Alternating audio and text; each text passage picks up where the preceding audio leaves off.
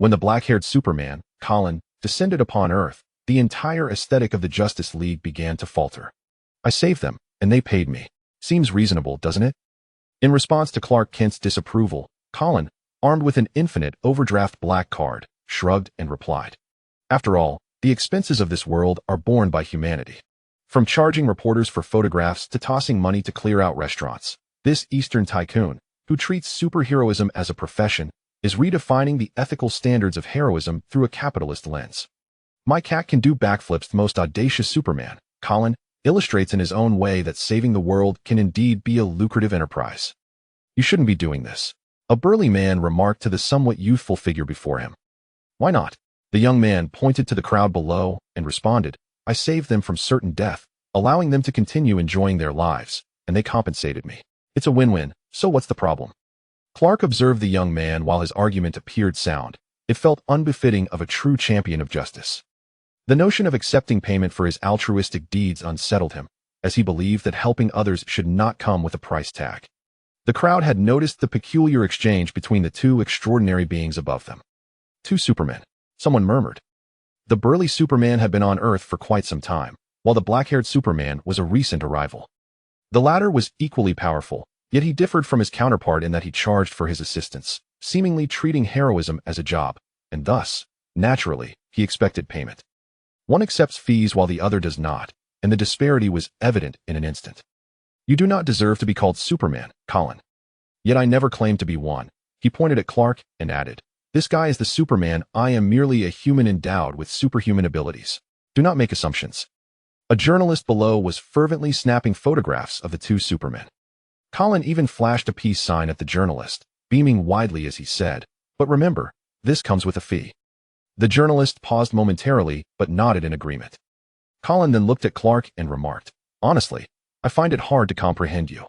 You possess such immense power, yet you settle for being a mere journalist." Clark replied, "Money isn't everything." "Indeed, money isn't everything. Well, suit yourself if that's what you prefer, so be it. Regardless, I am quite wealthy. By the way, I possess an infinite overdraft card." Clark seemed to grasp something but chose not to voice it. Colin cheerfully declared, "The expenses in this world are borne by its inhabitants, and I can do anything I desire here.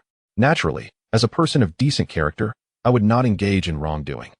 Why is there such a stark disparity when we both possess powers beyond humanity?" Seeing Clark remain silent, Colin lost interest and waved goodbye, stating, "Farewell, herald of justice." He then soared into the sky, disappearing in an instant. Upon witnessing this, Clark also departed. In a restaurant, Lois Lane lamented, "That guy took nearly all my money." The guy she referred to was Colin, and the money was taken because she had been fervently photographing him, hoping to recoup her losses later. Otherwise, she might be eating dirt by the end of the month. Clark responded, "I still have some left. It should be enough for us to get by for a while." As they conversed, a sleek black sports car pulled up outside, and a youthful man with black hair stepped out. The roar of the car caught their attention, prompting Lois to exclaim, "His name is Colin, an affluent magnate from the East. They say he's even wealthier than Bruce Wayne, and his car is exorbitantly priced." While Lois felt a tinge of envy, she found Clark far more appealing, for he was, after all, Superman. "Colin," Clark murmured, observing the black-haired youth below. As he understood it, Colin possessed numerous extraordinary abilities, including the power to alter perceptions, meaning that if he wished, no one would recognize him as Superman. Only when he desired it would people realize he was the black-haired Superman. What a convenient ability. Before long, Colin approached, accompanied by a striking woman. Soon after, a staff member arrived to usher people away, intending for Colin and his companion to dine privately. This scene incited considerable outrage. A young white man could no longer contain himself and declared, "You have no right to make us leave." Colin nodded at the staff member, who promptly placed a stack of cash before the young man, saying, "Consider it a gesture of friendship." The young man was taken aback. This pile of money was worth at least $40,000 or $50,000, but leaving with it felt somewhat humiliating. The staff member continued, "Mr. Colin has little patience. If you delay any longer, he may simply depart, and this stack of cash will vanish. Are you truly willing to forfeit such a sum? Besides, everyone else will leave with cash, so don't feel ashamed." The young man quickly accepted the money and left, followed by others. Colin watched them depart with their cash, unperturbed. After all, the money belonged to him in this world, and how he spent it was inconsequential. Lois gazed at the money, longing for it, yet refrained from taking it, fearing it might upset Clark. Unexpectedly, Clark stood up, took the money, and led Lois outside. This surprised Lois before she could speak. Clark explained, "This is a transaction. We relinquished our positions for him, and he compensated us. It's a mutually beneficial arrangement." His words left Lois bewildered. How had Clark suddenly become so adaptable? As she pondered this, Clark added, "This is something another Superman taught me." A slight smile crept across his lips, thinking, surely that guy never anticipated I would act this way. Meanwhile, Colin scratched his head in confusion.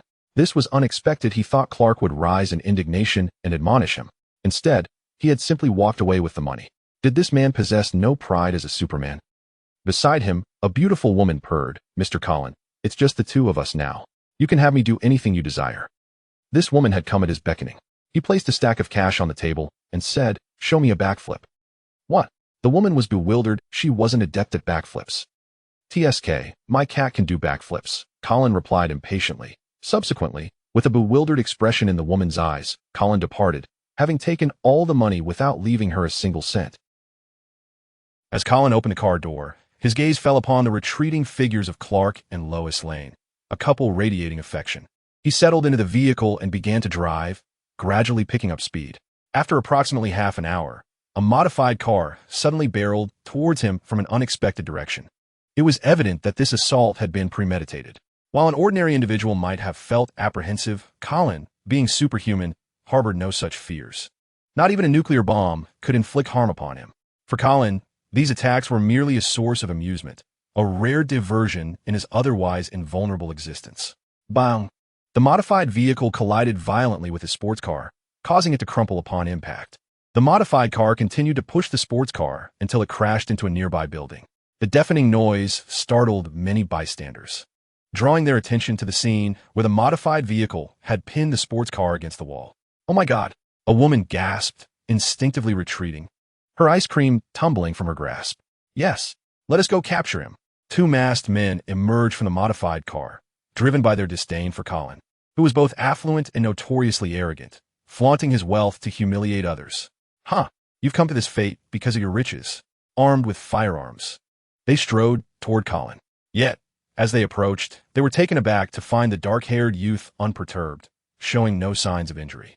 Was he truly this fortunate? Regardless, one of the masked men raised the gun but, preparing to strike Colin's forehead with ferocity. Though such a blow might only sting, it would be a significant affront to his dignity, and Colin's face was not one to be struck lightly. Contemplating this, Colin raised his hand to intercept the gun but, revealing a chilling smile. "How about this? You two fight it out, and whoever wins, I shall spare." The audacity of Colin's proposal left the two men bewildered. Despite their apparent advantage, one man aimed his weapon at Colin and barked, "Get out of the car." Colin regarded the gun barrel with indifference. "That contraption holds no power over me, and it seems you have declined my suggestion. I said get out." The man, now visibly impatient, advanced closer. Did he truly wish to meet his demise? With a swift motion, Colin delivered a resounding slap, causing the man's head to explode upon impact, brain matter and blood splattering onto his companion. The other man stood in shock, bewildered by the display of strength. How could this individual possess such power? As he gazed at Colin, his pupils dilated in sudden realization. Superman. How could Colin have transformed into Superman? As he stood in bewilderment, Colin spoke. "I have given you a chance. I previously stated that if you were to engage in a duel, the victor would be spared. Alas, that was indeed your only opportunity." As he spoke, his eyes gradually reddened, and crimson veins began to surface around them, the fiery glow in his gaze intensifying. In an instant, two scarlet beams shot forth, piercing the man before him. After dispatching the two adversaries, Colin surveyed his surroundings with his blood-red eyes. No one dared to meet his gaze, and people hastily averted their eyes, fearful that Colin might direct his fiery vision towards them. The sight of his crimson orbs instilled an uncontrollable dread. Were he another superhero, the populace might not tremble, but this dark-haired Superman was different. He could indeed unleash his wrath. Observing the retreating crowd, Colin swiftly retracted his fiery gaze, allowing his scarlet eyes to return to a semblance of calm. At that moment, someone remarked, "The Superman has departed." In the eyes of the spectators was Colin, the enigmatic tycoon from the East, possessing a power so extraordinary that it could alter perceptions at will. Minutes later, The police arrived. After posing a few inquiries, they began to process the scene. One officer, upon glimpsing a headless corpse, immediately retched, prompting others to join in his retching. Colin took his leave from the scene. As night fell, he ascended to the rooftop, sipping from a bottle of wine. In the darkness, something stirred. Simultaneously, Clark, engrossed in his notes, suddenly lifted his gaze, spotting Batman, also known as Bruce Wayne, preparing to confront Colin. If Batman's words were to provoke Colin, the outcome could be dire for him. After exchanging a few words with Lois, he departed the area. "What is your relationship with the Superman?" a gravelly voice inquired. Colin turned to see Batman stepping forward, one deliberate stride at a time. "Superman? That's Superman?" Colin feigned ignorance. "The dark-haired Superman, who today killed two for your sake." Batman stated. "Perhaps it was for the money. After all, I possess a great fortune. More than even Bruce Wayne," Colin replied with a chuckle. Batman fell silent, sensing a kernel of truth in Colin's words, particularly since the dark-haired Superman demanded payment, even for acts of heroism. After further questioning, Batman cautioned, "It would be wise not to wander aimlessly. Someone is plotting against you." He was advising Colin to exercise caution while also seeking to prevent further bloodshed by the dark-haired Superman. "Huh. You should relay that warning to those who harbor ill intentions towards me. After all, I have a Superman bodyguard, and it is surely they who will meet their demise," Colin retorted. Batman exchanged a few more words before vanishing into the night. Colin gazed at the sky after a brief pause and remarked, "Are you concerned that I might have killed the bat just now?" At that moment, Clark's figure gradually emerged, and he responded, "After all, your actions are seldom surprising." "How outrageous! Although I possess great strength, I am not a villain. You are well aware of the reasons behind the demise of those I have slain. In truth, I am far more benevolent than they. At least I have never indulged in the wanton slaughter of the innocent." Colin continued, gesturing toward the bottle of wine placed on a nearby table. "Care for a drink?" As Clark intended to decline, Colin suddenly interjected, "A million a bottle. Are you certain you want to indulge?" Clark shook his head once more in refusal, feeling that partaking in the wine would somehow diminish him. Noticing Clark's rejection, Colin pressed on, "So what are you waiting for? Are you expecting me to throw money at you?" Colin began to usher him away, and understanding his intention, Clark swiftly vanished into the night. Observing Clark's departure, Colin settled into a rocking chair, gazing at the moon hanging high in the sky. With his keen eyesight, he could discern all its features, though sometimes it was perhaps better not to see too clearly. For instance, at this moment, the moon lacked its previous allure.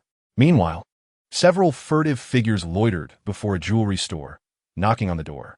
"Damn, this door is a tough nut to crack," one man grumbled.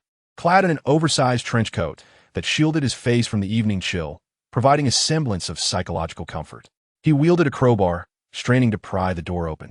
Alongside him were two other men also attempting to force the entry. One, a bald fellow, spoke English with a peculiar accent, having smuggled himself into the country. Clad in a black hoodie and jeans, he was known for his fondness for alcohol and wild antics, often leading to violent encounters and thefts.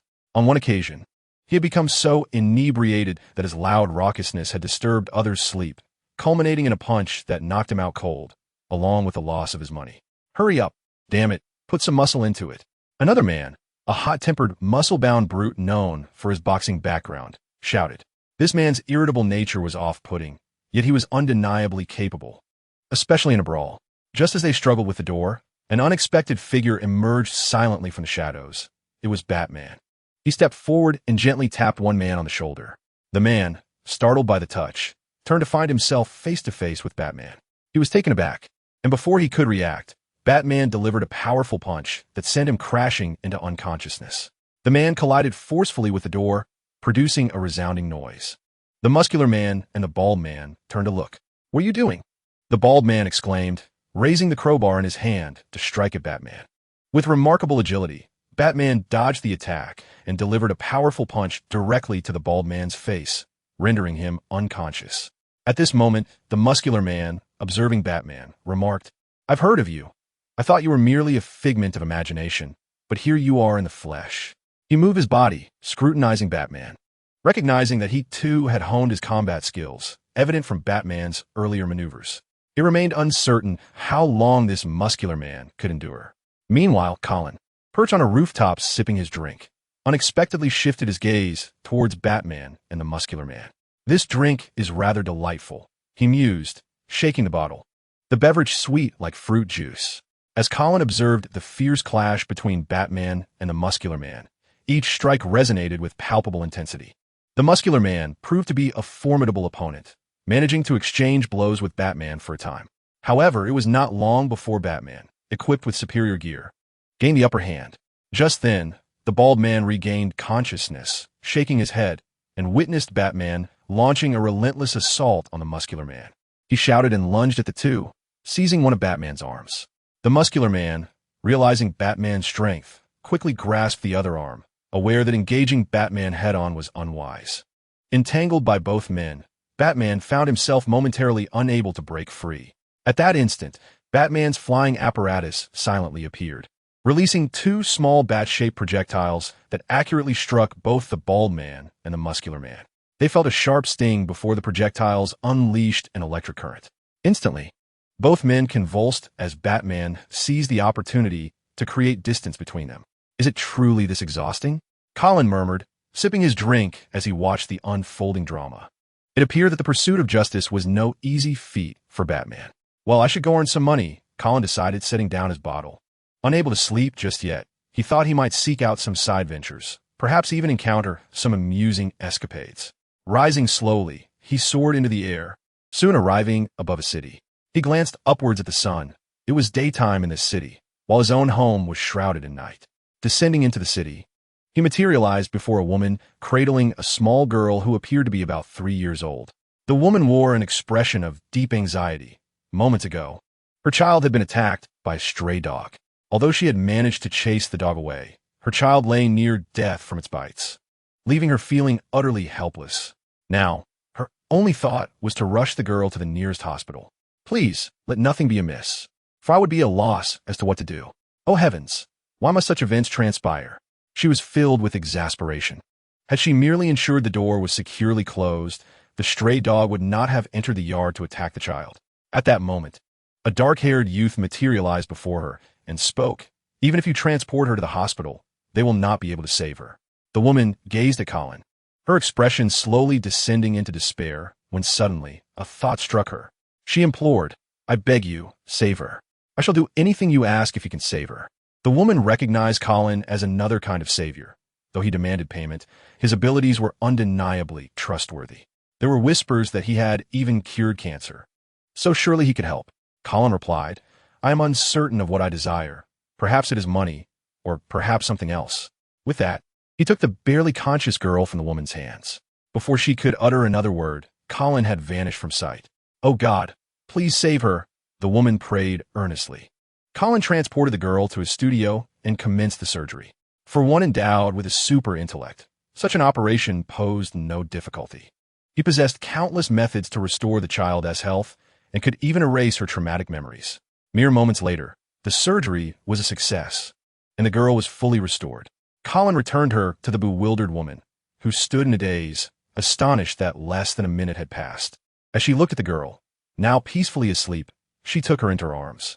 From that moment on, she abandoned her faith in God and chose to revere Colin as her deity. She babbled incoherently, vowing to give all her money to Colin, overwhelmed by adoration for him. Colin was well aware of the fervor igniting within her heart. Her intense admiration brought a subtle smile to his lips, and he quite relished this feeling. The woman declared, "I shall do anything for you." Colin tilted his head, stroking his chin thoughtfully, and replied, "Then perform acts of kindness within your means." The woman was taken aback, gazing at Colin's handsome visage, and suddenly enlightenment struck her. She nodded solemnly, vowing to become more altruistic, convinced he was an angel sent to earth. As she affirmed her resolution, Colin stated, "I wish to make this world a better place. Farewell, madam." With that, he departed, leaving the woman gazing after him in fervent admiration. "You are indeed a peculiar individual," Clark remarked as he appeared before Colin. "If one were to label you a villain, it would be difficult to overlook the good deeds you have accomplished. Conversely, if deemed a hero, your decisiveness in taking lives cannot be ignored." He was acutely aware of Colin's recent actions, yet found himself perplexed. How could one who previously demanded payment for saving lives now express a desire to improve the world without a hint of compensation? What was so strange about that? I can do whatever I desire. If I wish to collect money, I shall. And if I choose not to, then I shall abstain. In essence, I am free to act as I please, Colin remarked. With a lighter heart, he mused that saving a life could be done without charge. But should his mood darken, he might find solace in extinguishing a few lives, a natural release for him. Of course, he refrained from harming the innocent, as his moral compass forbade it. His targets were typically the utterly depraved, for whom he felt no moral scruples in their demise. Colin turned his gaze toward Clark, aware that he could hardly be deemed a paragon of virtue, merely a man with some semblance of moral ancestry. Those who brought him joy would be rewarded, while those who displeased him would likely meet their end. As for Clark, he was the true embodiment of justice. What a life of indulgence, Clark pondered, envious of Colin's freedom, though he knew he could never become like him. A smirk crept onto Colin's lips as he quipped, "Are you envious of my existence? This world is but an amusement park. You are constrained by your benevolent heart. Perhaps you ought to indulge a little. Both wealth and beauty are within your reach." Like a devil tempting Clark, Colin sought to lead him astray. Clark, however, dismissed Colin's words and replied, "Thank you for the money you provided earlier. It has significantly improved my life with Lois." Colin's expression stiffened as he recalled the moment Clark had taken the money in the restaurant. Annoyance and frustration enveloped him. "Damn it, I was insulting you. Shouldn't you have left like a man of integrity, rather than slinking away with the cash like a rogue?" Noticing Colin's discomfort, Clark felt a sense of relief wash over him. However, that relief was short-lived as Colin announced, "If Lois continues to photograph me, I will demand more money until I recover what is owed, along with some interest. The exact amount will depend on my mood." At that moment, Lois Lane was in her room searching for Clark, puzzled by his sudden disappearance. "Clark?" she called, pushing open a door, yet still finding no sign of him. Perhaps he had gone to assist someone in need? After a moment's contemplation, she concluded it must be so and added, "Don't forget our candlelit dinner, Clark." Though her voice was soft, Clark's acute hearing would surely catch it, as would the other dark-haired Superman, who likely possessed similar superhuman hearing. A subtle expression crossed her face as she considered that the sounds of their affection would undoubtedly be known to him. Suddenly, a noise interrupted her thoughts, the sound of a door lock clicking. Lois looked over, thinking it must be Clark. Just as she contemplated this, the door swung open to reveal a disheveled homeless man wielding a knife. "Oh my God!" Lois shrieked, turning to flee. The homeless man did not rush to attack Lewis. Instead, he rummaged through the room in search of valuables. "A homeless man has entered your home," Colin suddenly remarked. Although this place was quite distant from Clark's residence, he was still able to see and hear what transpired within. Concerned that Lewis might be frightened, Clark swiftly soared over, breaking the sound barrier in an instant, with his speed continuously escalating. In a mere moment, he arrived at his home, prompting the homeless man to turn around upon hearing the commotion. With a hint of anger, he shouted, "Get out! You should be the one to leave." Lewis exclaimed, brandishing a frying pan and hurling it at the intruder, infuriated that this wretched scoundrel had ruined her meticulously prepared candlelit dinner. Her heart ached. With a clang, the frying pan struck the homeless man's head. He cried out in pain, launching into a tirade of curses. "Damn you, bitch!" Lewis retorted without holding back. "Go to hell." Enraged by Lewis's insults, the homeless man lunged at Clark with a knife, intent on incapacitating him before forcing himself upon Lewis. As Superman, Clark effortlessly subdued the intruder and subsequently called the police, leaving the ensuing matters to their authority.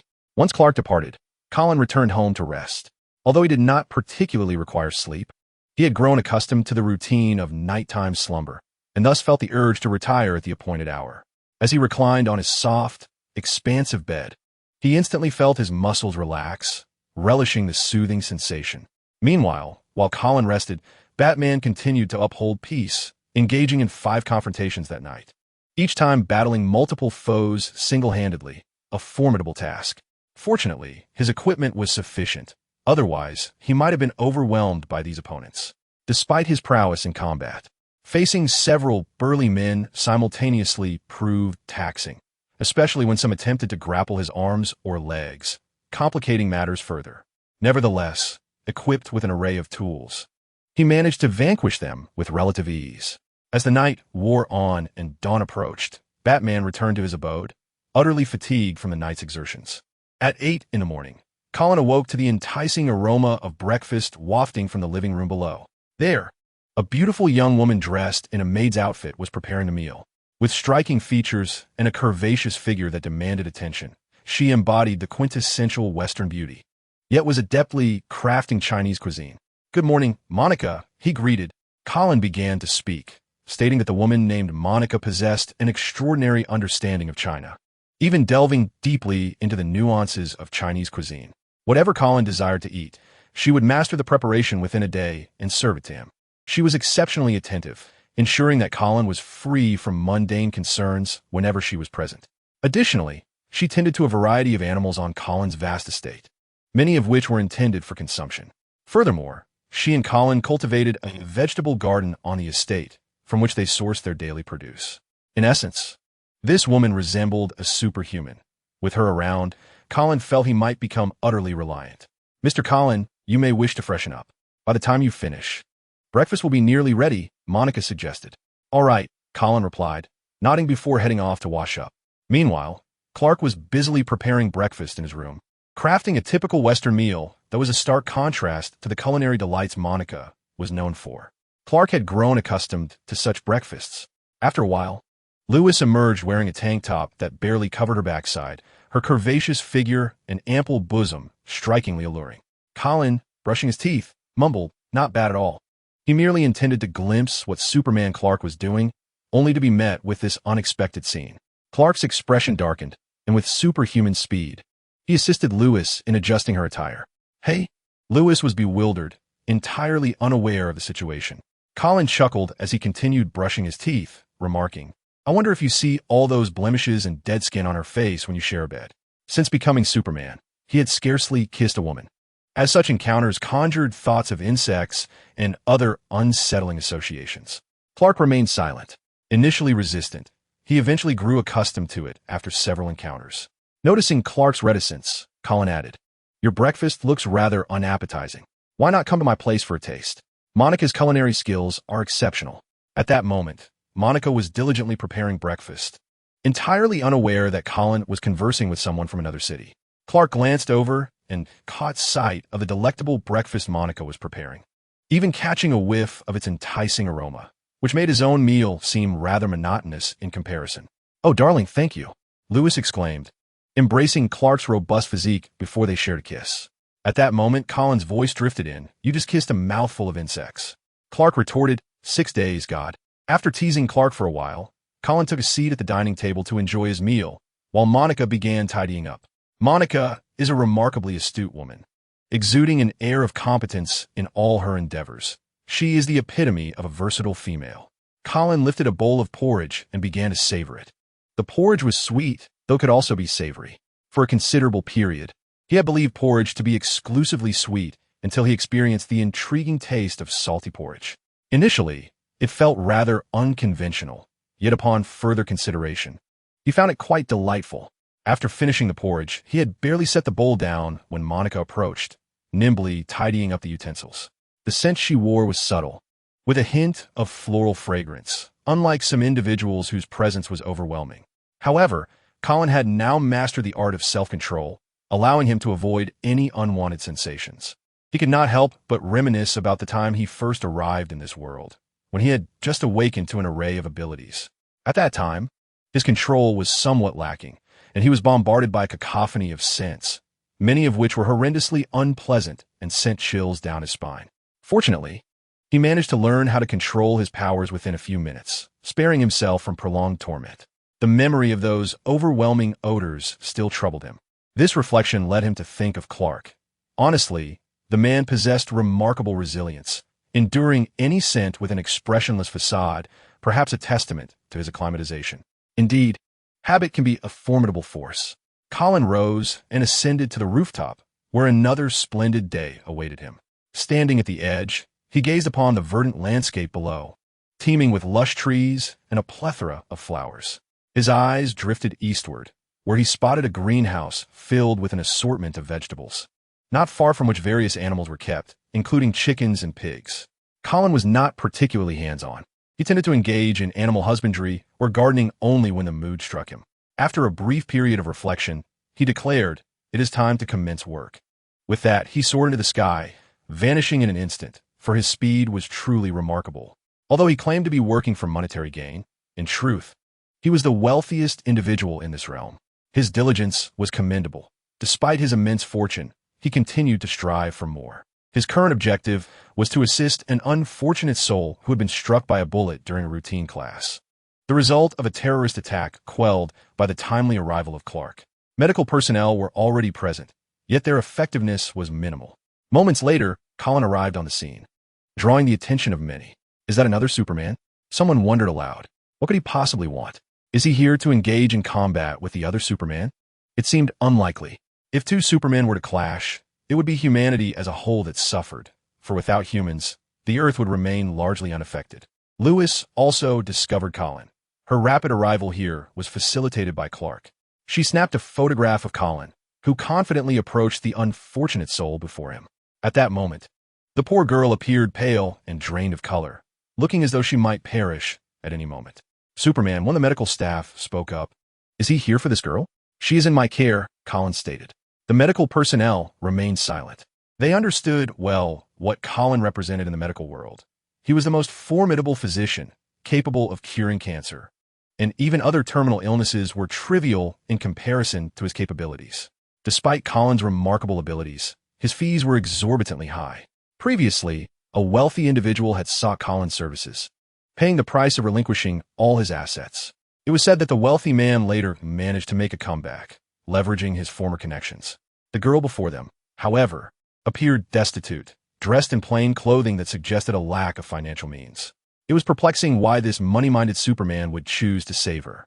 Colin approached the girl and then took her away from the scene. Lewis remarked to Clark, who had transformed into a reporter, "He has taken her away. He has returned." Clark suddenly stated, "What? How could he be back after just one sentence?" Lewis exclaimed, "Truly, he was Superman." Lewis turned to see Colin, advising the girl that she needed to rest for a few days. The girl, still dazed, soon awkwardly offered, "I only have $10 on me and 1,000 in my account. How much do you need? If it's not enough, I will work hard to pay you back." She spoke from the heart. The girl understood the immense favor Colin had done for her, and she was determined to repay him, filled with gratitude for saving her life. "How much do you think you will charge?" Lewis inquired of Clark. Clark did not provide a direct answer, but instead asked, "What do you think?" "Perhaps the girl's entire savings plus her account balance," Lewis speculated, recalling Colin's well-known avarice, even charging substantial fees for a few photographs. "I suspect he might ask for just a few dollars," Clark replied. Nearby onlookers also speculated about Colin's possible charges. Their curiosity piqued. The girl gazed at Colin, and he responded with a gentle smile, a warm expression that was comforting yet startling to some. Those who were taken aback had witnessed Colin's incredible power and remembered his seemingly nonchalant demeanor during those moments. In their eyes, Colin was merely a monster cloaked in human skin, and now this creature had revealed a smile that could only be perceived as terrifying. The seemingly gentle smile of this ordinary man sent shivers down their spines. Colin turned to the pale-faced girl before him and said, "Today, I am in a good mood, so consider it free." The girl was momentarily taken aback, then felt a surge of gratitude, though she still intended to offer something in return within her means. She spoke, "Is there anything I can do for you?" Colin understood her thoughts and pondered briefly before responding. "Then do some good within your capacity." He flashed a wider, more radiant smile, undoubtedly scheming something sinister. A man watching the live broadcast muttered to himself, having witnessed Colin's smile before. In that moment, Colin had appeared as a deity, wielding power over life and death. Anyone he wished to eliminate would find even the mightiest of heroes powerless to intervene. Since that encounter, the mere sight of Colin instilled in him an unshakable fear. Now, confronted by that familiar smile, he even suspected Colin harbored intentions of annihilating humanity, convinced that he was plotting something exceedingly perilous. "Be cautious of a Superman," Clark remarked. "We were all mistaken." "Indeed," Lewis nodded, gazing at Colin with a perplexed expression. How could this person possess such a benevolent heart? Was he perhaps scheming something behind the scenes? Lewis had always harbored doubts about Colin's character. How could he possibly offer something for free? Surely, he was orchestrating a plan for greater gain. Colin, however, did not linger on the matter, and soon resumed his pursuit of profit. Before long, he encountered 3 individuals, encircled by a pack of wolves. The wolves, baring their teeth, advanced menacingly towards the trio, armed only with small daggers. Even if they managed to injure some of the wolves, they would ultimately sustain far graver injuries themselves.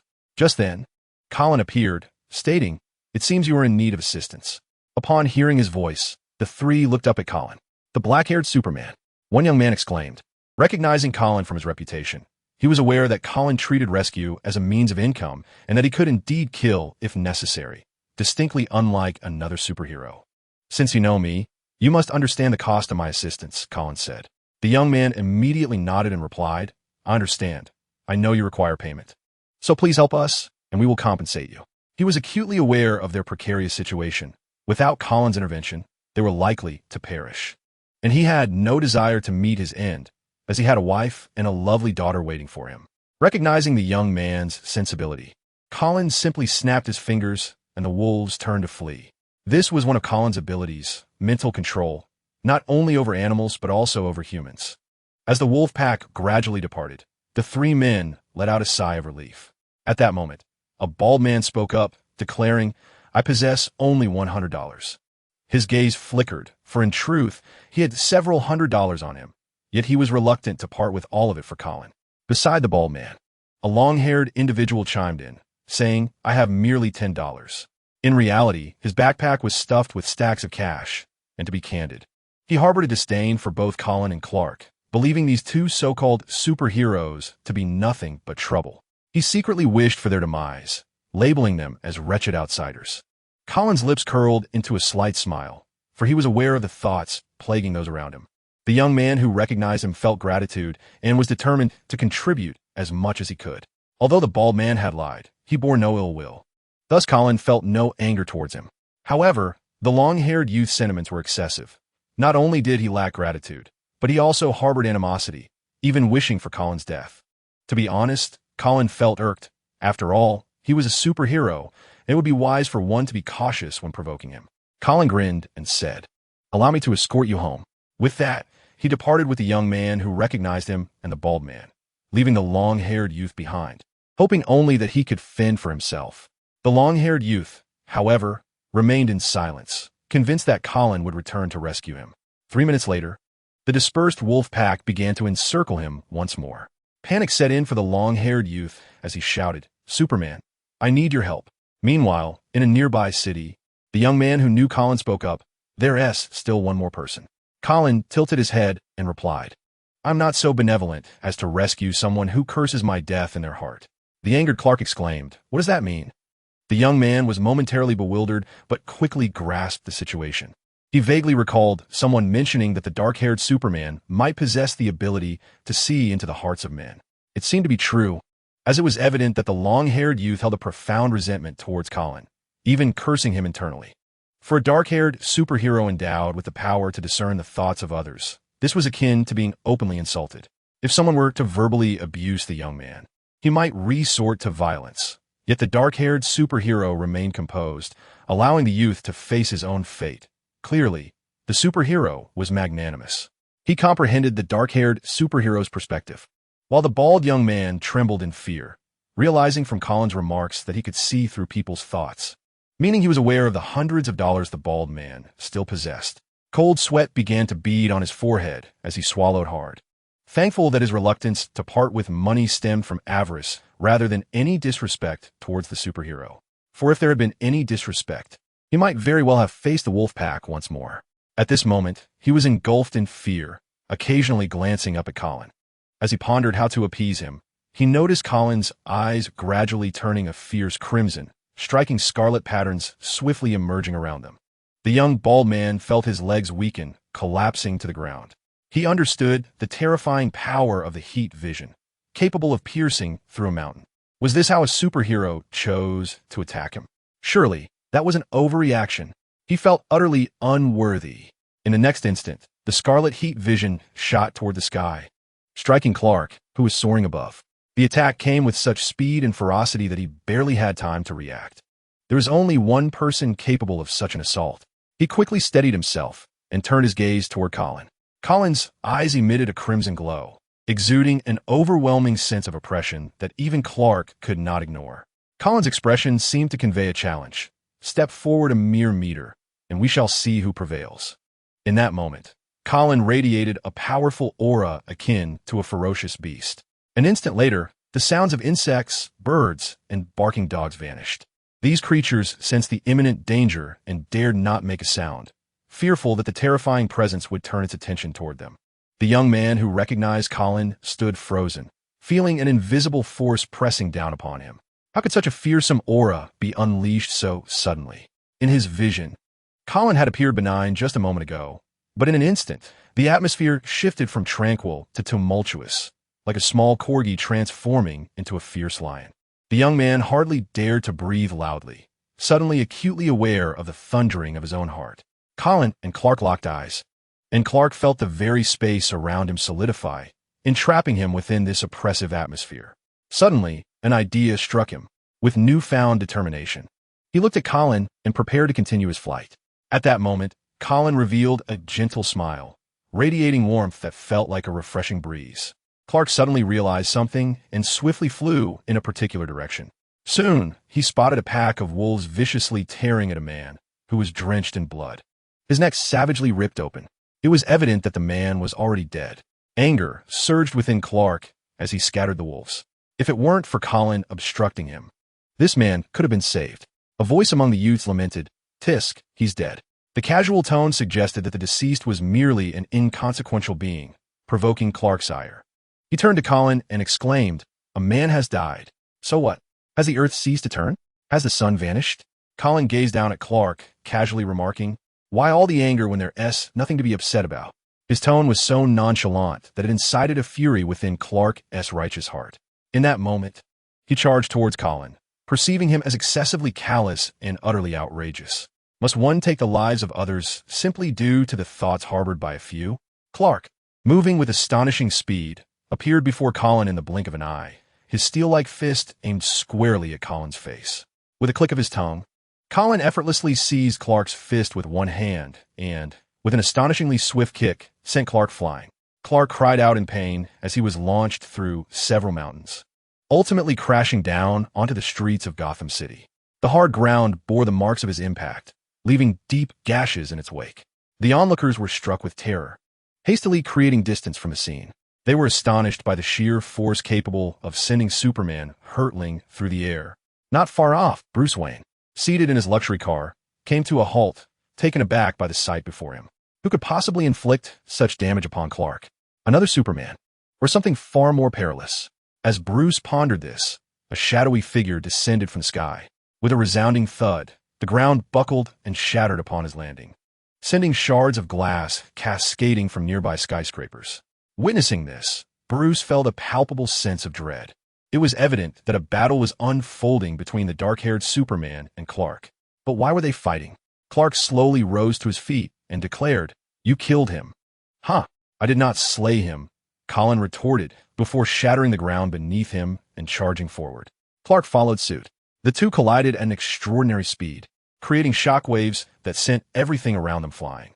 Clark crashed into the earth like a cannonball, while Colin, with a flick of his wrist, redirected those who had been thrown aside to a vantage point from which to observe the battle. Clearly, Colin possessed a strength surpassing Clark's. Emerging from the ground, Clark rubbed his nose, noticing the blood that had been drawn from him by Colin's blow. Staring at his own blood, he felt momentarily stunned, realizing how long it had been since he had sustained an injury. At that moment, Colin produced a microphone from seemingly nowhere and announced, "Welcome to the Superman Fighting Championship. As for the damage caused, I shall arrange for repairs and, of course, offer compensation to all present. So sit back and enjoy the show." Colin's proclamation ignited the crowd into a frenzy. "Colin! Colin! Colin!" They chanted, celebrating his name. Clark glanced at Colin and the throng of supporters behind him, the scene reminiscent of a crowd rallying behind Colin as if they were all on his side. In the midst of the battle, a fire of fury burned within Clark as he slowly clenched his fists. He gazed at Colin and exclaimed, "You ought not to behave this way." Colin, with a smirk, replied, "Apologies, but I am merely an ordinary person endowed with Superman's powers.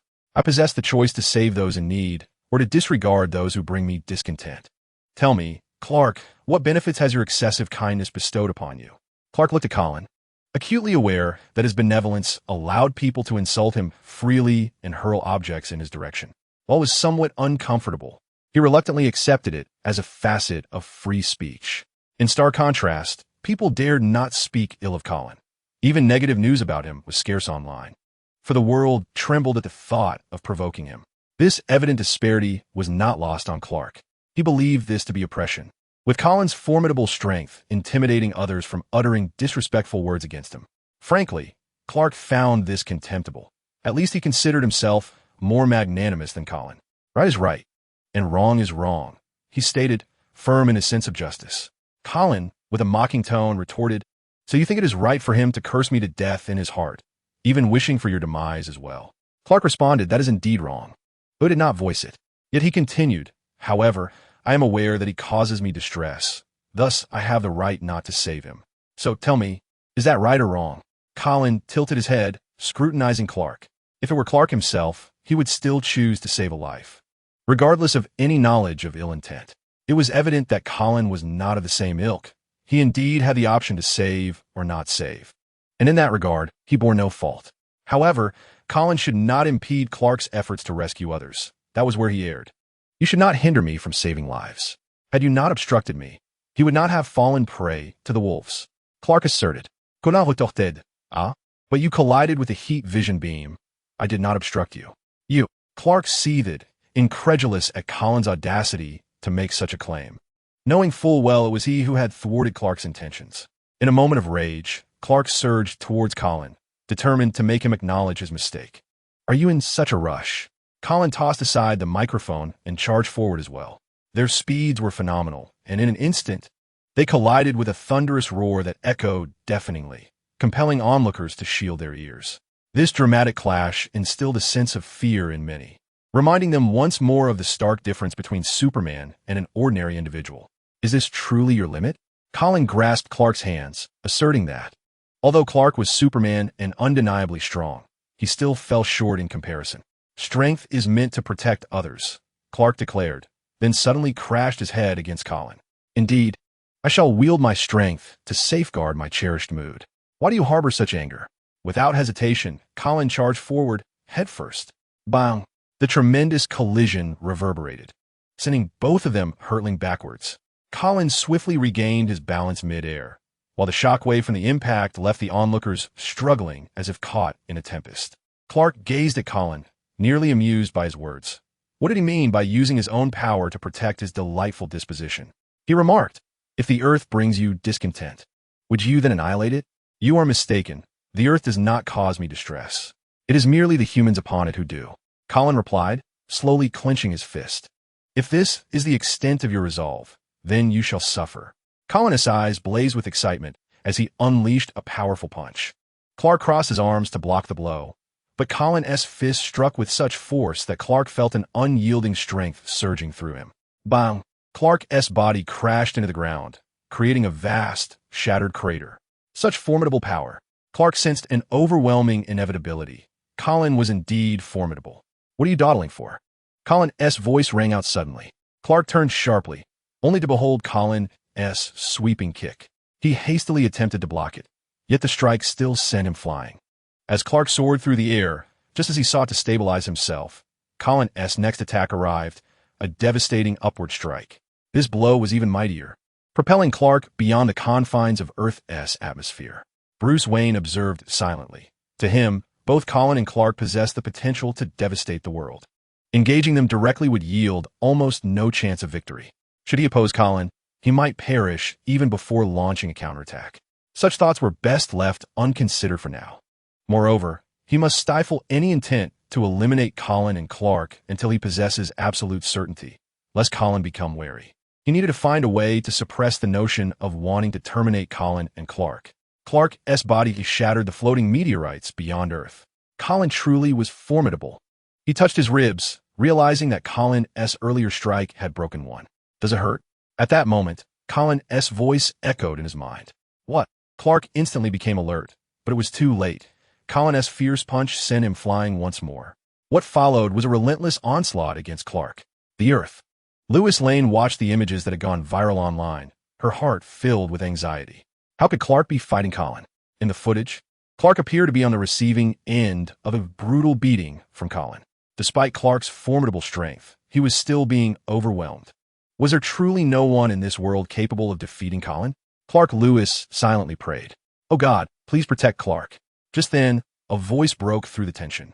Bang! Something was thrown to the ground, making a sound.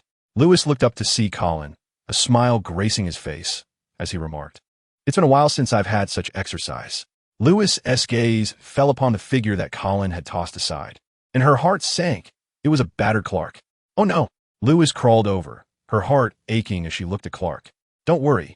This guy just needs a day's rest, and he'll be fine," Colin said casually before departing.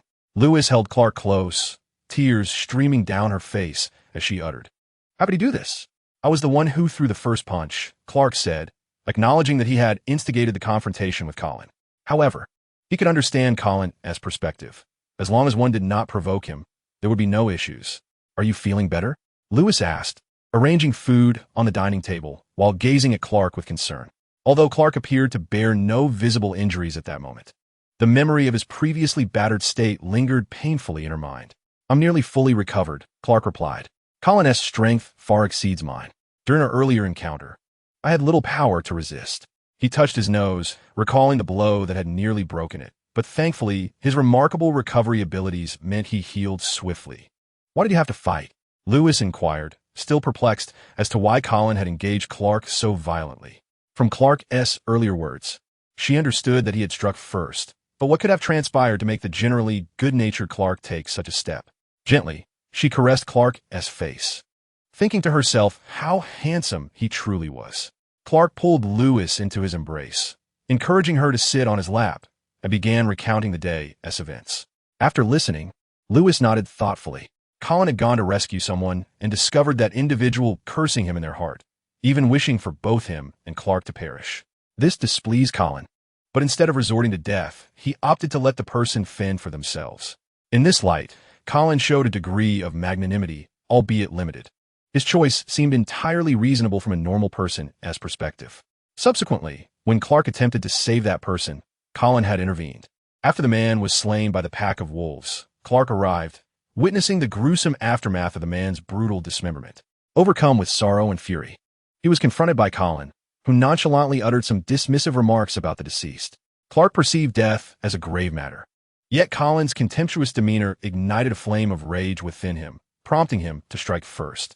Louise leaned against Clark's sturdy chest, finding immense comfort in his solid presence.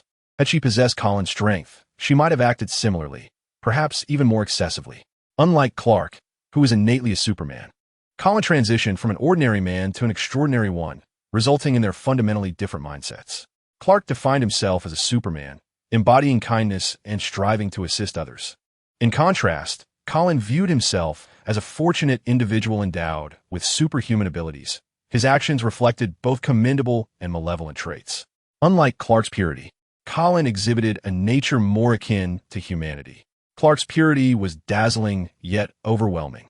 Louise cautioned against harboring hatred for Colin, acknowledging that while he might not directly cause harm, the possibility remained. "I do not despise him. At most, I find him slightly irksome," Louise Ryan remarked. Is this the essence of Superman's power? In a lavish room, several individuals observed the clash between Clark and Colin.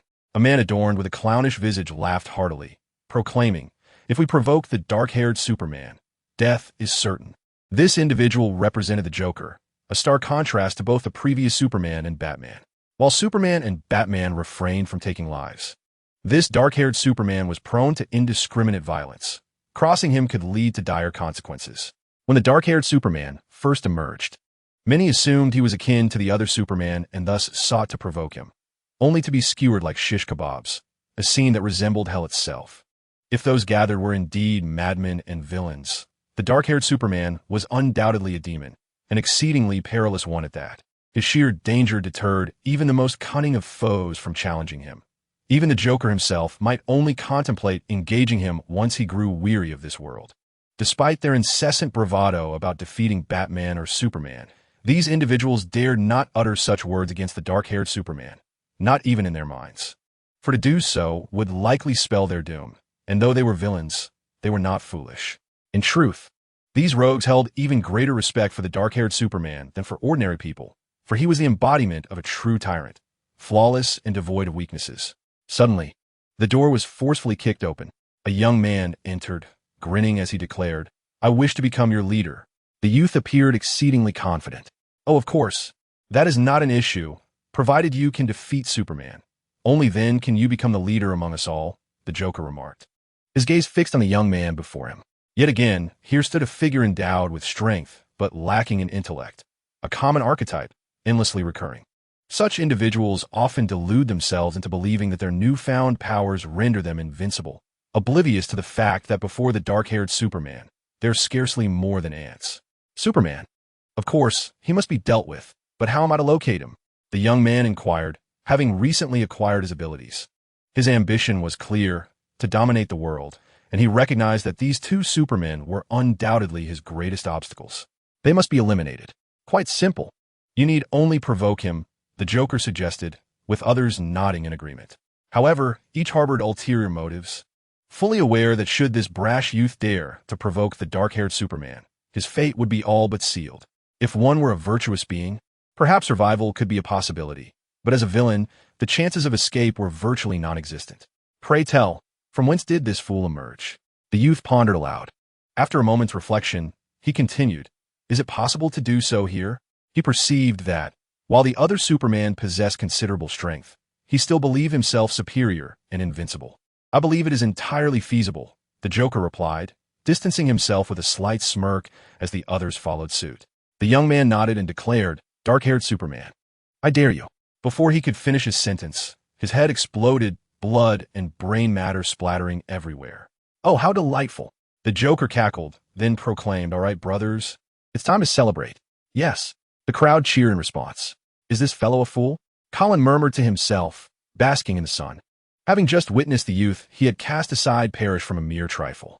At that moment, Monica approached, carrying a platter of fruit, which she set down on the table beside Colin.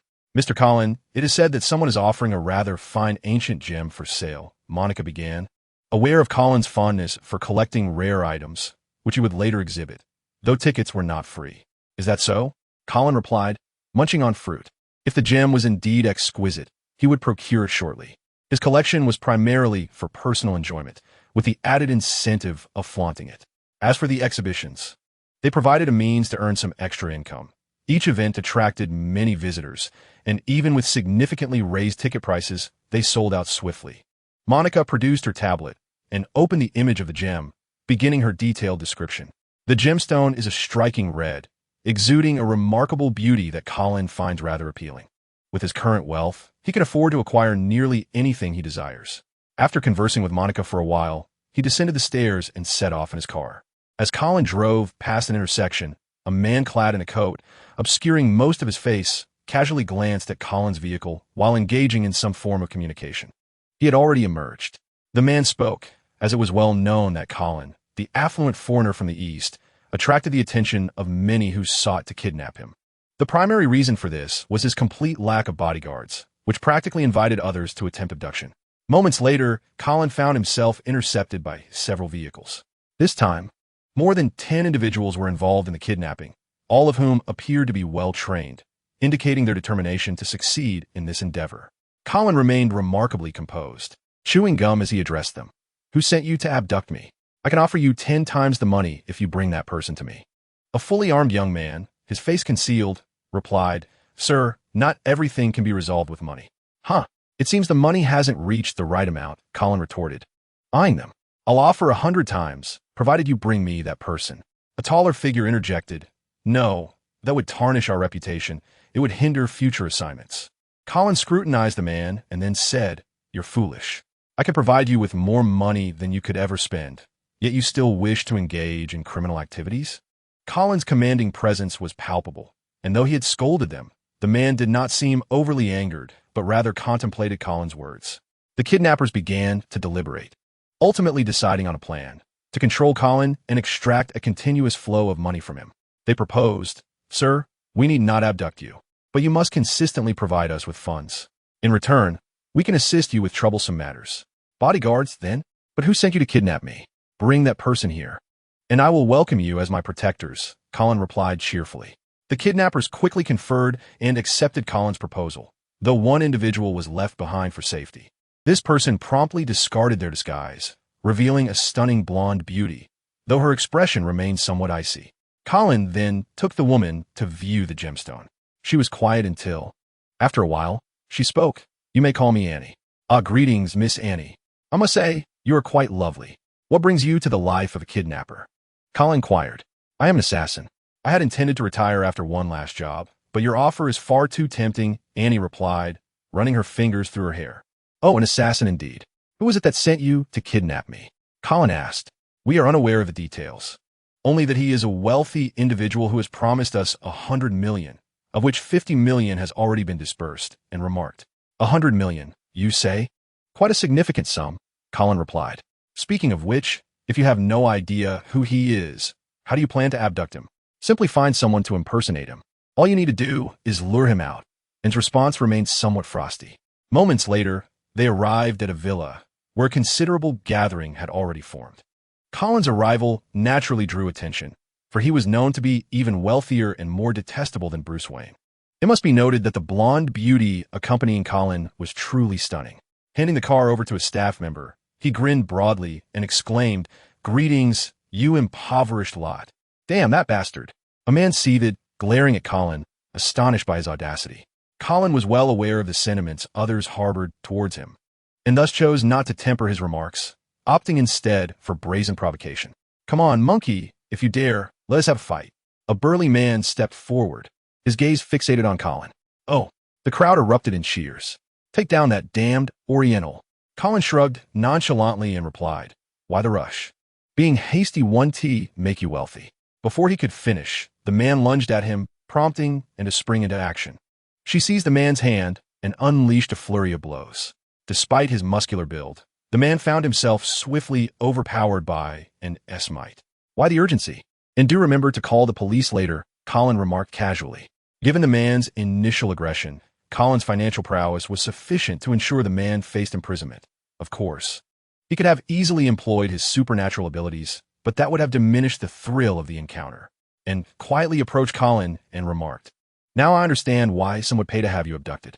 Hee, these trivialities are merely spices for an otherwise mundane existence. I could certainly use more of that. Lest I grow bored, Colin responded, and glanced at Colin, observing the jovial Oriental man. She was certain he was no virtuous character. Soon enough, an elderly gentleman hurried out, his demeanor amiable. Mr. Colin, I'm glad you're here. I assure you, today's gems will exceed your expectations. Oh, you assure me? Such confidence, Colin replied, half smirking at the old man. Lowering his voice, the elder added, Mr. Bruce Wayne will also be in attendance. It was well known that Colin relished competing with Bruce Wayne in bidding wars. As long as Colin was present, Bruce Wayne would invariably find himself at a disadvantage. Ultimately, it was not Bruce Wayne who arrived, but Batman, who immediately engaged and in combat, the two appearing evenly matched. Colin sat in a secluded spot, observing the brawl below. Prior to this, Batman had dealt with Annie's other companions, leaving her as the sole opponent. Well, this is rather dull, Colin murmured to himself. If Bruce Wayne had graced this place with his presence, it might have held some intrigue, yet it was evident that Batman's focus was solely on Annie, rendering the encounter rather unexciting. To Colin, their combat unfolded like a slow-motion spectacle, devoid of any thrill. Feeling a tinge of boredom, he rose to his feet. At that moment, the elderly man, wearing a sycophantic expression, remarked, Mr. Colin, I can reduce the price for this gemstone. Colin glanced at the gem nestled within its box. Initially, he had been quite fond of it, but now, with his burgeoning ennui, it seemed rather ordinary. No, thank you, Colin replied, stepping outside. He settled into his car, preparing to leave when he spotted Batman escorting Annie out, her nose bleeding. Ah, the harbinger of justice is back to work, Colin quipped, a hint of mockery in his tone. Batman tossed Annie aside and stated, There are many who wish to abduct you. Your best option is to stay home. Isn't that rather amusing? Colin chuckled. After exchanging a few casual remarks with Batman, he drove away.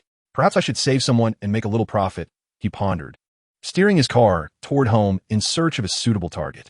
Soon enough, he identified his mark, a disheveled man cradling a near-lifeless 3-year-old girl in his arms.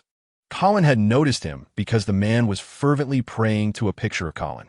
The man did not believe in God, yet he placed his faith in Colin, convinced that divine assistance was futile while Colin might offer hope. "I must be sincere. I must be sincere," the man whispered. Despite the skepticism of many who claimed such prayers were meaningless, they insisted that Superman Colin was only interested in monetary gain and would disregard someone as insignificant as him, asserting that Colin's rescues were merely transactions of convenience. This marked the 7th day of the man's prayers. If his daughter were to perish, he could scarcely fathom the depths of his despair. "Pray," Colin smiled. Others had prayed to him before. Yet most transitions from earnest supplications devolved into bitter curses, an all too frequent occurrence. Colin paid some attention to this man. If he persevered long enough, he might be willing to save his daughter, though it was no simple endeavor. Many appear to pray sincerely on the surface, yet their hearts brimmed with maledictions. If this man's inner self proved as sincere as his outward demeanor, salvation could indeed be within reach. Colin soon turned his attention away from the man.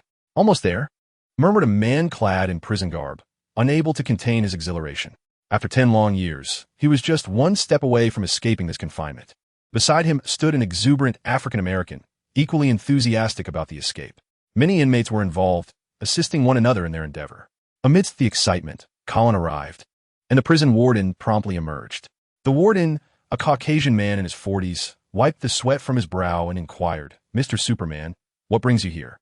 Colin informed the warden of the escape plan. The warden nodded in acknowledgement, then produced all the money he had on him and handed it to Colin, expressing his gratitude with a simple, "Thank you." Colin grinned. The warden was quite perceptive, to the point that it felt awkward to accept the money. He patted the warden on the shoulder and said, "No need for that, but for now, let them be. I want to witness the sight of them escaping only to confront a multitude of armed officers." The warden promptly agreed, and Colin left, amused at the thought of how interesting it would be for those escaping to encounter heavily armed police officers. The warden wiped his brow, aware of the danger Colin posed, yet surprised by his unexpected amiability. Frankly, he never imagined anyone could escape from his facility. Well, since Superman had spoken, perhaps it was best to let it be for the moment. High atop a building, a woman contemplated jumping. Suddenly, Colin appeared and asked, "Aren't you afraid of the pain?" The woman, clad in a professional skirt suit and appearing quite youthful and beautiful, was startled by his sudden presence and turned to face him. Pain? How could she not fear it? Yet, she had reached her limit. Each day was fraught with various pressures, family obligations, workplace stress, driving her to the brink of madness. Perhaps only in another world would she find relief. "If you wish to end your life, would you be willing to part with your money?" "If my mood improves, I might use it to help others," Colin suggested. The woman nodded and replied, "I can, but I only have $100 on me. The only valuable thing is my phone. After I'm gone, you can use the money to assist others." The thought of helping others after death brought her some solace. The wind brushed against her face and hair as she asked, "Do you have any worries?" "Worries? Not really, though if I must say, boredom could be one," Colin replied. "Boredom? That sounds like an enviable concern. What do you do when you're bored?" The woman inquired. "When I'm bored, I rescue people. The sincere gratitude I receive afterwards uplifts my spirits," Colin answered earnestly, though the key was indeed the sincerity of that gratitude. The woman couldn't help but steal a few more glances at Colin before remarking, "You are quite intriguing. By the way, if you jump and then regret it, just call for me, and I will save you," Colin offered. He sensed that this woman was fundamentally good, and should she have a change of heart, he would be willing to come to her aid. The woman revealed a sweet smile and subsequently remarked, "I still harbor some regrets." Colin promptly retorted, "I certainly will not assist you in shedding your virginity." Her face flushed instantly, and she exclaimed, "That is not what I meant at all." "I can see through what people are thinking," Colin silently muttered. The woman, regaining her composure, then said farewell. Regret. The moment the woman leaped from the building, experiencing the sensation of weightlessness, regret washed over her. In her fear, she screamed, unable to recall Colin's earlier words. "Oh!" She continued to scream, plummeting rapidly. Colin observed her descent, fully aware that she was utterly terrified. He took a step forward and leaped after her, effortlessly catching up to her and gripping her with one hand. The woman clung tightly to Colin's hand. "Oh!" She cried out again, her voice becoming somewhat bothersome to Colin, who swiftly returned her to the rooftop. Once on the rooftop, Colin carelessly tossed her aside. The woman tumbled awkwardly before finally coming to a halt, her emotions still in turmoil. After a moment, she shakily stood up, expressed her gratitude to Colin, and turned to leave. Suddenly, she pivoted back, handing her money to Colin as she said, "This is for you." Colin accepted it without hesitation, thinking he would pass it on to someone later. "Don't you wish to live?" Colin inquired. "Not anymore," the woman replied, exhibiting an unusual calmness. "Oh, then farewell." Colin waved and departed. In the next moment, Colin found himself in a rather impoverished country. Although the surroundings were destitute, the scenery was quite pleasing. Wearing sunglasses, he strolled leisurely, as he was there to enjoy the sights. Not far from him stood a barefoot little girl, her appearance dirty, yet her eyes bright. She was assisting her father in selling wild fruits they had gathered. However, despite their efforts to attract customers, none approached them.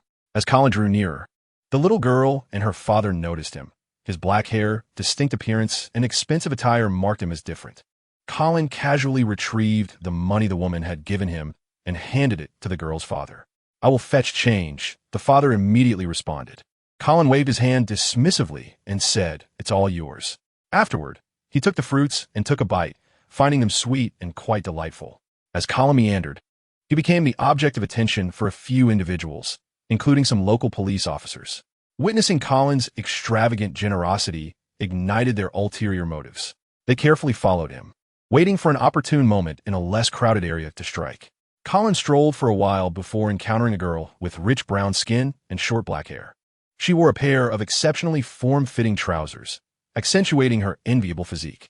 The girl flashed a smile at Colin and then lowered her voice, warning, "Someone is following you." Colin, well aware of the situation, felt as though he was merely walking a dog with ill intentions. With another smile, the girl grasped Colin's hand, and they began to run together. "Isn't this rather amusing?" Colin remarked, joining her in the sprint. Suddenly, a furious police officer charged towards them, shouting. This girl had thwarted their plans on numerous occasions, and this time, he vowed to make her regret her actions. He instructed his team to disperse in search of Colin and the girl. "Step back. I'm about to show off," Colin said as he crouched atop a rooftop alongside the girl, observing the departing figures below. "Do they often engage in such behavior?" he inquired. The girl nodded and responded. "They are habitual offenders here, abducting wealthy individuals." There was palpable animosity in her tone. Years ago, she had a warm home. Although her father's earnings were modest, they sufficed for a happy life. Unfortunately, that happiness was obliterated by the very people below. They had kidnapped a significant figure, inadvertently drawing severe trouble, and her father was wrongfully sacrificed to bear the blame. In a cruel twist, they even silenced him permanently. How could she ever forget such hatred? Regrettably, she lacked the resources and intellect to combat them effectively, her only asset being her speed, which led her to disrupt their schemes repeatedly. Yet, because some among them were connected to the authorities, she had become a fugitive, constantly evading capture. "You must leave this place quickly," the girl urged. Colin possessed the ability to read minds, and he swiftly grasped her plight. "Leave? Where do you intend to go?" Suddenly, a burly man and two henchmen approached. Startled, the girl turned, her eyes widening at their predatory demeanor. "This individual beside me is of great importance. Are you not afraid of another cleansing?" she warned. The burly man hesitated, recalling the fear from their previous encounter, momentarily intimidated. Just then, Colin stepped forward and delivered a sharp slap to the man's face. The impact left the man dazed, and before he could regain his wits, he saw Colin smiling, a bright, almost charming smile that quickly morphed into something unnervingly ominous upon closer inspection. "Step aside," Colin commanded. The burly man retreated silently, frantically devising a strategy. Meanwhile, the girl approached and took Colin's hand, leading him away. This scene caused a jolt in the man's heart. If this prominent youth wished to assist the girl, based on his past actions, he was undoubtedly doomed. Thus, the plan was to eliminate this man first and then frame someone else, just as before. After all, his own life was of little worth, and exchanging it for that of such a youth seemed like a fair trade. Just as he contemplated giving the order, the girl threw a bottle. Bang! The bottle exploded, enveloping the three men in a cloud of crimson smoke, rendering them unable to open their eyes. "Run!" the girl urged Colin as they fled, asking, "Are you someone of significance?" Colin tilted his head and replied, This world belongs to me. I do as I please. Anyone who displeases me shall find themselves departing this realm. Given his capabilities, this was indeed true. Even Clark was not beyond his reach, as he possessed countless methods to remove him from this planet, especially considering his numerous vulnerabilities. Unlike Colin, who had no weaknesses at all, he chuckled himself. The girl laughed, thinking Colin was joking to amuse her. It was indeed quite humorous. As evening descended, Colin and the girl sat amidst the ruins of an abandoned house. She was preparing food while Colin gazed at the setting sun. The girl spoke up. "Wait a moment. I fear you may not find this to your taste." "No waities." Colin assured her.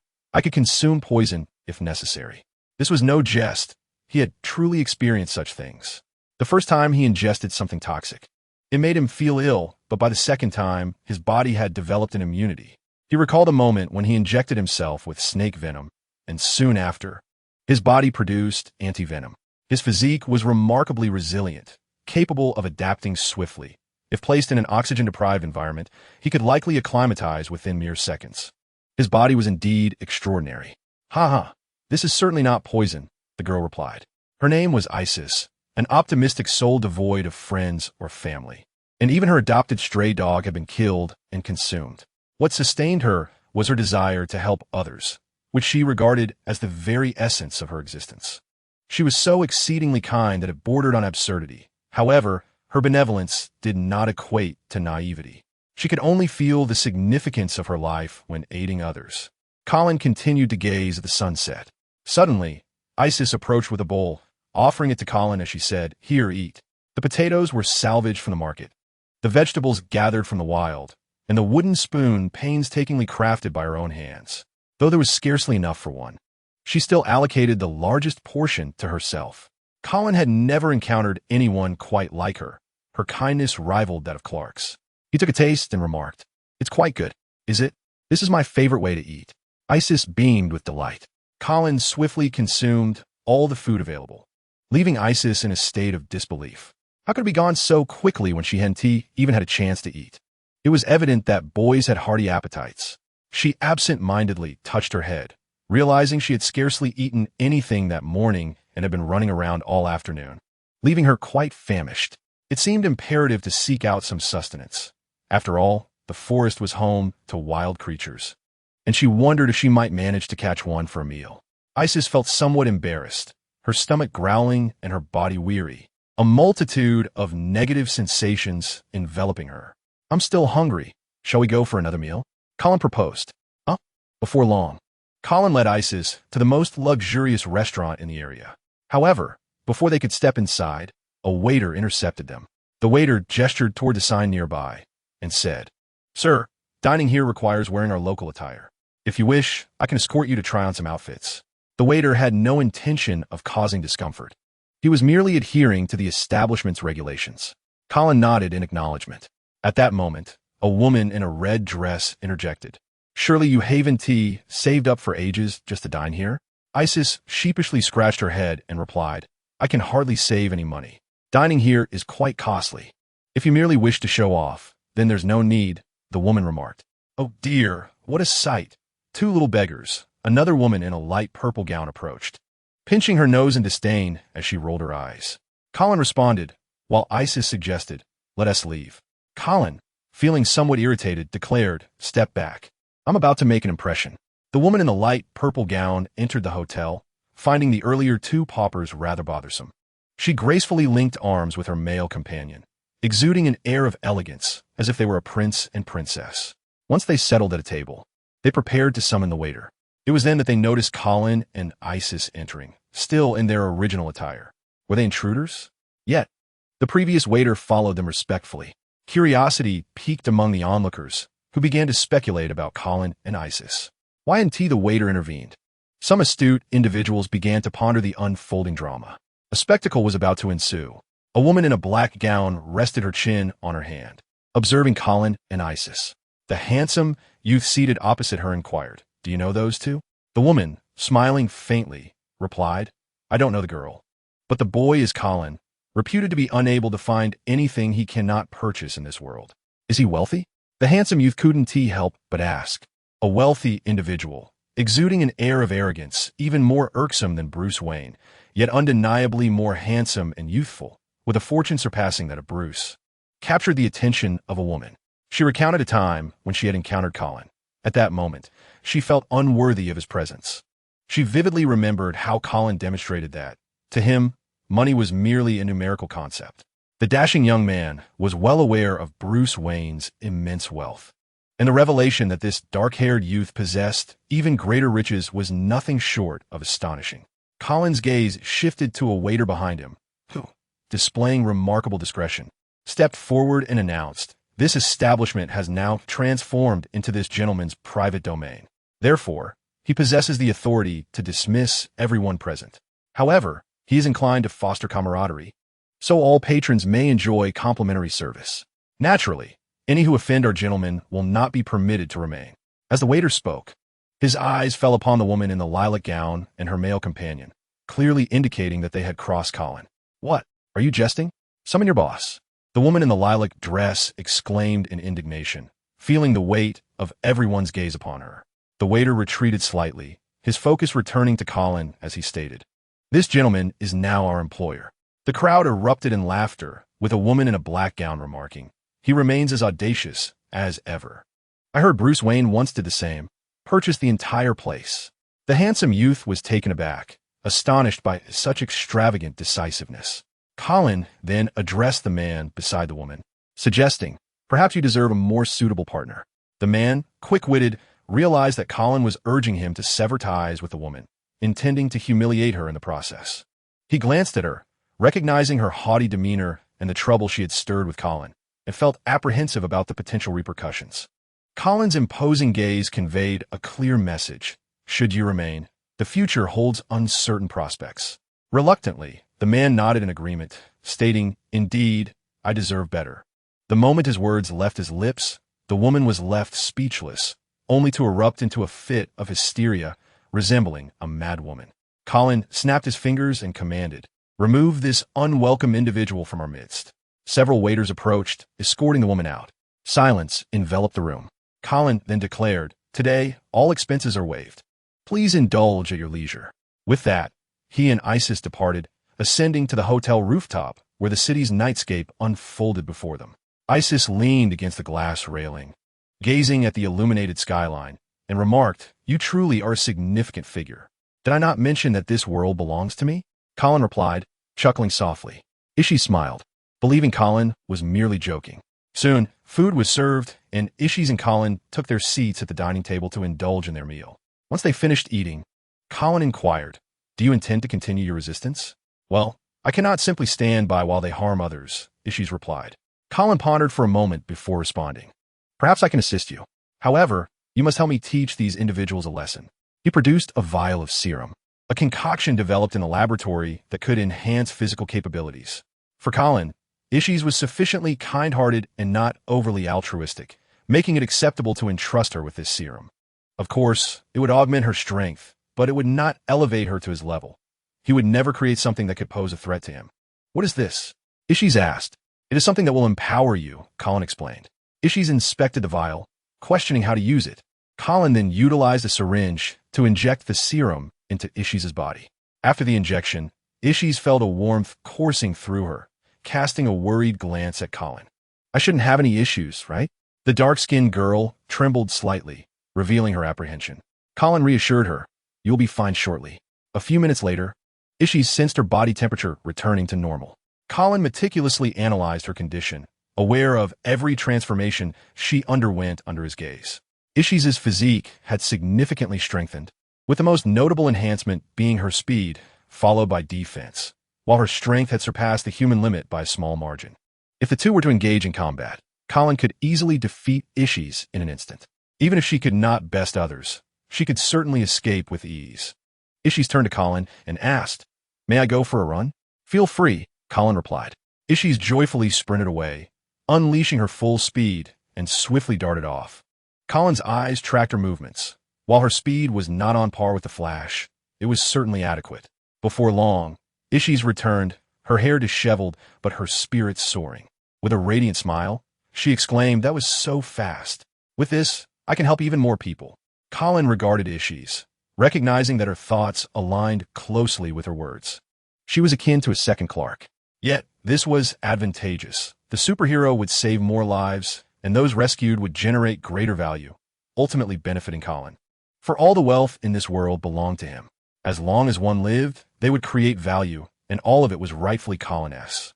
Thus, he had no reason to impede a superhero from rescuing others. Naturally, certain detestable parasites had no right to exist in this world. Upon gaining her newfound powers, Isis, along with Clark, found herself impatient to incarcerate the nefarious individuals of the past. While it was true that some officials were indeed villainous, it was improbable that all were malevolent. With this notion in mind, she bid farewell to Colin and departed, while he raised his glass to savor the commendable wine, which proved to be quite delightful. Without his assistance, it was likely that Isis would have met a grim fate. However, with her character, it was certain that she would exert every effort to champion justice and aid others, ultimately saving more lives in the future. Those whom she rescued would undoubtedly generate greater value, and this value would rightfully belong to him. Colin sipped his drink, mildly intrigued by the prospect of witnessing the world's wealth flourish. Of course, should he be in good spirits, he would also extend his help to others. He might charge less for those who were pleasant and perhaps even offer his services free of charge. Conversely, if he encountered those with poor attitudes, he might impose exorbitant fees. Should he face the truly vile, Colin would personally escort them to another realm. "You're quite complex," a voice suddenly interjected. Colin instantly recognized it as Clark's. Being human, and an ordinary one at that, naturally lends itself to complexity, Colin replied, acknowledging the stark contrast between himself and Clark's innate purity. Clark descended gracefully beside Colin and remarked, "She is a kind-hearted individual." "Indeed, a genuinely kind person," Colin said, a smile breaking across his face. "You truly are Kryptonian. Your recovery was remarkably swift. I had anticipated it would be some time before I saw you again." Clark remained silent, his concern for Colin evident.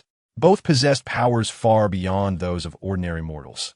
Despite their differing philosophies, Clark perceived Colin as a kindred spirit, leading him to care about Colin's actions. Yet, the more he cared, the more he recognized the enigma that Colin represented. One moment, he could be a murderous madman, and the next, he transformed into an exceedingly benevolent figure. Good and evil coexisted within him, making Colin a perplexing amalgamation of light and dark. This was in stark contrast to Clark's own nature. He gazed at the city's nighttime skyline and commented, "The city is beautiful." Indeed, it is beautiful, but upon closer inspection, one could discern its blemishes, Colin replied, setting down his glass. "Will you stay with me for the night?" Colin began to usher Clark away, who, understanding the hint, turned and departed without hesitation. The following morning, Isis sought out Colin, radiating excitement. "I have published all the evidence I collected online. Action should be taken swiftly," she announced. "Indeed," Colin said, observing Isis, who appeared somewhat fatigued, likely from her extensive endeavors the previous night. "Perhaps you should take a moment to rest," Colin suggested. Ishi's tousled her disheveled hair. Indeed, she felt somewhat fatigued. She hurried to the bathroom to freshen up. Colin glanced at the time and realized it was time to return for breakfast, as he preferred the meals prepared by Monica. Upon arriving home, he discovered Monica cleaning while dressed rather lightly. At that moment, she appeared to be clad in nothing but her undergarments, adorned with an apron. From the perspective of an ordinary observer, Monica was undeniably perfect, boasting long, graceful legs and a curvaceous, pert backside, with a remarkably slender waist, complemented by a generous bosom. Overall, she embodied the essence of an exquisite woman, both in beauty and capability. As Colin and Monica's eyes met, her cheeks flushed crimson. Just the day before, Colin had informed her of his plans to spend the night abroad, in a distant land, which had led her to dress somewhat casually. She was taken aback by his unexpected return. How had he arrived so soon? Wasn't the flight supposed to take over a day? Could it be that he traveled by private jet? How splendid. Colin spoke, "It's all right. I specifically returned to enjoy breakfast." Monica gazed at him, realizing that his words were the highest form of acknowledgement, stirring emotions within her. Standing tall, she replied, "I will certainly ensure your satisfaction. By the way, the dessert before the meal is quite delightful." Suddenly, Colin added, and Monica's previously composed demeanor turned crimson, for his mention of dessert undoubtedly referred to her earlier. less dignified appearance. Colin found her bashful reaction amusing. In a flurry, Monica fled the scene, taking a moment to collect herself in the kitchen before embarking on the breakfast preparations. Though Colin treated her kindly, she occasionally questioned whether he harbored certain peculiarities, such as never bringing women home. Despite the rumors of his connections with various women, none seemed substantial. She sometimes wondered if Colin had an inclination towards men. Yet today, S. behavior clearly indicated his preference for women. Colin's gaze drifted to a particular direction, where Clark and Louise were sharing an affectionate kiss. Louise soon busied herself with breakfast, while Clark wore an expression of sheer happiness. Colin then inquired, "Do you not feel the slightest discomfort?" Clark gazed at Colin and, with utmost seriousness, declared, "I love her. I adore her soul. I cherish her body. I am enamored with all that she is. Hence I feel no sense of alienation." Colin, seemingly contemplative, nodded and remarked, "I see. Nevertheless, I find it somewhat difficult to accept. Once you fall in love with someone, embracing her essence, you shall inevitably cherish all that she embodies." Clark, speaking from experience, responded, "That might prove challenging, especially since I possess the ability to see into the hearts of others." The two engaged in a casual exchange, a curious juxtaposition to their earlier confrontation, now conversing with remarkable tranquility. "By the way, I must have breakfast," Colin stated, ceasing his banter with Clark. His gaze shifted towards Monica, who approached with a tray, adorned in a maid's outfit. After breakfast, Colin leaned against the railing, admiring the scenery.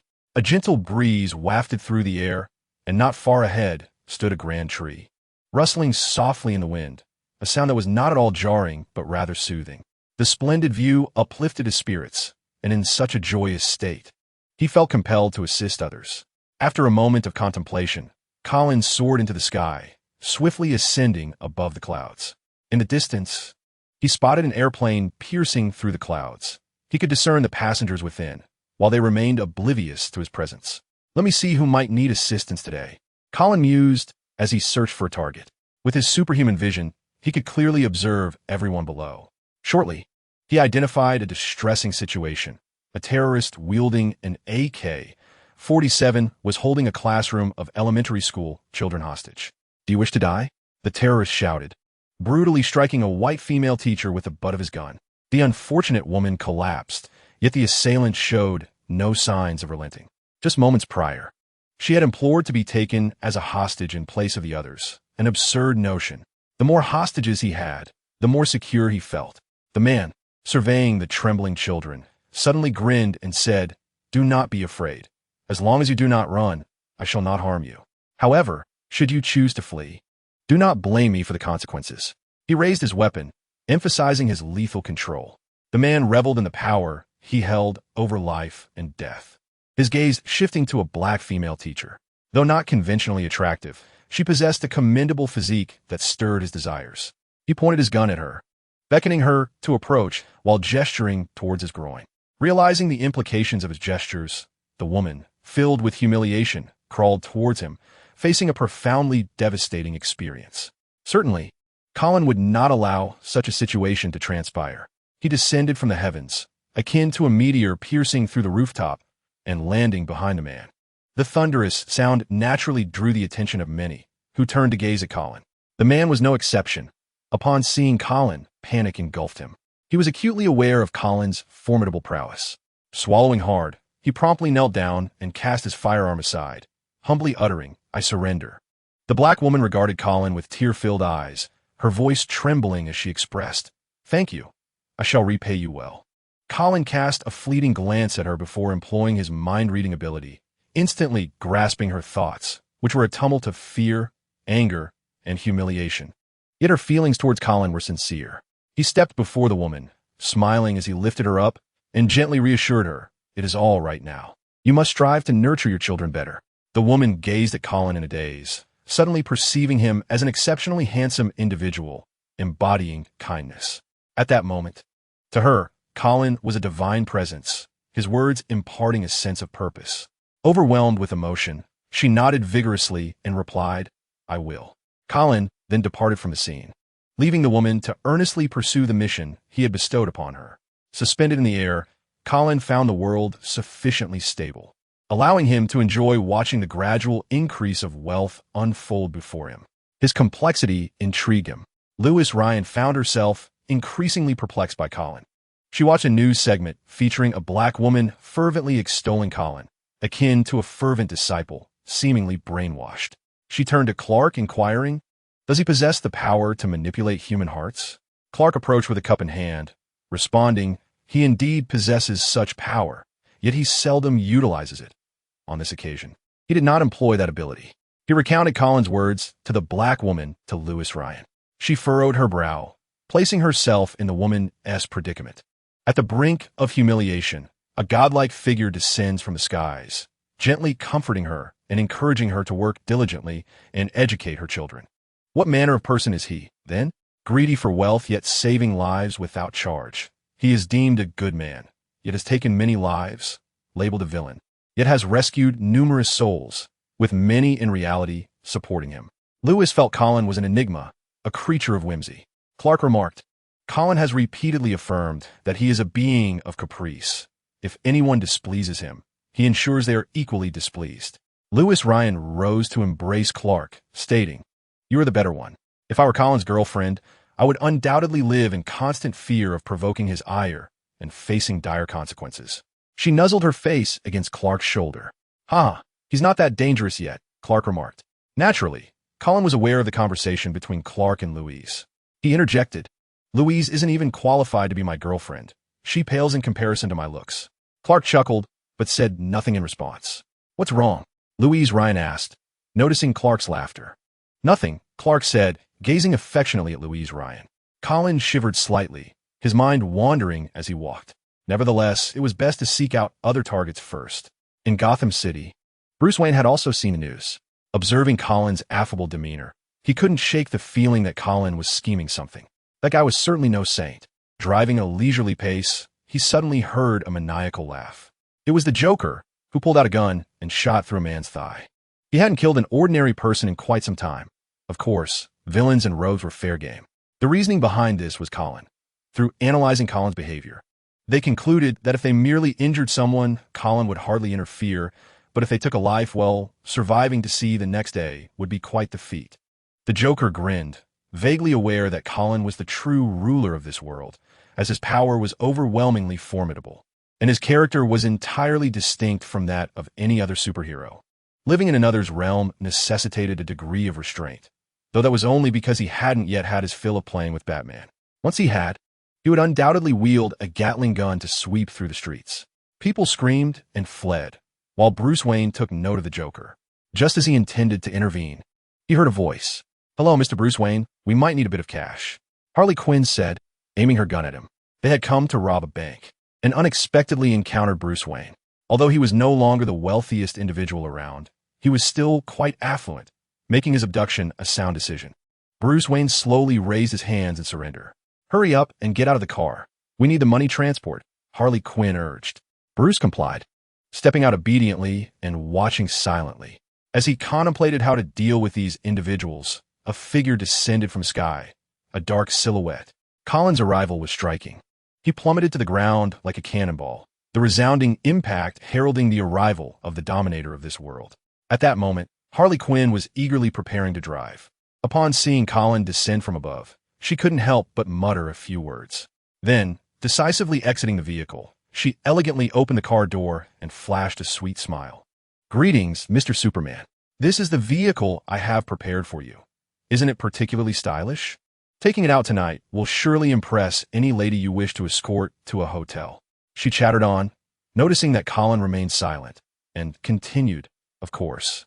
If you wish to date me, I suppose that could be arranged. Even though I don't harbor any affection for you, I find myself unable to resist. I shall endure it in silence, all the while bearing a look of humiliation." Bruce Wayne could not help but steal a glance at Colin, pondering why the Joker's female counterpart seemed so compliant.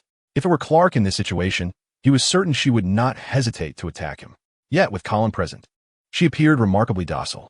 At that moment, the Joker's accomplice resembled an obedient dog. Could there be some peculiar connection between her and Colin? "Don't overthink this," Colin interjected, feeling a lack of confidence in engaging with women. Previously, He had witnessed various unsettling expressions on people's faces through his supervision, which had been quite nauseating. Even though he had adjusted his vision to a level akin to that of an ordinary person, the thought of close physical contact was still somewhat unbearable. Meanwhile, the Joker's accomplice leaned against the car, lifting her rear, and said, "If Mr. Superman truly desires me, and I find myself unable to resist, then let it be. But, dear, you know that the Joker will see this too, which makes me a tad shy." She glanced at the Joker, who was not far off. Colin covered his head in exasperation, muttering, "Get to jail immediately." "Yes, Mr. Superman." The Joker's accomplice raised her hand and walked toward the police. The Joker followed suit, knowing that as long as they did not meet their demise, they would soon be free again. After witnessing the police handcuffing the Joker and his accomplice, Bruce Wayne withdrew his gaze and remarked, "I understand your rules. You may have whatever you desire, provided I possess it." Colin observed Bruce Wayne, realizing that even if all his money were taken, this individual would swiftly regain it. "I seem to be in no shortage of funds. Well, since you wish to give, why not use your wealth to assist those in need?" Colin suggested. Should Bruce Wayne aid the impoverished, as they grew and flourished, they would generate greater value for Colin. He would incur no loss in this arrangement. "Why not accept money? I recall that you charge for helping others," Bruce Wayne responded. Colin regarded him, then smiled, declaring, "In truth, everything has long been assigned a price." "Everything has a price?" Bruce Wayne pondered this statement seriously. Noticing Bruce Wayne deep in thought, Colin continued, "Well, sometimes assisting others is indeed a noble endeavor. And what good would it do me to take all your possessions? If I wished, wealth and beauty would flow to me effortlessly." After their conversation, they parted ways. Bruce Wayne meticulously noted Colin's words, reflecting on his past actions and even comparing the distinctions between free and paid assistance. He discovered that those who received Colin's services for free revered him as a deity. Each of these individuals exhibited profound devotion, diligently working for his sake and frequently offering assistance to others. Conversely, those who paid for Colin's services often harbored intense animosity towards him. Their lives were evidently fraught with difficulties. It became clear that Colin adjusted his fees based on people's attitudes towards him. Those with a favorable or pious disposition were generally exempt from charges, while those exhibiting hostility found themselves stripped of all their money, leading to a life of extreme hardship. Truly, he was a capricious and whimsical entity. Upon reaching this conclusion, he began to reassess his view of Colin, realizing that this individual was not entirely malevolent. However, he remained uncomfortable with Colin's apparent disregard for the law, believing that criminals should be dealt with by legal authorities. Nonetheless, Colin's words resonated with him. He claimed that everything had already been assigned a price, implying that Colin's actions were ultimately self-serving. Bruce Wayne felt a flicker of insight, yet it eluded him. Suddenly, he thought of the Joker and Harley Quinn, who were undoubtedly aware of certain truths. He resolved to seek them out. As night fell, Batman swiftly traversed the darkness, soon cornering the escaping Harley Quinn and the Joker atop a rooftop. Batman inquired, "What do you know about Superman Colin?" The Joker retorted with mockery before engaging Batman in combat, with Harley Quinn joining the fray. However, against the well-equipped Batman, they were no match. Consequently, the Joker abandoned Harley Quinn to flee. Batman restrained Harley Quinn, demanding, "What do you know about Colin?" "Darling, don't abandon me," Harley Quinn cried. Witnessing the Joker's unhesitating departure, torn between sorrow and anger. "Ha ha ha, my dear, if you love me, hold off Batman for me, and I shall return to rescue you." The Joker called back, though it was clear he had no intention of doing so. Harley Quinn's spirits lifted as she exclaimed, "Darling, I will wait for you." She then blew several kisses in his direction. "Speak, what do you know about Colin?" Batman pressed. "Ouch, all right, I'll tell you. It is evident that the ruler of this world is the dark-haired Superman Colin. This is the conclusion we reached after gathering extensive information," Harley Quinn divulged. Bruce Wayne murmured, "So that is the case. They are rather clever." Meanwhile, Colin, enjoying a massage from Monica in his villa, mused aloud. Yet, he had provided only a few hints. Otherwise, it would not have been so easy. Well, had he known, he would have offered no hints at all. Monica, hearing Colin's musings, chose not to respond. Accustomed as she was to his solitary reflections, perhaps deep in thought about something, she placed her hand on Colin's body, and to be frank, Colin possessed an exceptionally perfect physique. While she was unaware of others, for her, Colin's form epitomized her ideal type. In truth, her skills in massage had only recently begun to flourish. It all started when Colin casually suggested seeking someone to accompany him for a massage, which prompted her to delve into the art of massage. Whenever she found spare moments, she would dedicate herself to learning this craft, and after a period of diligent study, she finally felt competent enough to showcase her abilities. She did not resent helping Colin with massages. Rather, she found joy in it, as he embodied her preferred physique. Monica's thoughts began to wander. What would happen if she were to take a step further with Colin? She quickly dismissed the notion, unwilling to take such a gamble. There was no rush.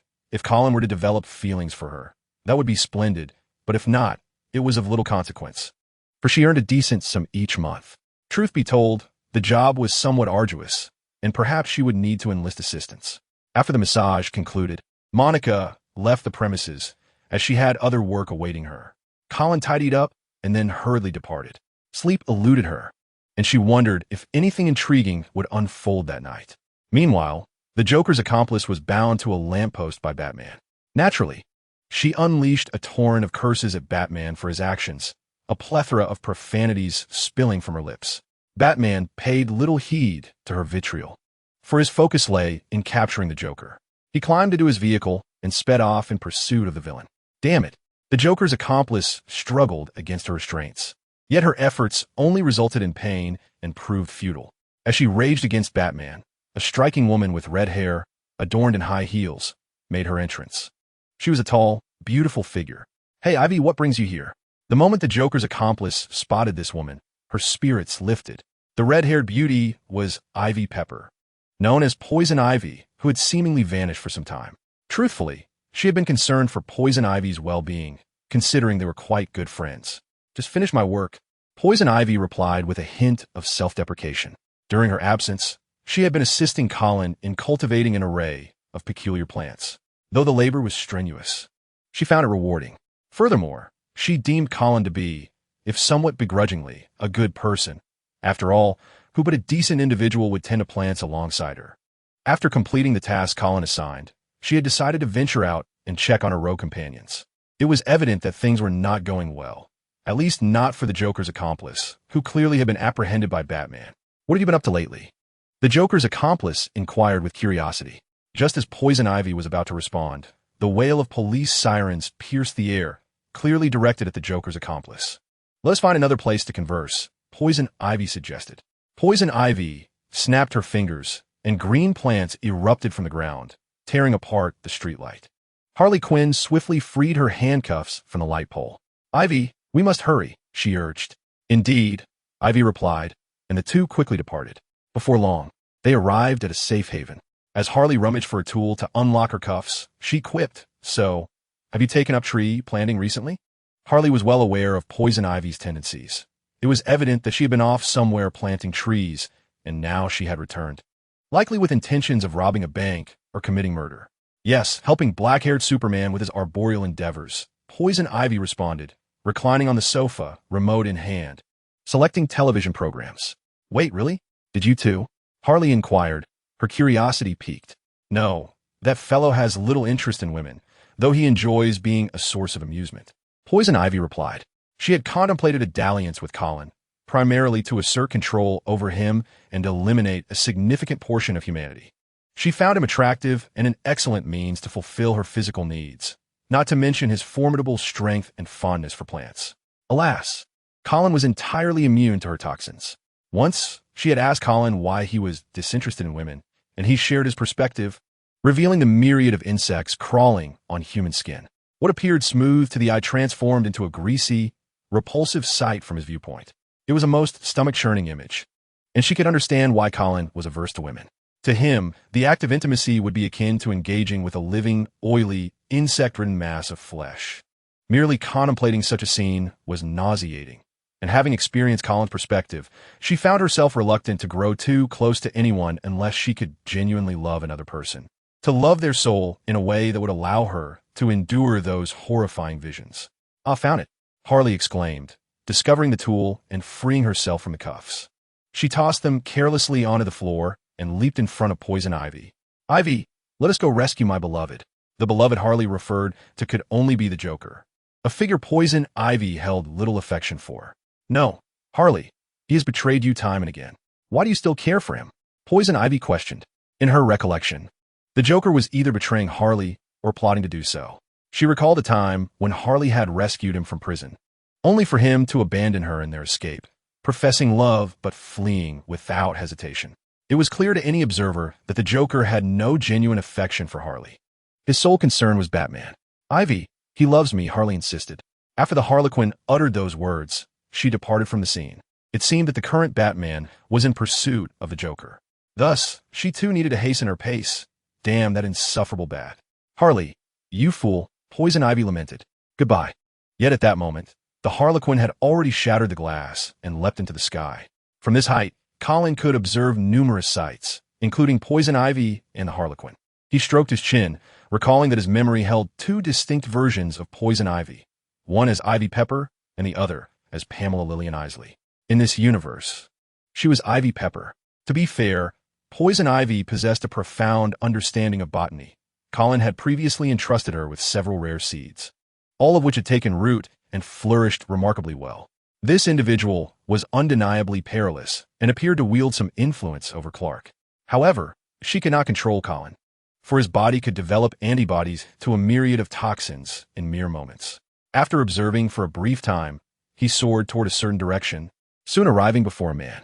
This was a devout individual, so fervently pious that it astonished Colin. The man had been worshipping him with unwavering devotion for several months, treating Colin as though he were a divine entity. Initially, Colin was merely curious to see when this man would cease his fervor. Yet the man remained steadfastly devoted throughout the months. Thus, Colin decided to pay him a visit. Upon Colin's sudden appearance, the man quickly knelt and fervently declared, I knew you would return. Do you believe I will save your ailing wife? Colin asked, pulling up a chair and sitting down with genuine interest. The man lowered his head to the ground and replied, I will humbly beseech you to save my wife. However, I will not coerce you. Whether you choose to save her or not, I shall remain devoted to you, for you have once rescued others. If you do not save my wife, it shall only signify my own lack of piety, proving I am not worthy of your compassion. Colin stroked his chin, then, somewhat exasperatedly, remarked, how utterly dull. I anticipated that you might waver, that you would become angry, yet you remain as devoted as ever. Though your unwavering piety is tedious, it compels me to assist you. Subsequently, Colin spent a few moments tending to the man's wife. He glanced at the man and said, if possible, then help others within your capacity. With that, Colin departed from the scene. For him, the man's devotion was somewhat tiresome. He had hoped to witness a transformation from piety to disdain and anger, yet none came.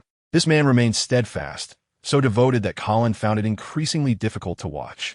Indeed, it seemed he still harbored a mindset akin to that of an ordinary person. The rift between Harley Quinn and the Joker deepened. The man, fervently pressing his forehead against the ground, inhaled the earthy scent of the soil. He whispered, May you always find happiness. You are the sole beacon of hope for us wretched souls, the only one who can extend a hand to aid us. After uttering many heartfelt words, he slowly rose and made his way toward the house. As he reached the door, placing his hand upon it, he suddenly halted, tears streaming freely from his eyes. At long last, his beloved wife would no longer suffer the torment of illness. He pushed open the door, revealing a woman who, at that moment, was no longer emaciated. Instead, she appeared vibrant and full, her skin devoid of wrinkles. A stark contrast to the lifeless husk she had been not long ago. The woman gazed at herself in astonishment, then turned her gaze to the man. Disbelief etched across her features. Am I dreaming? She questioned. The man hurried forward and enveloped her in his embrace, inhaling her familiar scent with an insatiable longing. Oh my God, he stammered, words failing him. The woman gently patted his back, stating, I will love you forever. Overcome with emotion, the man wept loudly. And after a considerable time, he gradually regained his composure. The woman, realizing she was indeed awake, looked at him and asked, So how did I recover? God. The man replied, recounting the events concerning Colin. He concluded with unwavering conviction. He expressed a desire for me to assist others to the best of my abilities. This is the mission he has bestowed upon us. The woman tenderly caressed the man's hair and responded, Indeed, let us do more good within our capacities. By the way, our God is a gentle soul. He wishes for us to care for ourselves before extending our help to others. After saying this, she turned to leave the bed. Glancing back at the man, how should I express my gratitude to him? The man took her hand, kneeling together as they began to offer their sincere thanks to Colin. Will he hear us? The woman asked, uncertainty lacing her voice. He will, as long as we are sufficiently devout, the man assured her. Meanwhile, a voice broke the moment. You've done a good deed. Clark appeared beside Colin, fully aware of the earlier events and the mission Colin had imparted to the couple. Colin shot a glance at Clark and remarked, what are you doing here at this late hour instead of warming your girlfriend's bed? And let be known, I have no inclination towards men. Clark chuckled, finding some of Colin's remarks irksome yet tolerable. After all, the kindness Colin had just displayed filled him with joy. Indeed, Colin was a benevolent soul, albeit a bit headstrong. Together, they would assist many more, making the world a better place. Clark extended his hand, proposing, let's strive to make this world a more beautiful one together. Colin regarded Clark's outstretched hand and replied, after all, it is my world. To be honest, I quite appreciate your efforts to save lives, for you are akin to a worker tending to pests on a farm, while I am the owner of that very farm. Colin extended his hand for a brief shake and earnestly addressed the leader. Superman, do please devote yourself to your work, even if it comes without remuneration. Since the altercation with Colin, Clark had adopted a more amiable demeanor. He bore no resentment and simply smiled. Ah, that smile is rather effeminate. It might be wise for you to keep your distance, lest others misconstrue it. Colin couldn't help but remark, bemused by Clark's rather flamboyant grin. Clark turned his gaze in a particular direction and remarked, perhaps it is time for me to intervene. In his line of sight, Batman was currently ensnared by poison ivy, while Harley Quinn and the Joker lay sprawled on the floor, evidently having received a sound thrashing. Without further ado, Clark vanished, only to reappear in an instant, rescuing Batman and ensnaring poison ivy with iron chains. Once freed, Batman took a moment to catch his breath and expressed his gratitude to Superman before proceeding to handcuff both the Joker and Harley Quinn. It was then that his attention shifted to poison ivy, and he spoke, I had thought you had turned over a new leaf. Oh, how could I possibly reform without eliminating all of humanity? And do remove your foul foot from the delicate grass, you insufferable bat, poison ivy retorted, her sharp tongue matching that of Harley Quinn. Batman, having moved his foot, discovered a small patch of grass that he had inadvertently trampled. Poison ivy continued her verbal onslaught, hurling insults and complaints. Perhaps a stint in prison would be suitable for you, Batman suggested. Apologies, but she cannot go to prison, Colin interjected, slowly descending from the air. Upon seeing Colin, Poison Ivy immediately fell silent. Batman regarded Colin without uttering a word. A direct confrontation would be futile. At that moment, Clark spoke up. Colin requires Poison Ivy to cultivate some rare plants. Rather than waste her resources in prison, it would be more beneficial for her to grow some flora. Clark, resembling a mediator, managed to soothe Colin while preventing Batman from becoming overly agitated. After some contemplation, Batman acknowledged the practicality of the suggestion with a nod. Then, Poison Ivy declared, I wish to take Harley with me. Colin turned his gaze toward Poison Ivy and asked, do you think you have any say in the matter? Poison Ivy met Colin's brown eyes, which revealed little emotion, yet instilled a sense of trepidation within her. She lowered her head and replied, I will plant more trees. Harley will be a most capable assistant. Colin did not respond immediately. However, Batman, after pondering, proactively stated, you may take Harley, but you must fulfill your promise. For Batman, a tree-planting Harley Quinn was vastly preferable to one engaged in mayhem. Ideally, she should tend to trees in remote locales. Colin glanced at Batman, surprised by his perceptiveness. The Poison Ivy gazed at Colin with a beseeching look, resembling a pet in that moment. Very well. Subsequently, Colin took Poison Ivy and Harley Quinn and departed from the scene. Harley Quinn remained unusually quiet, having been wounded emotionally by the Joker, who had shamelessly used her as a human shield and even detonated explosives in her vicinity. Had it not been for Poison Ivy's timely arrival, she might have met her demise. It seemed the Joker had never truly cared for her. That despicable wretch, next time, she would make certain to smash his head with a bat.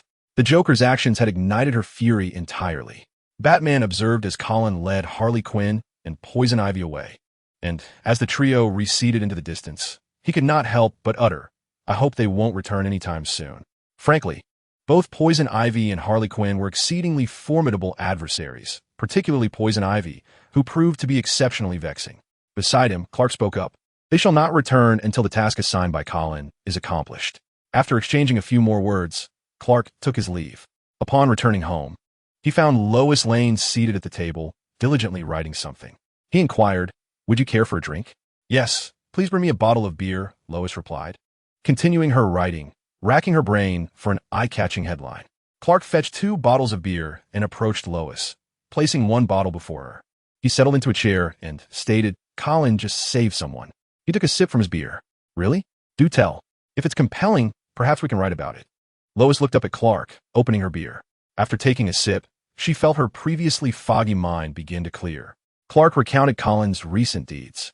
Lois Lane regarded her notes thoughtfully before suggesting, "Perhaps I could interview the man who was helped. On one hand, it would spread goodwill. On the other, you know that anything that paints Colin in a positive light is likely to gain significant traction on social media. This could be a twofold success, and we might profit considerably." Lois Lane considered the opportunity to disseminate kindness a worthwhile endeavor, and the prospect of earning some money from Colin's actions seemed advantageous. Yet, she lamented the fact that her finances were dwindling, all because of Colin's demands for exorbitant fees for merely a few photographs. It was as if he were targeting her specifically. Additionally, we could interview Harley Quinn and Poison Ivy about their gardening routines. We might even create a feature column. Clark proposed, adding to the conversation. Lois Lane felt a flutter of excitement. It is well known that both Harley Quinn and Poison Ivy are highly talked about figures.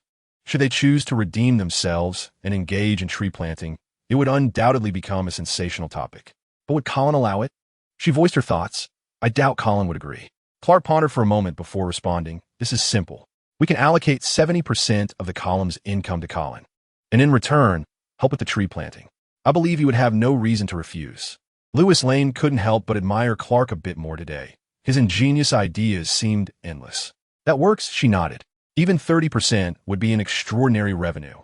Meanwhile, in a barren desert, Harley Quinn stood stiffly, gazing at the endless expanse of desolation. Unable to contain herself, she exclaimed, "Are you sure the two of us need to plant such a vast area?" Poison Ivy, however, displayed little dissatisfaction. For her, as long as there was space to plant trees, she could devote her life to it. Moreover, she preferred solitude over socializing. This place would become her sanctuary. Colin glanced at Harley Quinn, who immediately masked her discontent. She perked up and offered, "I look pretty good. How about I keep your bed warm? You can let me work a little less." Poison Ivy interjected, "Harley, trust me, Colin isn't particularly interested in women." "What? Why?" Harley exclaimed, bewildered. "How could anyone not be interested in women?" "Because." Poison Ivy turned her gaze to Colin. Colin then shared his perspective with Harley Quinn. Initially puzzled, her expression quickly shifted to shock. "Wong Defa, Ivy, why do you have so many bugs on your face?" "Yuck, that's disgusting," Harley shrieked from the sidelines. Yet she began to understand why Colin had no attraction to women. From this viewpoint, women bore an unsettling resemblance to grotesque creatures. "Oh, enough." Harley could hardly bear to look any longer. Colin ceased sharing his perspective and remarked, "Although I can now control my abilities, having seen it once is quite unsettling." Harley nodded in agreement. Indeed, it was somewhat disconcerting. She felt she wouldn't be able to get close to anyone for a while, as that greasy image was simply unbearable. Poison Ivy utilized her powers to conjure a dwelling made of plants and stated, "We might need some living necessities." Harley nodded and replied, "I need clean clothes, sunscreen, feminine products, tools, and various other items." Colin contemplated before saying, "Then I shall take you both shopping." Colin escorted them to a shopping mall, and upon arrival, he handed a card to Poison Ivy and Harley Quinn, saying, "Go ahead and shop." Harley grinned and waved her hand, declaring, "No need, we can just steal it." Colin gazed calmly at the Harlequin, his brown eyes resembling an unfathomable lake, a look that instilled a sense of trepidation in her. She cautiously accepted the card and remarked, "I was just joking earlier.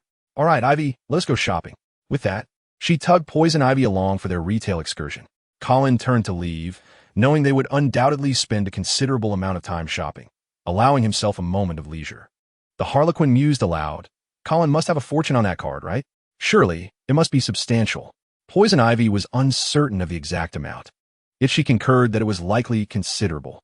The Harlequin contemplated maxing out the card but hesitated, fearing Colin's wrath. After all, it would be absurd to meet her demise over a credit card mishap. Poison Ivy approached with a shopping cart, and the Harlequin swiftly hopped in, prompting Ivy to push her along. Due to her alluring figure, many gazes were drawn towards them, but they quickly averted their eyes, recognizing the Harlequin. The presence of this eccentric woman prompted others to seek an escape from the vicinity. Poison Ivy remained unfazed by their departure. She was intent on selecting her items, relishing the peace that came with their absence. "Ivy, what do you think of Colin?" The Harlequin couldn't help but inquire. "He seems like a reasonable person. As long as your suggestions aren't too outrageous, he rarely declines," Poison Ivy responded. "I find Colin to be quite unreasonable. He exudes an intimidating aura. It feels as though the slightest provocation could unleash his fury, and I am reluctant to remain in his presence, as it leaves me feeling vulnerable," the Harlequin remarked, swinging her long legs while surveying their surroundings. She genuinely wished to avoid Colin, fearing that any inadvertent slight could spell disaster for her. "Just don't provoke him," Poison Ivy advised. Initially, she shared the Harlequin's apprehension towards Colin, but over time, she discovered that he wasn't as fearsome as he appeared. As long as one stayed out of trouble, he posed little danger. Colin was, after all, an ordinary man endowed with extraordinary power. However, being merely human, he lacked the expansive tolerance exhibited by other beings of great strength. At times, Poison Ivy admired another extraordinary individual who could withstand the scorn of the masses and the scrutiny of the government. In contrast, Colin was different. To dare criticize him was a fool's errand. Did one truly believe his formidable power was merely for show? From Colin's perspective, possessing the ability to obliterate the world while still facing insult would lead him to conclude that such a person was courting their own demise. Indeed, even Poison Ivy herself would not take kindly to anyone who dared to speak ill of her, likely subjecting them to a fate worse than death. "Ivy," she concluded. At this moment, Harley Quinn spoke up. "What?" Poison Ivy, who had been contemplating matters concerning Colin, had not quite caught what Harley had said. "We've encountered a fellow unafraid of death." Harley gazed at the youth before her, who wore a furious expression, as if he harbored a deep-seated grudge. Poison Ivy turned her attention to the boy, a stranger to her. Although Colin had advised her against indiscriminate killing, the situation had shifted. Now, it was this boy who sought to confront her and Harley, and thus retaliation was justified, even to the point of annihilation, if necessary. Harley, constrained by Colin's influence from her former reckless ways, waved her hand dismissively, saying, "Run along home, kid, and get some sleep." Yet the boy surged forward in an instant, landing a punch squarely on Harley's face before she could react. She was sent sprawling. "Harley!" Poison Ivy exclaimed in astonishment, realizing the boy possessed abilities, at least in terms of speed, far exceeding that of an ordinary human. "Damn it!" Harley stared at the ceiling, a shopping cart pinning her down. She touched her nose, finding blood. The blow had been substantial, leaving her head ringing. First injured by the Joker, now struck by this boy. Fury surged within her. She yanked the shopping cart off with great force, sending it crashing against the shelves with a resounding clatter. Rising to her feet, her expression darkened as she declared, "I will make you pay." The boy, unimpressed, reflected on how he had once feared Harley, but now he wielded extraordinary power. How could he continue to fear her? He even envisioned trampling the Joker beneath his feet. As for the two superwomen, he would bide his time, plotting to exploit his newfound strength. With his power freshly acquired, he had already retaliated against someone who had tormented him, discovering just how absurdly strong he had become in comparison to others, who appeared feeble by contrast. Not long ago, he had robbed someone, selling their belongings for $10,000, a substantial sum for him. However, it vanished almost as quickly as it came. And with his insatiable desires for luxury cars and high-end watches, he set his sights on robbing a bank. His presence here was merely a quest for sustenance. And he stumbled upon Harley and Poison Ivy unexpectedly. He licked his lips, recalling how both women had once looked down upon him, with even a dog garnering more respect in their eyes. Now, however, he reveled in his newfound power, intent on making these two women who once scorned him pay. He envisioned subjugating Harley and Poison Ivy, using them as instruments for his desires. The thought of the once mighty Poison Ivy and Harley Quinn enduring humiliation beneath him was utterly exhilarating. He grinned widely just as Harley seized a baseball bat from the shelves and charged at him. The youth exhibited a hint of disdain, pondering the sluggishness of the assault. How could it ever strike him? Just as this thought crossed his mind, a sudden sharp pain coursed through his leg. He glanced down to discover that a thorny plant had ensnared him, its barbs piercing his flesh. With a surge of strength, he attempted to free himself. But to his astonishment, the plant held fast, proving obstinately unyielding. Curse be this wretched thing. He hastily crossed his arms. Despite possessing remarkable speed, his defenses were akin to those of an ordinary person. Bang! The Joker's bat came crashing down. The youth's arm was shattered in an instant. Yet the Joker had no intention of relenting. She swung the bat with ferocity, and the boy's anguished cries echoed as onlookers fled the scene, hastily dialing for help. Moments later, he lay in a pool of blood, teetering on the brink of consciousness. Poison Ivy approached, raising her foot and delivering a vicious kick to the boy's groin. She was all too aware of the lascivious glint in his eyes. Let us procure our items first, Ivy. Otherwise, Colin may become irate. I've heard that boys possess little patience, the Joker remarked, casually discarding the bat onto the ground. Indeed, Ivy replied, and the two began selecting their desired goods. Upon reaching the checkout, they discovered a man cowering beneath the counter, clutching his head in fear. The Joker, growing impatient, rapped on the counter and commanded, "Get up and ring us up." The man remained silent, too terrified to speak, hoping desperately that the two harbingers of chaos would soon depart. The Joker, wielding Colin's card, struck the counter again and warned, "Hurry up, or I shall end you."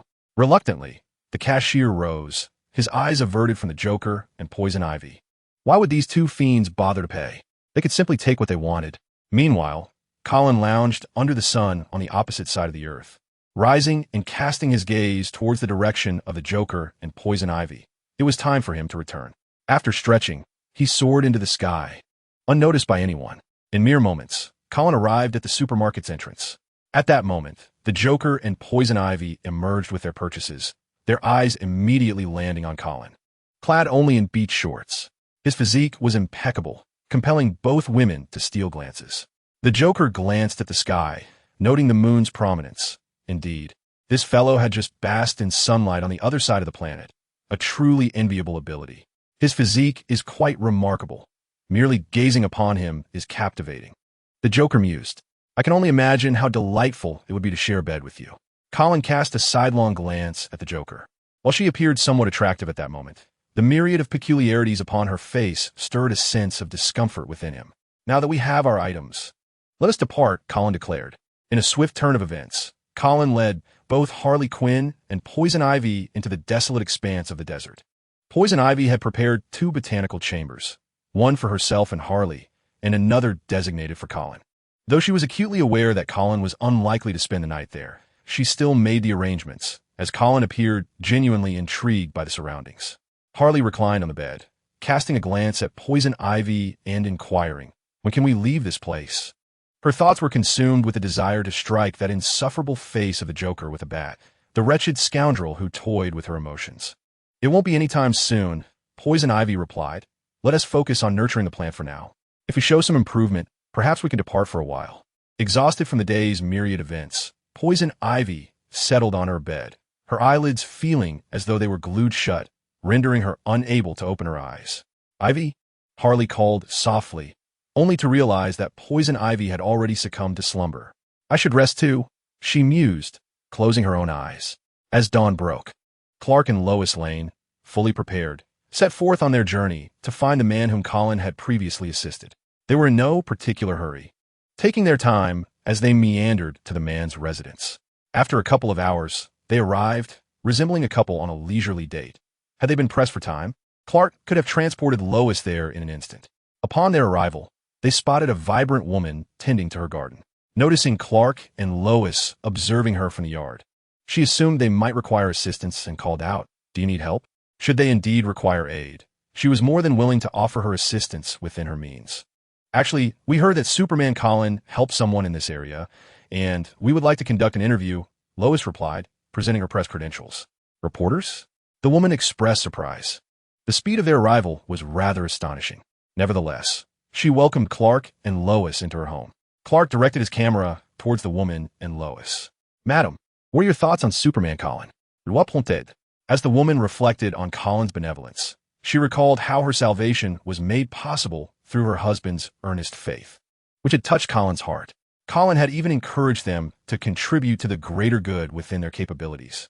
Collecting her thoughts, she articulated, "Superman Colin is a kind and gentle soul. If you pray to him with sincerity, he will surely respond. Is that so? Yet, I have heard that Superman Colin is quite avaricious. Did he not ask for payment? It was unquailed. Not at all. Due to my illness, our family has long been devoid of funds. Mr. Colin offered his assistance free of charge and encouraged us to help others as best as we could. He is a truly remarkable person, at least in our eyes." The woman spoke, expressing her profound gratitude towards Colin and her intention to assist others within her capabilities. As time gradually passed, approximately an hour later, Clark and Lewis bid farewell to the woman as she departed. As they walked, Lewis remarked that in the eyes of this couple, Colin resembled a benevolent deity. However, Colin might, in the perception of certain individuals, appear no different from a demon, revealing a stark polarization of opinions. Subsequently, the two swiftly disseminated their report, aptly titled Superman Colin and His Acts of Kindness. Upon its release, the news reverberated across the globe, a rapid spread undoubtedly facilitated by clandestine support from various nations. In the prison cells, inmates also received the newspaper, and in one room, the Joker began to peruse its contents. He chuckled, amused to encounter an article about Colin, whom he found rather dull. He could foresee certain aspects of Colin's behavior. Despite possessing immense power, Colin still acted like an ordinary person. If only Colin could wholly shatter the shackles of morality, the Joker might deem him intriguing. A being bound by moral constraints, despite wielding formidable strength, struck him as utterly unremarkable. The Joker believed that both Clark and Colin were similarly constrained by morality, with little distinction between them, save for their differing thresholds. Clark's moral boundaries were notably high. Although he may not appreciate verbal assaults, he would still extend his help. In contrast, Colin's boundaries were considerably lower. Should one provoke him while knowing his vast power, Colin would perceive it as a deliberate invitation to demise, and he would not hesitate to oblige. Despite his low threshold, Colin was generally inclined towards kindness. What a pity, the Joker sighed, pondering the potential amusement that could arise if Colin and Clark could transcend the confines of morality. In stark contrast to these two seemingly tedious individuals, Batman was evidently far more captivating. Bruce Wayne sipped his drink while reading the newspaper, which contained Lewis's earlier report on Colin's act of saving a woman. From the article's perspective, one might be led to believe that Colin was an embodiment of unparalleled goodness. Yet, the reality was far more complex. Colin had taken many lives, and labeling him a butcher would not be an exaggeration. According to the law, Colin was a murderer deserving of trial, but alas, the law held no sway over a being who existed beyond its reach. This reality stirred a sense of unease within Bruce Wayne. After all, one could not rely on Colin's perpetual benevolence. The thought of him succumbing to darkness one day painted a nightmarish scenario for all humanity. What could possibly restrain Colin? Bruce set the newspaper aside, contemplating the futility of any attempt to contain Colin. Not even another Superman could manage it. The image of Colin ruthlessly defeating Clark lingered in his memory, haunting him. Confronting Colin always instilled a sense of helplessness within him, as if Colin were an insurmountable mountain. Just then, Colin approached, gazing at Bruce Wayne, who had invited him today. Bruce Wayne extended an invitation for Colin to take a seat, primarily wishing to discuss matters regarding the black-haired Superman, as well as some business issues. Colin settled in front of Bruce and inquired, "So, what is it that you wish to discuss?" Bruce Wayne replied, "I seek to know more about the black-haired Superman." Feel free to ask. I shall respond according to the circumstances," Colin said, gesturing for a beautiful waitress who promptly came over. The waitress stood respectfully by, her excitement palpable, as it was a rare occasion to see Gotham's two wealthiest individuals in one place. Colin ordered a small dish, and the waitress turned to leave. Bruce Wayne then posed a question. "Do you believe the black-haired Superman has the potential to destroy the world?" That seems utterly implausible. This world is essentially his backyard. Who would recklessly ruin their own haven?" Colin responded, asserting that he could never annihilate the world. "What if he were to turn dark?" Bruce Wayne countered. Colin chuckled helplessly and replied, "The black-haired Superman possesses no catalyst for such a transformation. He has no family or loved ones in this world." What reason would he have to embrace darkness? Bruce Wayne regarded Colin thoughtfully and continued. What if, hypothetically, he were to go mad and seek to destroy the world? Mel, that seems inconceivable. What could drive a person to madness? Isolation or pressure? Colin retorted, genuinely amused by Bruce's words. How could he possibly go insane? He faced no pressure and was not lonely. When boredom struck, he would rescue people or engage in casual conversations with Monica, leading to a pleasurable existence. Bruce Wayne pondered, and soon after, the waitress delivered Colin's order to him. Colin took a sip and remarked, "You should perhaps be more concerned about another Superman potentially turning dark. For he has a beloved and family in this world. Should harm befall his loved ones, it could very well give rise to a malevolent Superman." Bruce Wayne contemplated this for a moment before speaking. If the more robust Superman were to turn dark, then the black-haired Superman would be the only one capable of stopping him. Indeed, so there is no need for concern. Let us instead discuss some business matters, Colin suggested. Very well, Bruce Wayne nodded in agreement. Meanwhile, as the two engaged in conversation, Clark and Lois Lane sought out the owner to discuss their own matters. Lois expressed her desire to create a column focusing on Harley Quinn and Poison Ivy. The boss decisively agreed, recognizing the potential of what could be an incredibly captivating column. Thus, he had no reason to object. Subsequently, Clark and Lois effortlessly secured a sum of money and departed with their earnings. Upon descending the stairs, Lois, brimming with excitement, exclaimed, "We can travel while making our way to the desert where Harley Quinn and Poison Ivy reside. This is essentially a funded expedition." Clark chuckled softly and replied, "Let us first return home to prepare, then we shall embark tomorrow."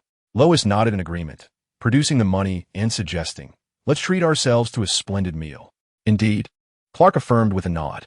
They chose a delightful restaurant, where they unexpectedly encountered Colin and Bruce Wayne. Lois Lane's eyes sparkled at the sight of the two. Rumors buzzed about the discord between Colin and Bruce, yet here they were, leisurely engaged in conversation. Her journalistic instincts ignited, prompting her to approach them. "Hello, Mr. Colin and Mr. Bruce," Lois greeted cheerfully. Both Colin and Bruce turned to her. Colin's lips curled into a slight smile, amused by the intriguing scene of two superheroes and Batman sharing the same space. Bruce nodded and said, "Hello." "Greetings," Colin casually added. Clark merely acknowledged them with a nod. Lois's joy was palpable as she remarked, "It appears your relationship differs somewhat from the public narrative." "Bruce," with a hint of exasperation, responded Mississippi Lane, "If this is an interview, please schedule a time. This is my personal hour. However, if you wish to sit and have a drink, I will be pleased." "Oh, my apologies, it's just my professional instinct," Lois said, her expression one of regret.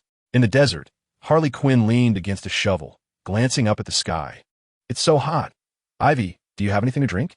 she lamented, feeling as though her throat were on fire. Since early morning, she had been planting trees alongside Poison Ivy, who, with her powers, had facilitated the rapid growth of an expansive area. It seemed possible that they could transform the entire desert. Yet, the heat was unbearable. Poison Ivy rummaged through their plant-constructed abode, only to discover that their water supply had been depleted. She stepped outside and announced, "We're out of water. What shall we do? Are we destined to perish from thirst?" Harley exclaimed, unable to contain her worry. "We could call the boss. We're currently working for Colin, even without pay. It wouldn't be unreasonable to ask him for some water," Poison Ivy suggested, noting that Colin was their go-to solution for insurmountable problems. Harley swallowed hard and then implored, "Oh, divine power, grant us some water." She prayed earnestly, embodying the essence of devotion in that moment. Poison Ivy fashioned a chair from plants and settled into it, stating, "To speak plainly, Colin is capable of understanding." Then, with a sudden interjection, Harley Quinn expressed, "Speaking of which, I wish to address my physiological needs. Could we possibly have Superman send an attractive man our way?" Poison Ivy, clutching her head, remarked, "Harley, you certainly possess some eccentricities.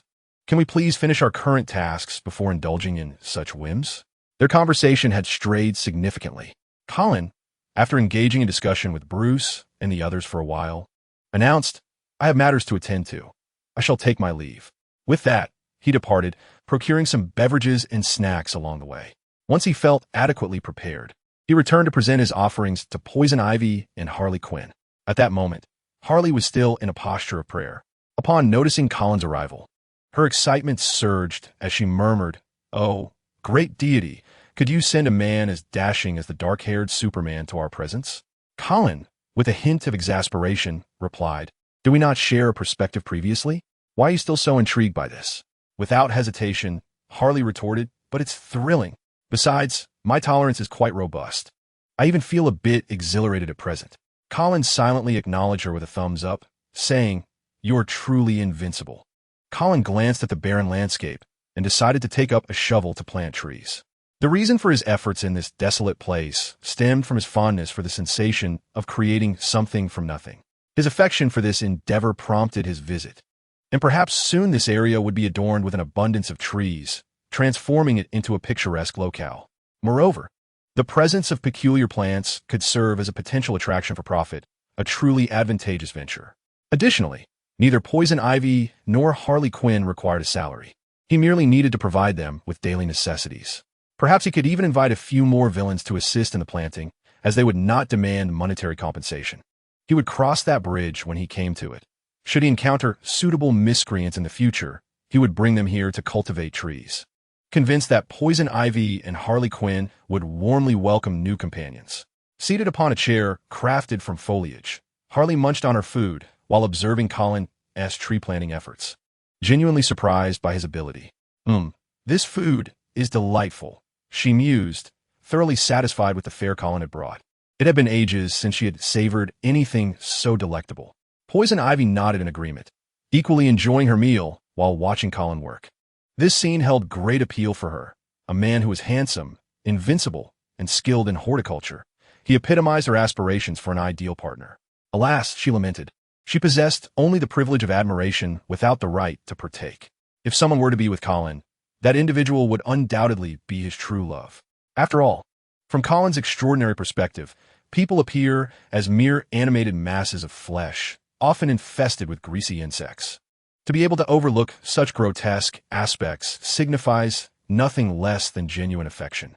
Colin had previously confided in her that he could adjust his super sight to resemble that of an ordinary person, which would alleviate his discomfort somewhat. As her thoughts wandered, Poison Ivy found herself contemplating the thrill of tracing her toes across Colin's chest. Such a notion was undeniably exhilarating. She recognized that at times, her thoughts veered into the realm of the bizarre. She mused whether Colin could discern her fantasies. If he were aware of her daydreams about him, what might he think? Setting aside his potential reactions, she felt a rush of excitement, leading her to envision even more audacious scenarios, such as Colin lavishing attention on her feet and body. Her exhilaration grew, prompting her to ponder whether she was playfully toying with this invincible being before her. Meanwhile, Colin was diligently engaged in planting trees.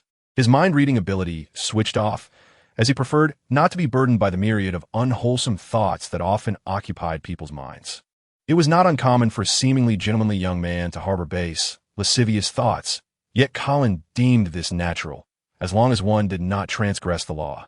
Due to the prevalence of humanity's darker musings, Colin only employed his mind-reading ability when absolutely necessary. Otherwise, it remained dormant. Humans are indeed unique entities, harboring a plethora of sinister thoughts alongside benevolent ones. It is possible for an individual to be consumed by lewd imaginings while simultaneously possessing the courage to assist others. Colin had once encountered a young man whose mind was filled with erotic thoughts. Yet this very individual had bravely rescued a child from a robber. After a while of planting, Colin took refuge under the shade of the trees, quenching his thirst with a bottle of water. Ivy had gone to the restroom. As the Joker remarked, Colin paid little heed. Tree planting was a passion of Poison Ivy's, and she had no reason to be lazy. The Joker then turned to Colin and said, "You're still a virgin, aren't you?" Colin's gaze slowly shifted to her face. "I suspected as much. Should I assist you with that?" The Joker said with a mischievous grin. "Are you truly that idle?" Colin replied, regarding her with a hint of exasperation. Reflecting on this topic elicited a sense of helplessness within him. Prior to his transference, he had merely been a high school student with strict parental guidance, leaving him with little opportunity to engage romantically with girls. He had hoped to find a charming girlfriend in college, but alas, before he could even embark on that journey, he found himself in this new world. Upon his arrival, he quickly awakened his abilities and was confronted with the unsettling sights upon people's faces, which left him utterly disgusted. Consequently, He had seldom interacted with women since then. Colin took a sip of water, endeavoring to conquer the sense of detachment that plagued him. Initially, he resisted any form of physical contact with others, yet gradually, he began to overcome this sensation. The results were promising. He could at least tolerate the touch of Monica during her massages. Had he just awakened his abilities, he would have never allowed Monica to come near him. Bored, Harley Quinn parted her lips and gathered her hair. At that moment, she made a gesture as if to assist him verbally. "You truly are dull," she remarked. Colin was not yet comfortable with such intimacy. The thought of bacteria on her tongue caused his expression to shift slightly. Harley Quinn smiled and stood, saying, "You have a psychological issue. I can help you regain your acceptance of women." As a psychologist, she discerned Colin's troubles and slowly approached him. "No, thank you. I will overcome this in due time," Colin replied. Harley Quinn attempted to draw closer, only to find an invisible force preventing her from doing so. With no alternative, she relented. Just then, poison ivy approached, and Colin caught a whiff of a peculiar scent, compelling him to glance at her more intently. As a fellow woman, Harley quickly deduced what poison ivy had been up to. She felt a surge of excitement and was about to speak when Colin interjected, "I have matters to attend to." Sensing the absurdity of Harley's forthcoming topic, he decided it best to retreat. In an instant, Colin vanished, prompting Harley to cheerfully inquire, "Does Colin know what you just did?" Poison ivy remained unfazed, replying, "I merely called his name." Harley retorted, "You truly are a vixen, and you're no less a vixen." Poison ivy shot back. Meanwhile, Colin soared through the sky and soon spotted Lewis Lane and Clark leisurely driving along the highway, engaged in lighthearted banter. Colin recognized their intent to find Poison Ivy and Harley Quinn. What was ostensibly work resembled a leisurely excursion, and they were relishing the experience. Quickly diverting his gaze, Colin began searching for individuals in need of assistance, soon locking onto a target. A woman gazed at the child in her arms with a cold expression. She was unwilling to keep the child and felt incapable of nurturing it. Thus, only one option remained: to end the child's life and discard it in the trash, thereby avoiding a multitude of complications. She slowly lifted the child, then, with a sudden burst of strength, hurled the newborn toward the ground. However, an astonishing occurrence unfolded. The child appeared to be caught by an unseen force, floating in mid-air. What was happening? The woman was bewildered, wondering if she had birthed some sort of monster. This instilled a sense of trepidation within her. If this child were indeed a monster, would her desire to harm it provoke its wrath? She swallowed nervously. As fear enveloped her like an unseen shroud, a voice broke the silence, remarking, "Indeed, beasts know no gender." Startled, she turned swiftly, only to behold Colin, the man with black hair. She instinctively stepped back as Colin summoned an invisible force that brought the child before him. Newly born, the child bore an unappealing visage, a reality that was disheartening for her. Should she be a traveler from another realm, it would be akin to an insurmountable hellish beginning. Understanding the gravity of her misdeeds, she was desperate to avoid disgrace, thus pleading with Colin for mercy. "If you keep this matter to yourself, I am willing to let you indulge freely, forever, if you wish. I implore you, should this become public, my life would be irrevocably ruined." She began to contort and kneel before Colin, attempting to unfasten his belt. Colin stepped back, asserting, "You do not possess the right to lick my boots." This declaration shattered her self-esteem, igniting a furious anger within her. "I lack the means to care for her," she retorted. Hearing this, Colin could not help but laugh. "Perhaps if you forego purchasing a handbag, you could provide for her," he suggested, "and spare me the pretense of sorrow. I am acutely aware of your thoughts." At this moment, the woman fell silent, realizing that Colin was privy to her inner musings. Thus, there was no need for subterfuge. "You wretched man," she spat. Suddenly, her voice vanished. More precisely, Colin had exercised a minor ability to render her soundless. He also closed off his mind-reading capability, stating, "I shall not take your life, but do not entertain the notion that you will live your days with ease." With that, Colin departed with the infant, leaving her fate to others who would assuredly provide a satisfactory resolution. As he walked away, Colin contemplated the child as future. To whom should he entrust this infant? A brief reflection led him to recall a man he had previously aided, the one who had fervently prayed for his gravely ill wife. He resolved to deliver the child to him. There stood a man gazing at a somewhat apprehensive boy, the child he and his wife had adopted. The boy, just over 4 years old, looked up at the man with a bewildered expression.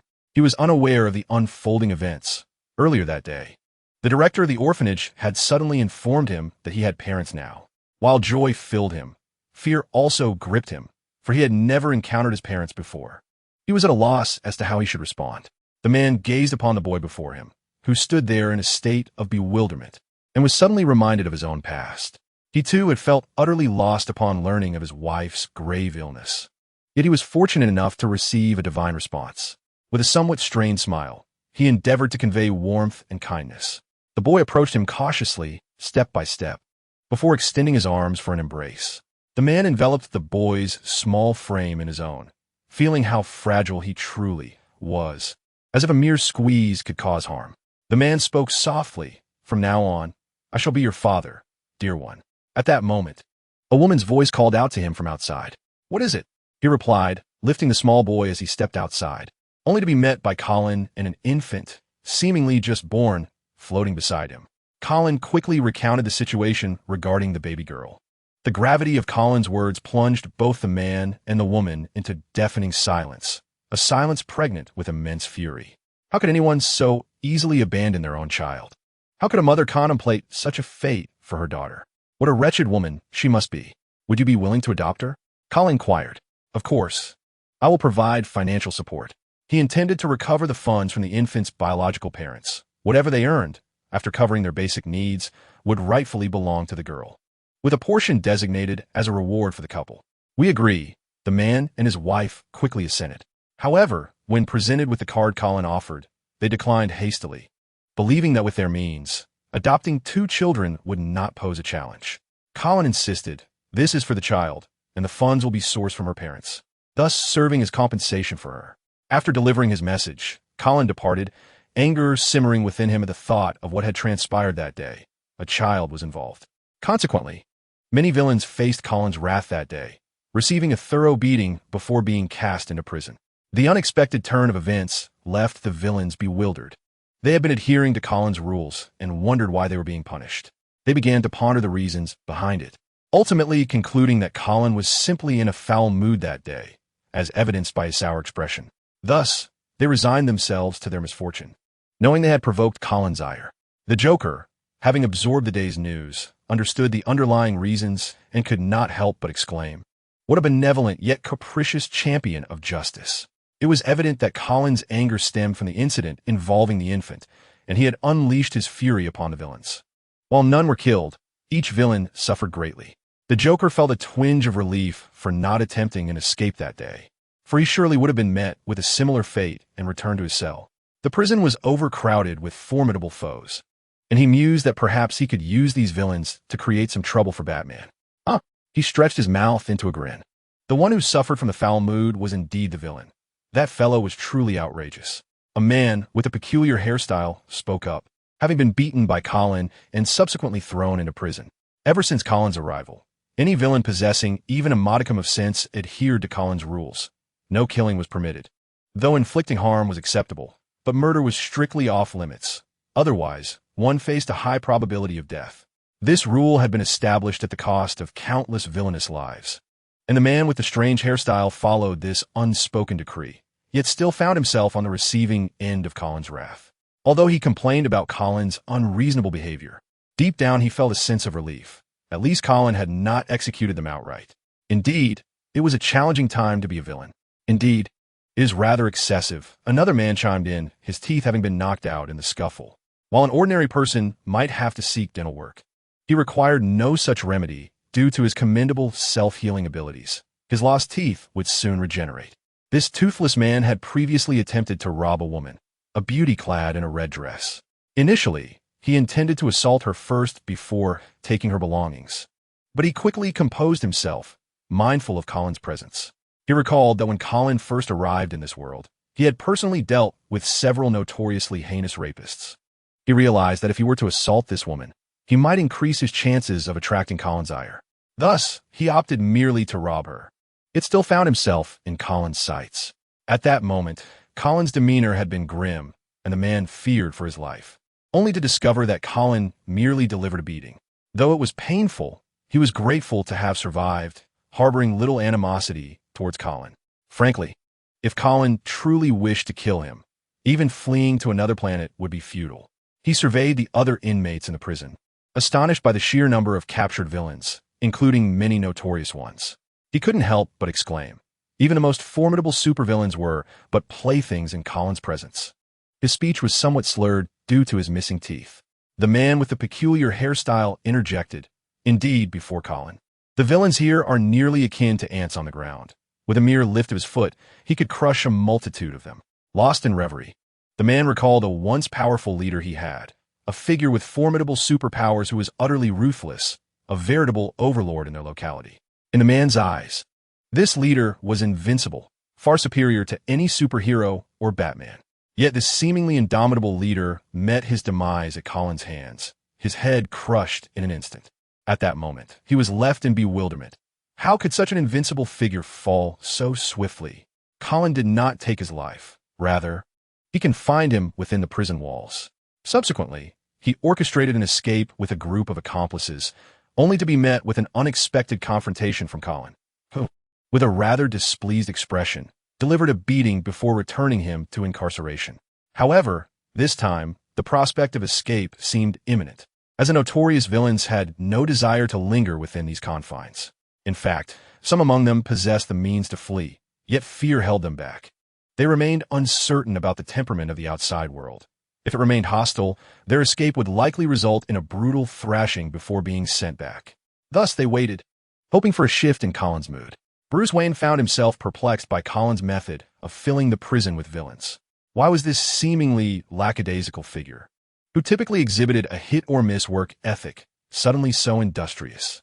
Had Colin transferred all his wealth to the dark-haired Superman, instructing him to imprison every ne'er-do-well? At that moment, an elderly butler entered, elegantly presenting refreshments, his movements betraying years of experience in his profession. After a moment of contemplation, Bruce Wayne decided to reach out to Colin. His first call went unanswered. He tried again, only to be met with silence once more, prompting a frown to crease his brow. Undeterred, he dialed a third time. And this time, Colin answered. "Mr. Bruce, you are quite bothersome. 2 unanswered calls should indicate my disinterest. What do you want?" Colin remarked. Bruce began with a polite apology before inquiring about the dark-haired Superman and the rationale behind the prison's influx of inmates. "His mood is rather poor," Colin replied, still grappling with the absurdity of the infant incident. After all, how despicable must one be to contemplate the death of an innocent child? Why is his mood poor? Bruce pressed, feeling the need for clarity. "His mood is simply poor. Who knows why? By the way, I'm currently indulging in a massage, so do refrain from disturbing me," Colin concluded, abruptly ending the call. Bruce was left with scant information, merely that the dark-haired Superman was in a foul mood. Yet it was enough to pursue further inquiries.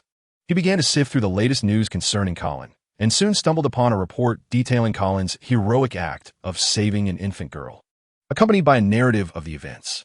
The mother had attempted to harm her child, an outrage that left Bruce momentarily stunned. Was Colin's anger rooted in this incident?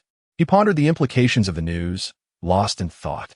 Meanwhile, as Bruce Wayne contemplated, Colin was relishing a massage for Monica, who donned a maid's outfit complemented by thigh-high white stockings adorned with intricate patterns.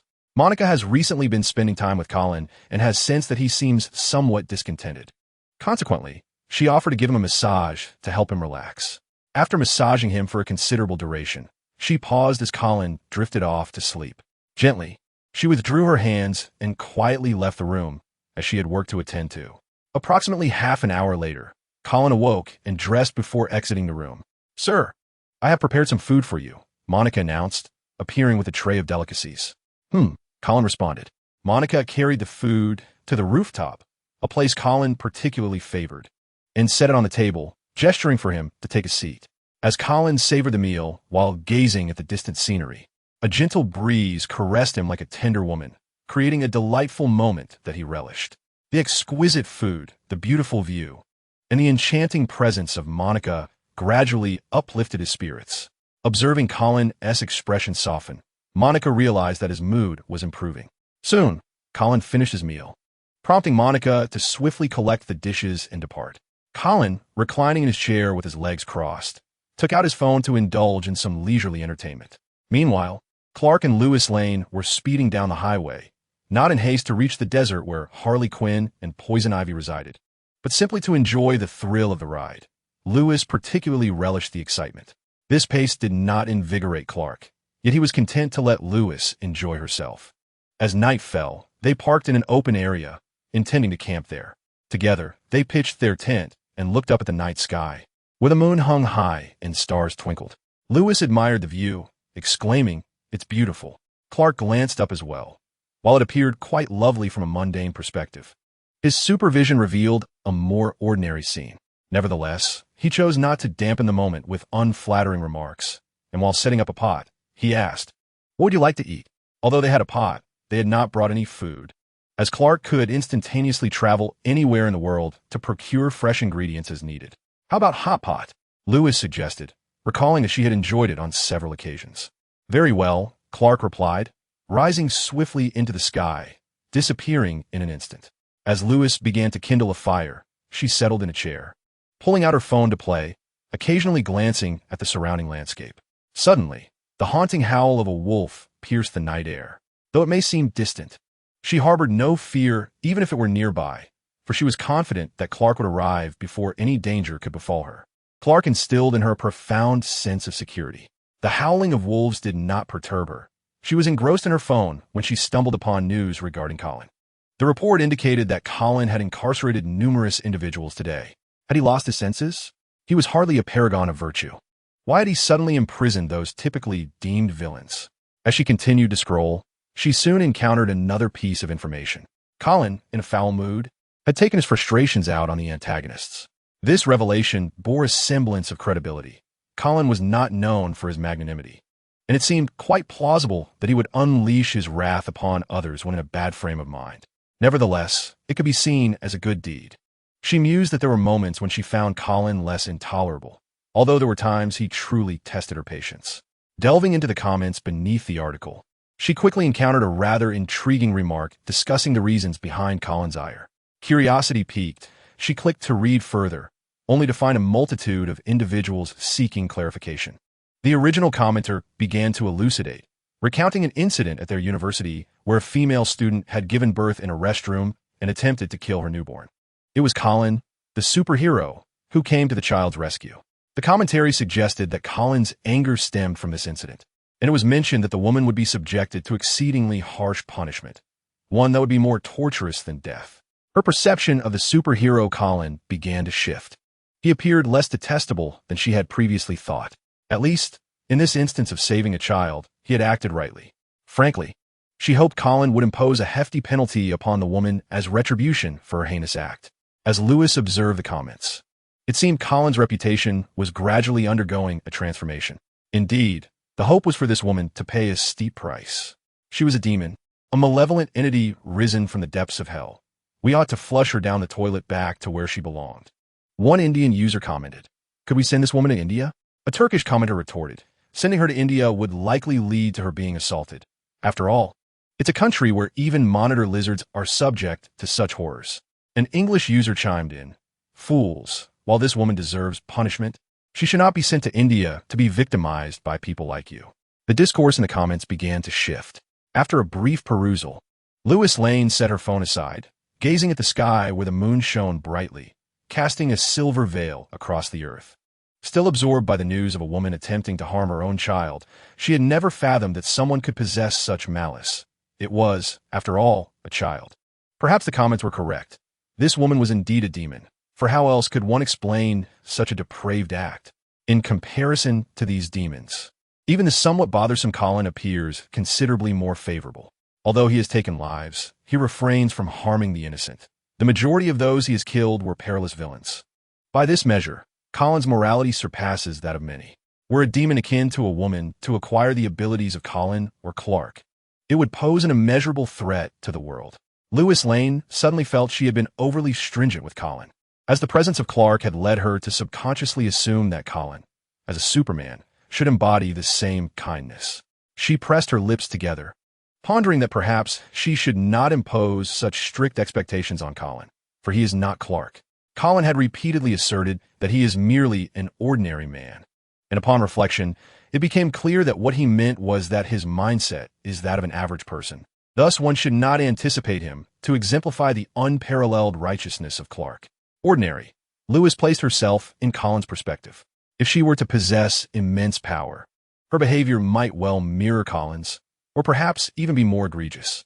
Lois Lane exhaled, murmuring to herself, upon careful consideration, without Colin's powers, he would simply be a somewhat kind yet somewhat headstrong boy. A boy, she mused, rubbing her head, suddenly reminded of the students in American public high schools. Any one of them could potentially be more dangerous than Colin. She had consistently compared Colin to Clark, yet who in this world could rival Clark's righteousness? Lewis was acutely aware of the chaos prevalent in some American public high schools. Meanwhile, Clark was in China, selecting items, his command of the Chinese language remarkably fluent, surpassing that of the locals. With his tall, robust physique and handsome visage, he quickly attracted the attention of onlookers, who observed him much like one would a monkey, occasionally marveling at his eloquent Chinese.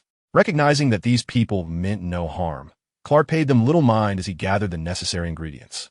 After selecting his items, Clark departed, not returning directly to Lewis Lane, but first seeking out Colin. Upon seeing Clark approach, laden with groceries, Colin's expression was somewhat complex, and he could not help but exclaim, "Are you planning to cook at my place this late at night?" After all, Clark was carrying an abundance of supplies, clearly intending to prepare a hot pot. Had he assumed this place was his own? Clark raised the items in his hands, stating, "Let us go. We're going to have a meal. Going out for hot pot at night, and in the wilderness." Colin had never had such an experience, but it sounded rather appealing. After contemplating, he nodded in agreement, and even grabbed a few bottles of wine. Once prepared, Colin and Clark were ready to depart. But suddenly Colin spotted Batman lurking outside the prison, seemingly awaiting a jailbreak. Would it not be amusing to involve him? Colin turned to Clark and said, "You go ahead." Clark, without a second thought, assumed Colin had unfinished business and turned to leave, confident that Colin would swiftly catch up for a meal. He arrived before Lois Lane, bearing the ingredients that were already prepped, merely needing to be placed in the pot. Clark spoke, "I have invited Superman Colin. He'll be here shortly." Wando did, realizing that this would mark her first dinner with Superman Colin. In her perspective, wealthy Colin was distinct from Superman Colin. The two identities were entirely separate, and thus she remained oblivious to the fact that they were, in truth, one and the same. Reflecting on the day, she felt compelled to extend a sincere apology to Superman Colin, acknowledging that her prior attitude towards him had been less than favorable. However, after considerable contemplation, she had come to accept Colin, at the very least recognizing that he would not endanger his child. Meanwhile, Colin had silently approached Batman from behind. "Brother, care for a drink?" he inquired. Batman instantly turned, startled to find Superman Colin before him. What was this man doing awake at such an hour? And what did he mean about drinks? Was he intoxicated? As Batman's mind raced with questions, Colin seized his arm, and in the blink of an eye, the environment shifted. Once clarity returned, Batman beheld Colin advancing with a bottle of wine toward two familiar figures, Clark and Lois, both journalists. How did they come to be here? Batman was engulfed in a sea of questions. Clark and Lois were equally bewildered, unprepared for Colin to bring the Caped Crusader into their midst. Suddenly, Lois realized she was perhaps the safest woman in the world, flanked by three extraordinary beings, two Supermen and a legendary Batman. Truthfully, she harbored a fleeting desire to unmask Batman, yet remained just that, a thought. After all, Colin had chosen not to reveal Batman's identity, indicating that there was no necessity for her to know, and it was clear Batman wished to keep his identity concealed. At that moment, Colin spoke. "I have brought a friend." Upon hearing this, Batman felt a pang of guilt. He had not anticipated that Superman Colin considered him a friend, while he himself had been preoccupied with worries about Colin as potential descent into darkness and world destruction. So, the question arose, why had Superman Colin come here to dine with two journalists? There must be a deeper significance behind this. And Batman began to engage in a mental chess match with the air around him. Clark and Lois Lane both exhibited a warm welcome. Soon after, the group gathered together, enjoying food and drink. Batman sampled the wine and his eyes sparkled with delight. It was indeed an exquisite vintage, surprisingly delightful. Both Lois and Clark were equally astonished by the quality of the wine, declaring it the finest they had ever tasted, with a richness and flavor that were unparalleled. As Batman indulged in the feast, he felt a surge of emotion. True friends with whom he could share food, drink, and lively conversation were a rarity in his life. Almost non-existent, in fact. Suddenly, he felt a profound gratitude towards Superman Colin for bringing him to this gathering. As midnight approached, Lewis Lane, having consumed some wine, retired for the night, while Colin continued to drink with Clark. Batman, having imbibed excessively, was now somewhat incoherent, oscillating between reminiscing about his popularity in elementary school and tearfully calling out for his parents. Witnessing Batman's vulnerability rendered Colin hesitant to make any teasing remarks. In a surprising turn, Batman uttered thoughts about the striking figures of Harley Quinn and Poison Ivy. Colin, in all honesty, concurred with Batman's assessment, acknowledging the remarkable physiques of both women. "I should escort him home," Colin remarked, as he hoisted Batman and transported him to the rooftop of his residence, where it was likely Alfred would soon retrieve him. Upon returning home, Colin discovered that Monica had yet to retire. She was busy preparing ingredients for the following morning. It became evident that she truly needed assistance, as managing everything alone was proving to be quite exhausting. He approached Monica and stated, "I should consider hiring a few individuals." Monica exclaimed, startled by his sudden appearance. Once she recognized him, she breathed a sigh of relief. "I apologize for startling you, Monica," Colin said. Shaking her head to indicate it was no trouble, she inquired, "Do you have any specific requirements regarding the hired help?" Colin pondered for a moment before responding, "As long as they do not disturb me, that will suffice." Monica nodded, then with a hint of awkwardness, asked, "May I bring my sister or my older sister to assist?" She explained that she had an elder sister and 2 younger twin sisters, both nearing 18. "That sounds acceptable," Colin replied before departing. He was familiar with Monica as siblings. Her twin sisters were vibrant and full of energy, while her older sister was more of a homebody. The contrast between them was striking, embodying 2 extremes. In the early morning, Monica prepared breakfast for Colin before departing, as she needed to accompany her sister and brother-in-law on a shopping trip. Initially, she intended to take a taxi, but Colin insisted that she could freely use one of the cars in the garage, as she possessed a driver's license. Hearing this filled her with joy momentarily, but she quickly regained her composure. There seemed to be no necessity for it, and could she truly trust Colin's words? Being inherently cautious, Monica decided that taking a taxi was the wiser choice. Colin, savoring his breakfast, observed Monica's retreating figure. He thought her excessive caution was unwarranted, as he was not a particularly magnanimous person, yet he was not so petty as to deny her this opportunity. In truth, he wished for Monica to select a car from the garage, for it would allow her to flaunt her success and confront those who had once bullied her. Meanwhile, he could enjoy his breakfast while witnessing this traditional display of triumph. But alas, Monica's fears of displeasing him held her back. Sometimes, thoughts can capture one's attention relentlessly. As was the case now, Colin genuinely wanted to see Monica assert herself. Resolute, he decided to act.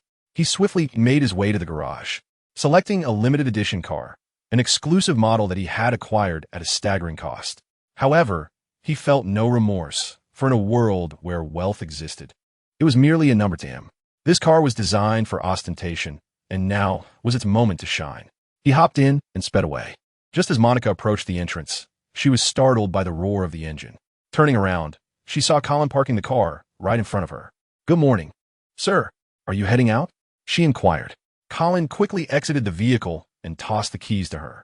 As she stood there, bewildered, he encouraged her, "Go ahead and flaunt it." "Flaunt it?"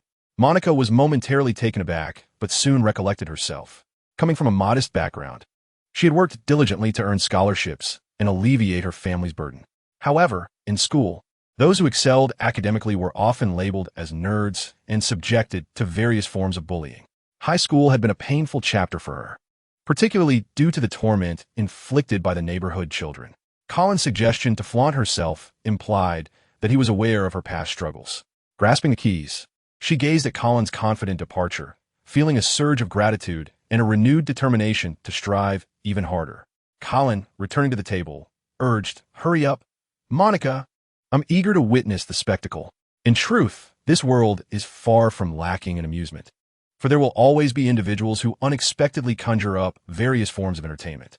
At times, one might be seen cracking sunflower seeds while gazing at a particular spot and laughing, not in foolishness, but rather in enjoyment, savoring the spectacle from the comfort of their abode, relishing in the global happenings. Monica, upon entering her vehicle, drove swiftly home. Having earned a considerable sum working for Colin, She used a portion of her earnings to enhance her family's living conditions. As she arrived, she drew the gaze of onlookers, for her car was undeniably striking. Stepping out, her attention was drawn to a nearby yard, where a woman in a floral dress stood, her former high school classmate who had once bullied her. Rumor had it that this woman was not faring well in life, which brought a slight sense of satisfaction to Monica. She parked her car and proceeded inside to find her sister and brother. Gradually, a crowd began to gather, and the woman in the floral dress approached. A young man nearby remarked, "This car seems to belong to the wealthy Colin." Colin was known for his arrogance, surpassing even that of Bruce Wayne, and many were familiar with him. The woman in the floral dress questioned, "This car must be quite expensive, right?" Indeed, it was, with reports claiming its cost reached several $100 million. At this revelation, silence enveloped the crowd. "Remember, we once bullied her," someone muttered, prompting another wave of silence. It was an uncomfortable sensation. They had once been haughty and dismissive, considering Monica merely a lowly creature devoted to her studies. Yet now, this so-called lowly being was driving a car they would never dream of touching. The shift in social standing left them feeling uneasy. Despite their envy, they feigned indifference. A young man declared, "If I had such wealth, I would surely help others." At that moment, a timid voice added, "Colin is currently the most generous philanthropist." Once more, the crowd fell silent. Meanwhile, Colin, indulging in snacks, observed the onlookers with quiet amusement, a slight smile gracing his lips. He was acutely aware of their envy, possessing the uncanny ability to read minds. He eagerly anticipated witnessing their pretentiousness crumble. Soon, Monica emerged with her family, oblivious to the throng that had gathered. As she scanned the crowd, she recognized many of those who had once tormented her. The onlookers, in turn, could not help but notice Monica's astonishing transformation, her exquisitely beautiful face, flawless figure, and striking presence, all so perfect. The once unassuming girl devoted solely to her studies had blossomed into a stunning beauty. Monica spoke, "Please step aside. I have matters to attend to." Upon her command, the crowd parted slightly. A young man with a buzz cut called out, "Hey, Monica, do you remember me?" Others chimed in, asking if she still recognized them. Monica replied coolly, "I'm sorry, but I don't have time for idle chatter." She beckoned her two younger sisters and her elder sister to get into the car. Colin chuckled softly. Monica's words had cast a shadow over the group, igniting a wave of displeasure. Each individual was consumed by envy and resentment, finding the current iteration of Monica rather insufferable, while Colin reveled in the amusement of the situation. Bruce Wayne, too, opened his eyes, feeling utterly wretched after indulging in excessive drinking the night before. He recalled the events of the previous evening, a surreal experience that lingered in his memory, though it felt as if those words had been uttered in a dream. Regrettably, it was no mere fantasy.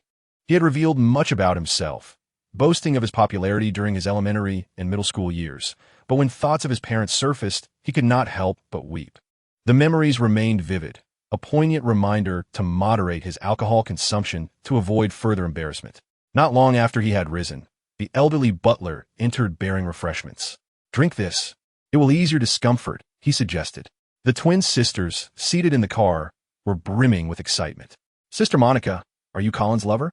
One girl, strikingly similar to Monica, inquired. The question caused Monica's sister to pale, unable to suppress her indignation. "I would never stoop to being a wealthy man's mistress." Monica, struggling to maintain her composure, began to explain and clarify the situation. Sophia, Monica's sister, expressed her surprise. "I assumed you and Colin had already been intimate." When in the company of her sisters, Sophia's demeanor became bolder and more candid. Yet in the presence of strangers or males, she wished to vanish, rendering herself virtually invisible. "I think so too." One of Monica's twin sisters, Annie, chimed in, having been influenced by Sophia's boldness during their shared time together. Another twin, Anna, remarked with Monica's beauty, "It's surprising that no affluent suitor has made a move. Is there something wrong with her?" The conversation took a peculiar turn, and Monica could no longer tolerate the lewd banter emanating from the trio. "Can I seduce a wealthy man?" Anna asked earnestly, fully aware from Monica's accounts that Colin was a kind-hearted individual. An amiable and affluent man was indeed a treasure, was he not? Monica sighed, considering that if Anna pursued such an endeavor, it would likely lead to her being dismissed by Colin. Just then, Sophia interjected, "With that underwhelming figure of yours, do you think you could succeed?" She confidently lifted her chest, asserting, "I would be the only one to succeed." Annie, gazing out at the scenery, quipped, "Who would bury your head in the ground upon encountering someone? How could you ever entice anyone?" The group continued to bicker, their lively banter creating an animated atmosphere. Soon, a few individuals arrived at Colin's luxurious mansion, utterly astounded by its beauty and grandeur. Monica led them to change into maid outfits and then introduced them to Colin. After a brief introduction, Monica began to assign tasks, while Colin contemplated earning some extra income. As Colin took a deep breath and glanced at Annie, who bore an uncanny resemblance to her, and remarked, "He is so handsome, even more so than in the photographs. Indeed, while he appears quite amiable, there's an unsettling aura about him, as if crossing him could lead to dire consequences," Annie replied, her sensitivity evident. Although Colin had greeted her with a warm smile, she sensed a terrifying presence lurking beneath. It was imperative to maintain an appropriate distance from Colin, neither too close nor too far. Upon hearing Annie's words, Anna became wary. Could Colin possibly be a deranged killer? Annie's keen intuition suggested danger, and the thought of Colin being a psychopathic murderer frightened her. Surely, with her beauty, she could be at risk of being imprisoned and toyed with. Anna's expression darkened, but Annie quickly added, "We must remain cautious. The fact that Monica has been here for so long without incident implies that Colin is not a psychopath. He might only be perilous under specific circumstances, such as extreme anger. Thus, we should keep our distance to avoid provoking such situations." "Oh, rest assured, I will definitely not approach him easily," Anna replied, patting her chest. However, Annie mused, with Colin striking looks, he would surely make a perfect protagonist in Sophia's risque comics. It's quite an odd ambition for her to desire to become a master of such art. After a light-hearted exchange, they commenced their tasks, which were relatively simple, tidying up and later tending to the animals.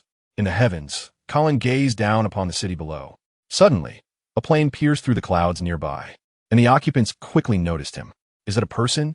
someone exclaimed, and others turned their attention to Colin's position. "It's Superman Colin."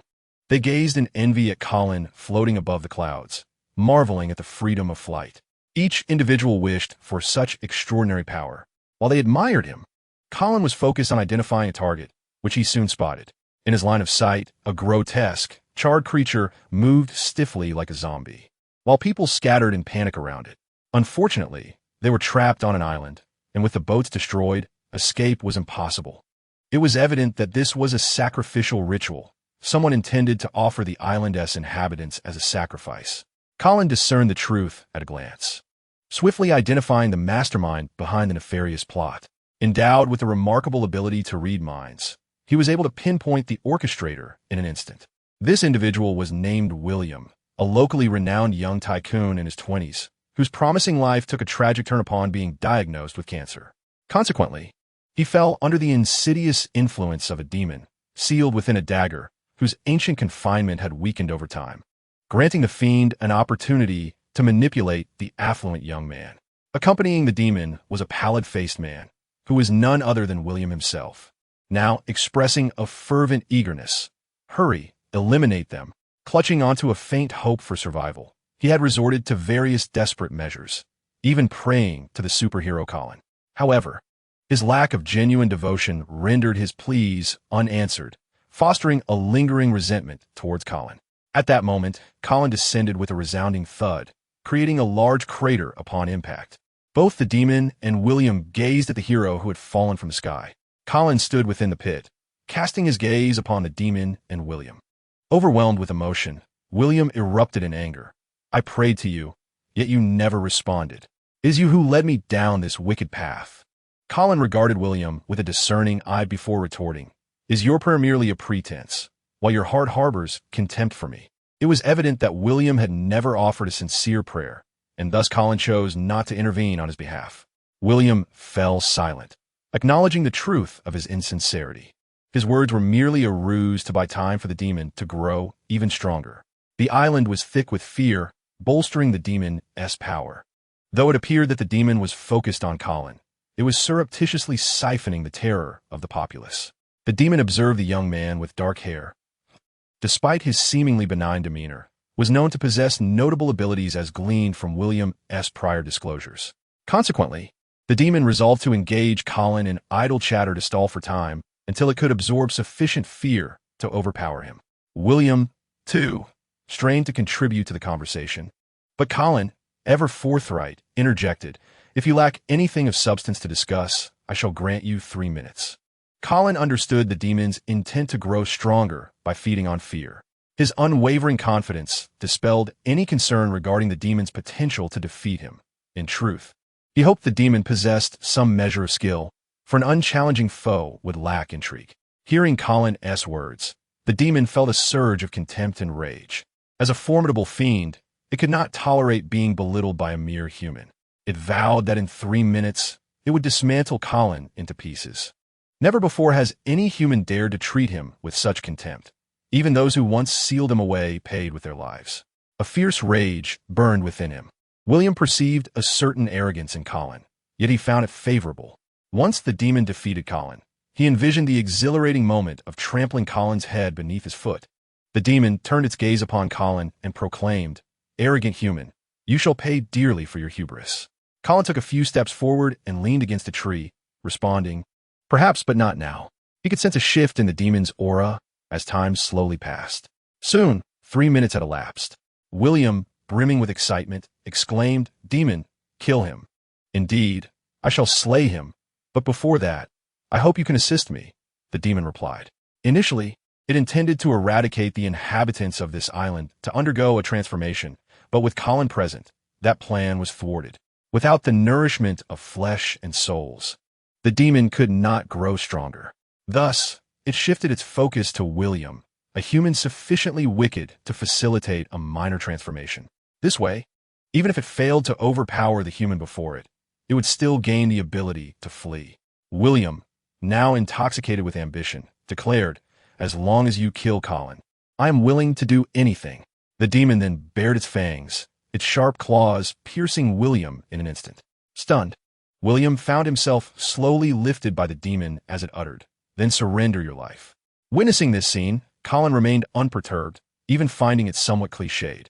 Perhaps if William managed to turn the tables on the demon, the narrative might become more intriguing, yet it was evident that William lacked such capability. Colin made no effort to intervene. After all, neither could truly be considered human. He observed the demon gradually consume William. The demon's skin began to split open, revealing a body covered in black fur, which appeared somewhat soft, though its ability to provide warmth remained uncertain. Noticing Colin's calm demeanor, the demon spoke, in truth, "There is no need for conflict. I will depart peacefully." Earlier, Colin's disdainful tone had incited considerable anger within the demon. Yet it now realized that there was no necessity for confrontation, especially since Colin did not seem to be a virtuous individual. Colin silently regarded the demon before inquiring, "Are you afraid?" The demon, somewhat vexed, suppressed its ire and replied, "We are both formidable beings. This world is vast enough to accommodate us both. I can grant you whatever you desire, be it women or wealth." At this, Colin chuckled, saying, "As long as I desire, I can acquire those things for myself. Why should I share this world with you?" The demon rose to its feet and spoke, "Human, you must be terribly bored, yearning for a worthy adversary. I can be that opponent for you. Simply grant me my freedom, and I shall soon become your rival." Colin shook his head in response. The demon, with a hint of mockery, retorted, "Are you afraid? Do you fear that I might kill you in the future?" Ah. Colin chuckled lightly, gazing at the demon as he said, "Let's be off." The demon, filled with delight, instantly turned and soared towards the sky, knowing that the more populated the area, the stronger he could become. As the demon gradually ascended, Colin revealed a grin, his pearly white teeth sending a chill down the spine. In the next moment, he propelled himself into the air with astonishing speed. At that instant, the demon sensed something amiss and abruptly turned around, only to witness Colin closing in, delivering a punch that pierced through the demon's body. Staring blankly at Colin, the demon exclaimed, "You promised to let me go." As the demon felt its strength waning, Colin looked at him and replied, "I am a man of whims. Granting you freedom was merely a fleeting notion. How far you could have fled depended solely on my whims." The demon regarded Colin, who, despite being human, acted with a capriciousness that even surpassed the demon's own adherence to agreements. This human, it seemed, was perhaps more suited to embody the essence of a demon. The demon muttered, "Demon."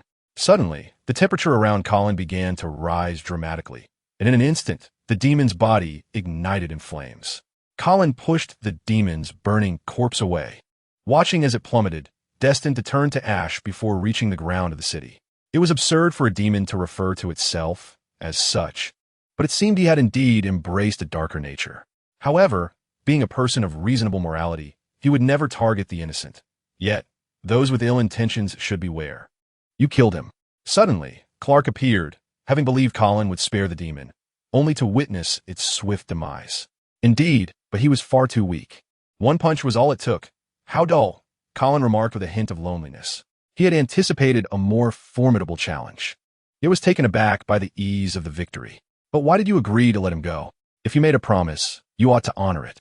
To act contrary is unjust.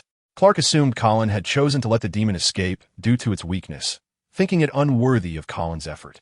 However, he was taken aback when Colin swiftly dispatched the demon. Clark felt this would tarnish his image and should be avoided.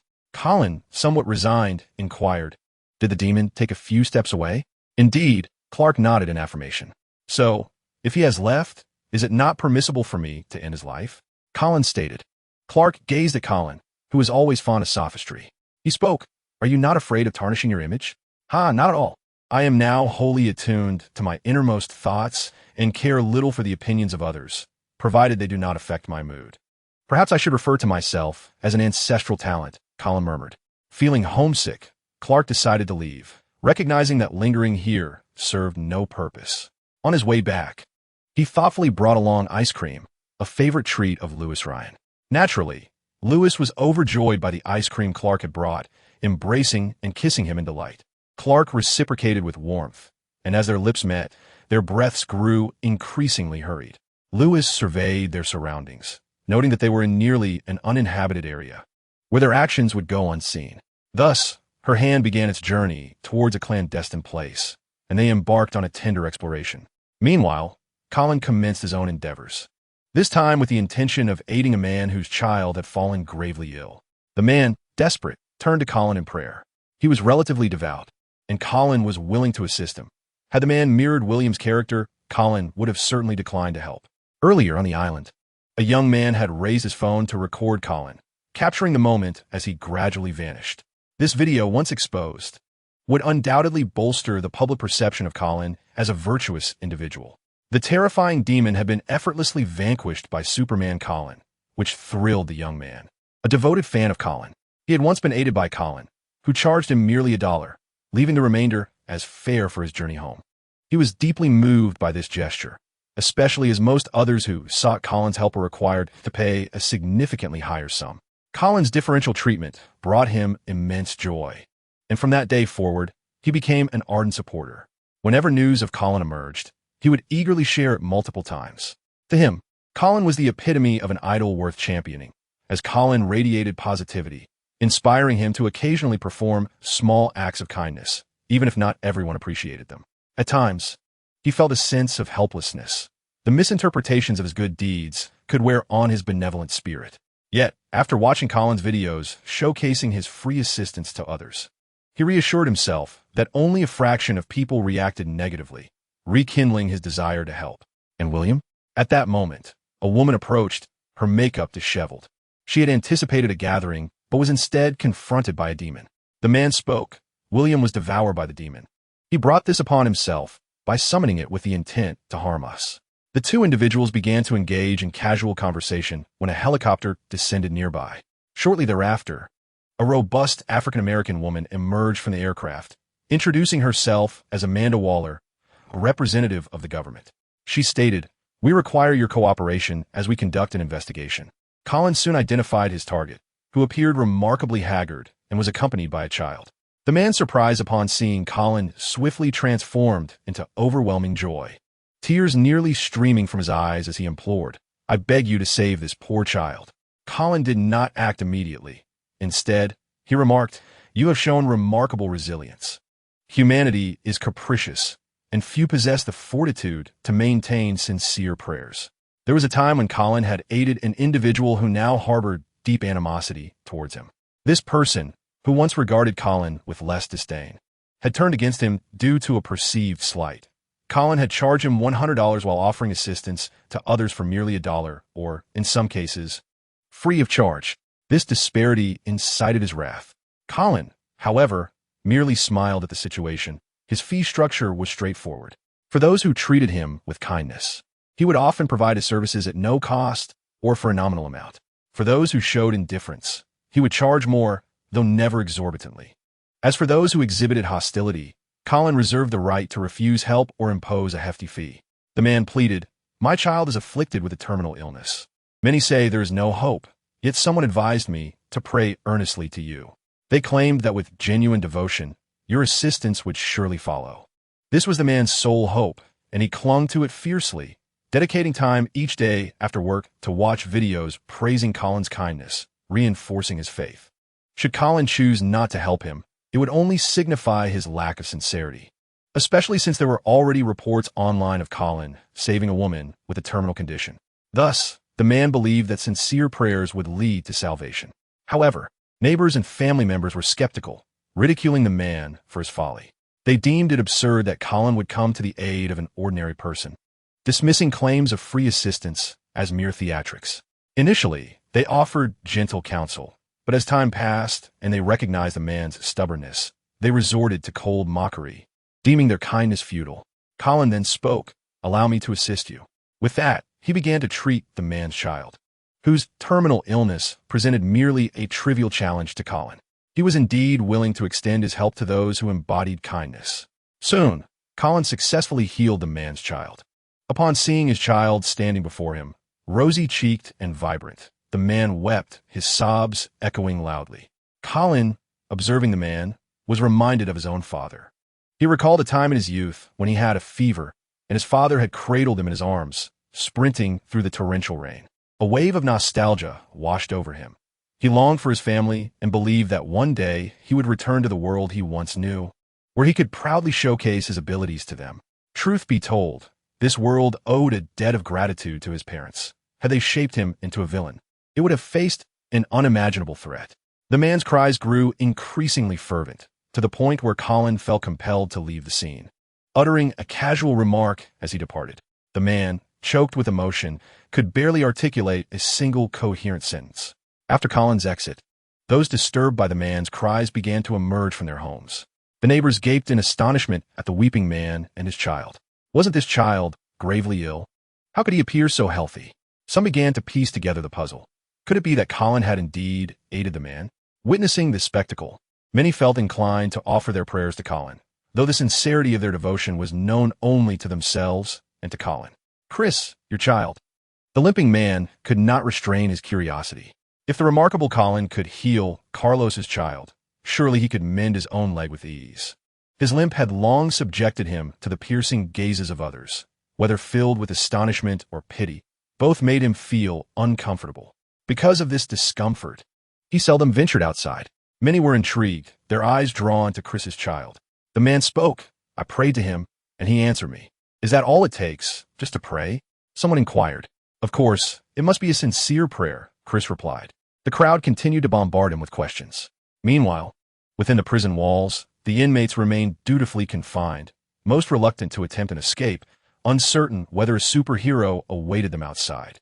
To charge out blindly could result in a severe beating and a swift return to their cells. Nevertheless, the prisoners were not entirely inactive. They sent a few of their number to scout the situation.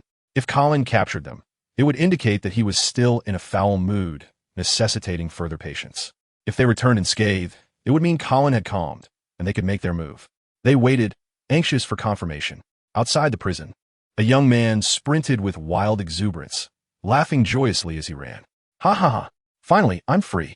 After 3 long years behind bars, he had at last escaped, aided by others. He understood why others were willing to assist him. It was merely out of fear of the so-called Superman. These individuals sought to use him as a stepping stone, while he, in turn, aimed to exploit their aid in his escape from prison. He possessed a wealth of information regarding Superman Colin, yet he had never confronted the hero directly. When he was incarcerated, Superman Colin had yet to grace this world. His knowledge of Colin stemmed solely from newspapers and the accounts of fellow inmates. Although he might encounter this new Superman, it was equally possible that he would not. He was gambling. Should he lose, He would merely endure a beating and be sent back to prison, but should he prevail, freedom would be his reward. He had yearned for liberty for far too long, and at that moment, his spirits soared with exhilaration. Suddenly, a shadow darted swiftly through the darkness. The young man heard a sound, halting to search for its source, yet all he could see was an expanse of blackness. Uncertain of what lurked behind him, he felt a pang of fear. Could it be some monstrous creature? He sprinted towards the light, but just then, a shadow moved rapidly beneath the eaves of a building. As he neared the street lamp, the shadow lunged forth, tackling him with incredible speed. Startled, he instinctively retaliated, swinging his fist at the shadow. Bang! His fist struck the shadow with force, yet it had little effect.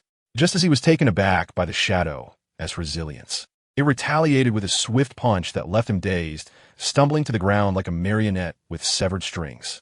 Shaking his head to regain his composure, he finally beheld the darkness. This shadow was Batman. He had never encountered Batman before.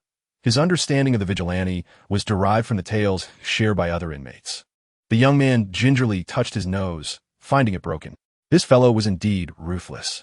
Unable to best Batman, he was swiftly returned to the confines of the prison. Upon his arrival, he was immediately surrounded by a throng of inmates. A bald young man spoke up. "Who brought you in?" The young man, feeling the bandage on his nose, replied, "It was Batman. I did not see the so-called Superman." The prisoners exchanged knowing glances, and the news rapidly spread throughout the prison, heralding an impending large-scale escape. If Batman remained the sole guardian outside, the inmates would swiftly organize a breakout. While the prisoners plotted their escape, Colin was diligently planting trees in the desert with a shovel, having already established a significant grove. He had grown accustomed to planting several trees each day. The absence of such activity left him feeling incomplete. As he toiled, Harley Quinn was also busy planting trees, putting forth considerable effort. She remarked, "Are you truly willing to let me rest for 2 days?" Previously, the abundance of trees to be planted had dampened Harley Quinn's enthusiasm, leading her to occasionally resort to using a baseball bat to strike stones. Upon discovering the situation, Colin proposed that if Harley exerted sufficient effort, she would be rewarded with 2 days of rest, during which she could indulge in leisure activities such as shopping. This incentive significantly boosted her motivation. Colin nodded in approval as he observed Poison Ivy, who demonstrated remarkable diligence in planting trees without any need for encouragement. In the distance, Clark and Lois Lane were en route, thoroughly enjoying their journey, with Clark even waving at Colin from the driver's seat. Colin, however, remained focused on his task of planting. After a few minutes, he sought refuge under the shade of a tree, sipping water while surveying the arid landscape and the freshly planted trees. Suddenly, Harley collapsed to the ground, alarming Poison Ivy, who rushed to her side. After a brief examination, she determined that Harley had merely suffered from heat exhaustion. Poison Ivy promptly moved her to the shade, while Colin regarded Harley with a bemused expression, pondering whether she could indeed succumb to heat. Upon reflection, it seemed reasonable, considering she was merely a somewhat eccentric human. Poison Ivy, gazing at the desert, remarked on the number of trees recently planted. Indeed, quite a few, Colin acknowledged. After taking a sip from her water bottle, Poison Ivy felt her lips moisten and said, "I want to go out with Harley too." "Certainly," Colin replied, feeling a touch of guilt for her hard work and agreeing that a 2-day break was well-deserved. "Has anything significant happened recently?" she inquired, admitting that she had not been following the news closely. "Not that I'm aware of. It seems quite peaceful," Colin responded. As they chatted, Harley gradually regained consciousness, stating, "I just realized my soul had separated from my body." Due to his promise of 2 days off for Harley and Poison Ivy, Colin took them to Gotham City early in the morning. With time still on his side, he returned for a brief rest. Poison Ivy exchanged a knowing smile with Harley. "Now you can truly revel in your freedom," she said. Harley nodded, eager to breathe in the fresh air. However, upon attempting to enjoy herself, she was dismayed to witness numerous stores being looted. Although the robbers appeared aggressive, their violence was limited to mere assaults, as they seemed too intimidated to commit murder. Harley had come to enjoy her day, yet the chaos in both the mall and other shops made it nearly impossible to savor any semblance of service. She swung her baseball bat and knocked out a robber, then declared, "Now I, Harley Quinn, am taking charge here. All robbers get lost, or do not blame me for being rude." Her voice resonated loudly, drawing the attention of onlookers. A masked young man retorted, You are no longer the Joker's girlfriend. We're no longer afraid of you. You would do well to leave this place promptly. Previously, the petty villains had refrained from provoking her because of her association with the Joker, but now that he had explicitly stated that she was no longer his girlfriend, they felt emboldened. This remark incensed Harley Quinn, and she shouted, "I'm stronger than the Joker." With that, she charged forward with her bat, exuding an air of confidence, as if she could take on 10 foes. The others, undeterred, armed themselves and rushed at her, for within Colin's unspoken rules, villains were permitted to eliminate one another. Thus, both Harley Quinn and the robbers were prepared to strike with lethal intent. Poison Ivy sighed as the situation unfolded as she had anticipated. With a casual wave of her hand, countless vines erupted from the ground, each adorned with paralyzing thorns. Those ensnared would soon find themselves incapacitated. As Poison Ivy targeted these ordinary villains, it was indeed a disparity in power, and one by one, they fell victim to her thorn-covered tendrils. Meanwhile, Harley Quinn swung her bat down fiercely, effectively capitalizing on Poison Ivy's control to claim her victims.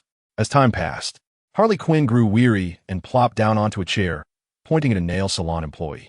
"Come do my nails," she commanded. The employee's face paled, but she dared not refuse, cautiously approaching. "Ivy, you come too." Harley Quinn beckoned Poison Ivy, recalling their prior agreement to get their nails done together. Poison Ivy nodded and joined her. Harley Quinn then summoned another employee to assist in giving Poison Ivy a manicure. The two enjoyed their pampering while engaging in light conversation. Approximately 10 minutes later, a daring female reporter arrived, approaching Harley Quinn and Poison Ivy for an interview. Harley Quinn graciously invited her to ask anything, even adult topics. The reporter, visibly excited, inquired, "This time, you targeted criminals without harming any innocents. What is the reason behind that?" "What else could it be? It's Superman," Harley Quinn replied.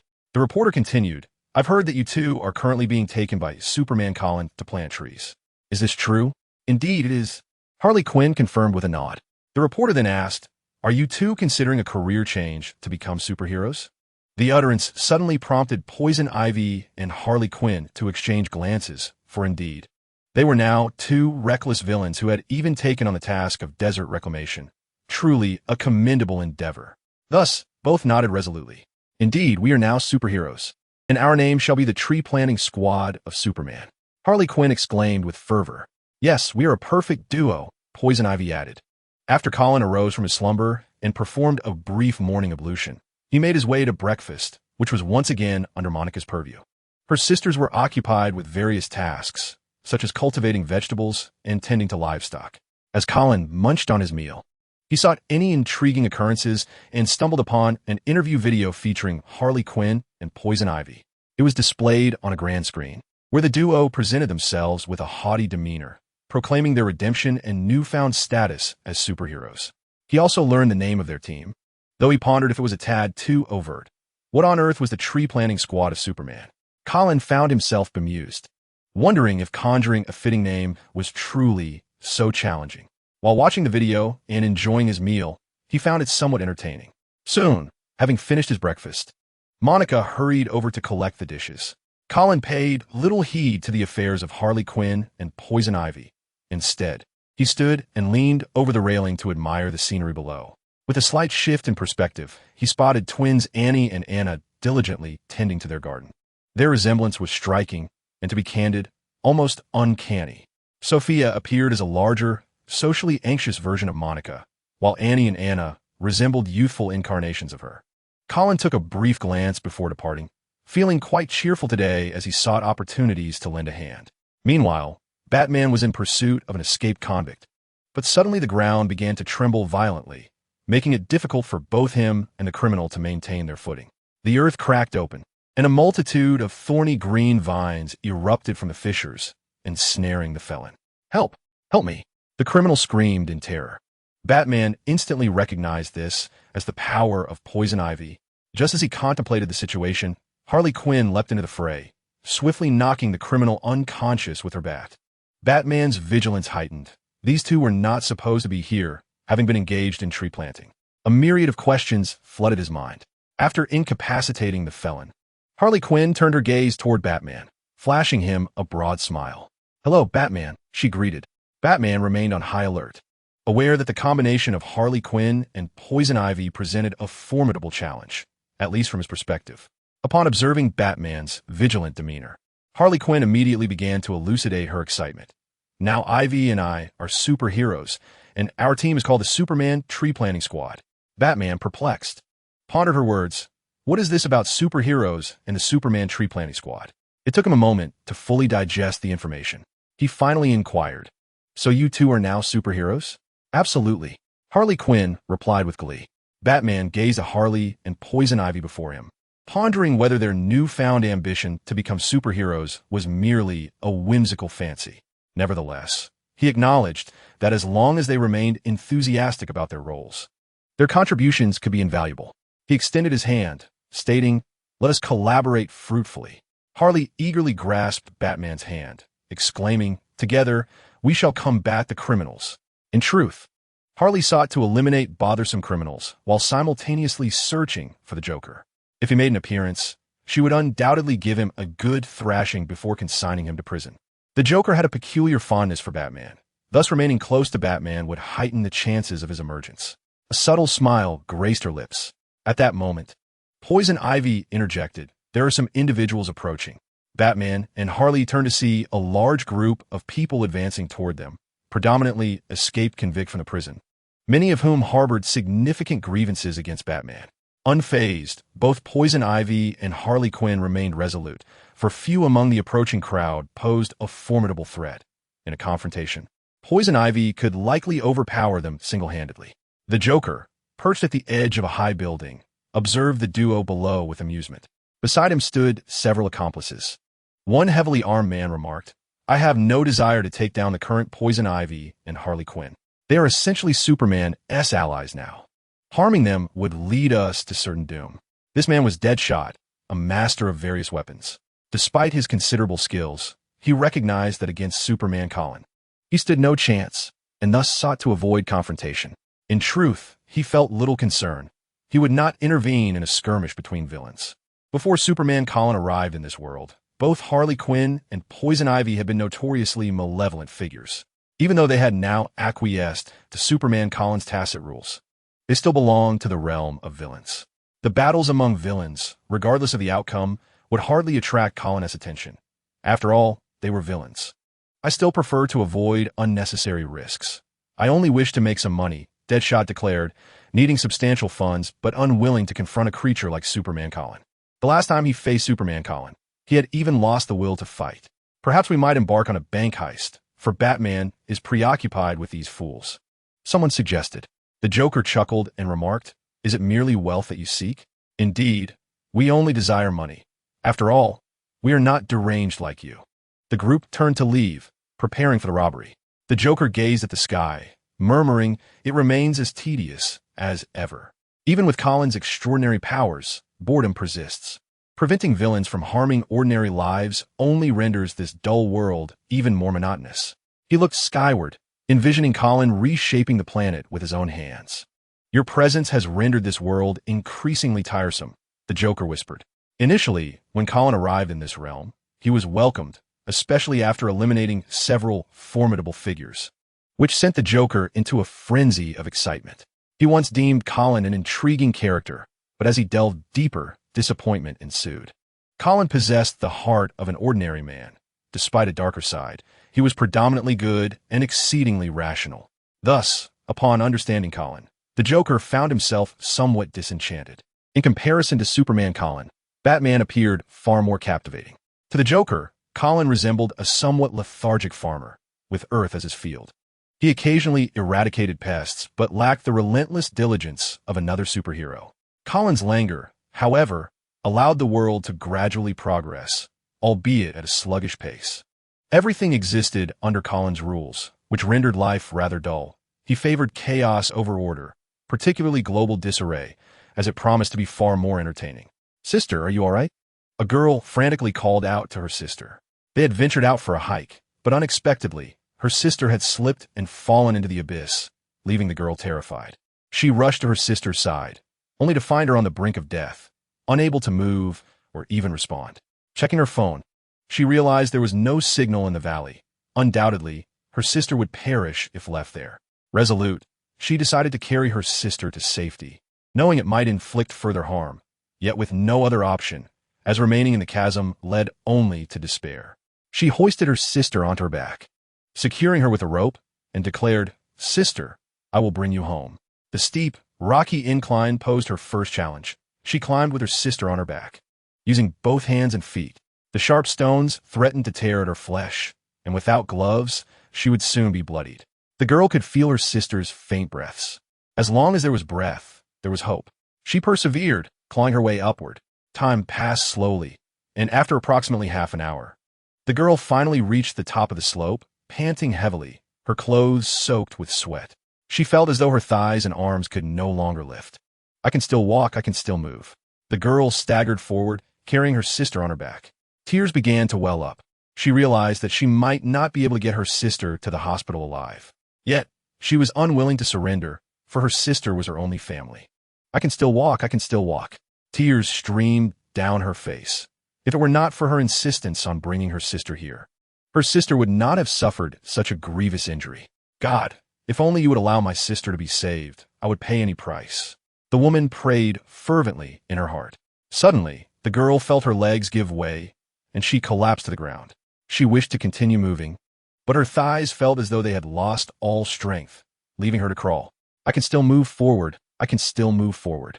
At that moment, a clean hand appeared before her, followed by a gentle voice saying, "It seems you are in dire need of assistance."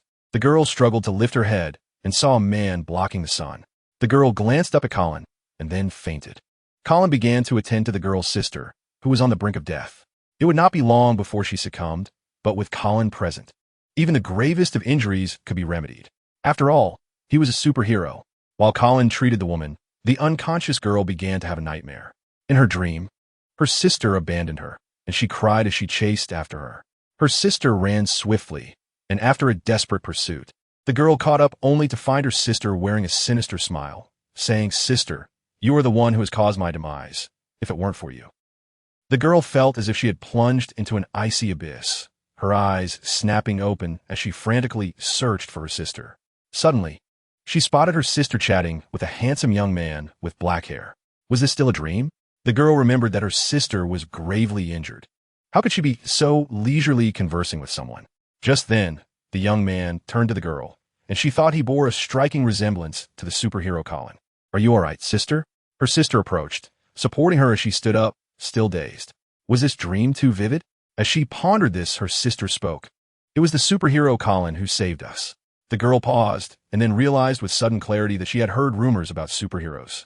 Some claimed that Colin was a godlike figure, and that if one prayed sincerely, he would come to their aid.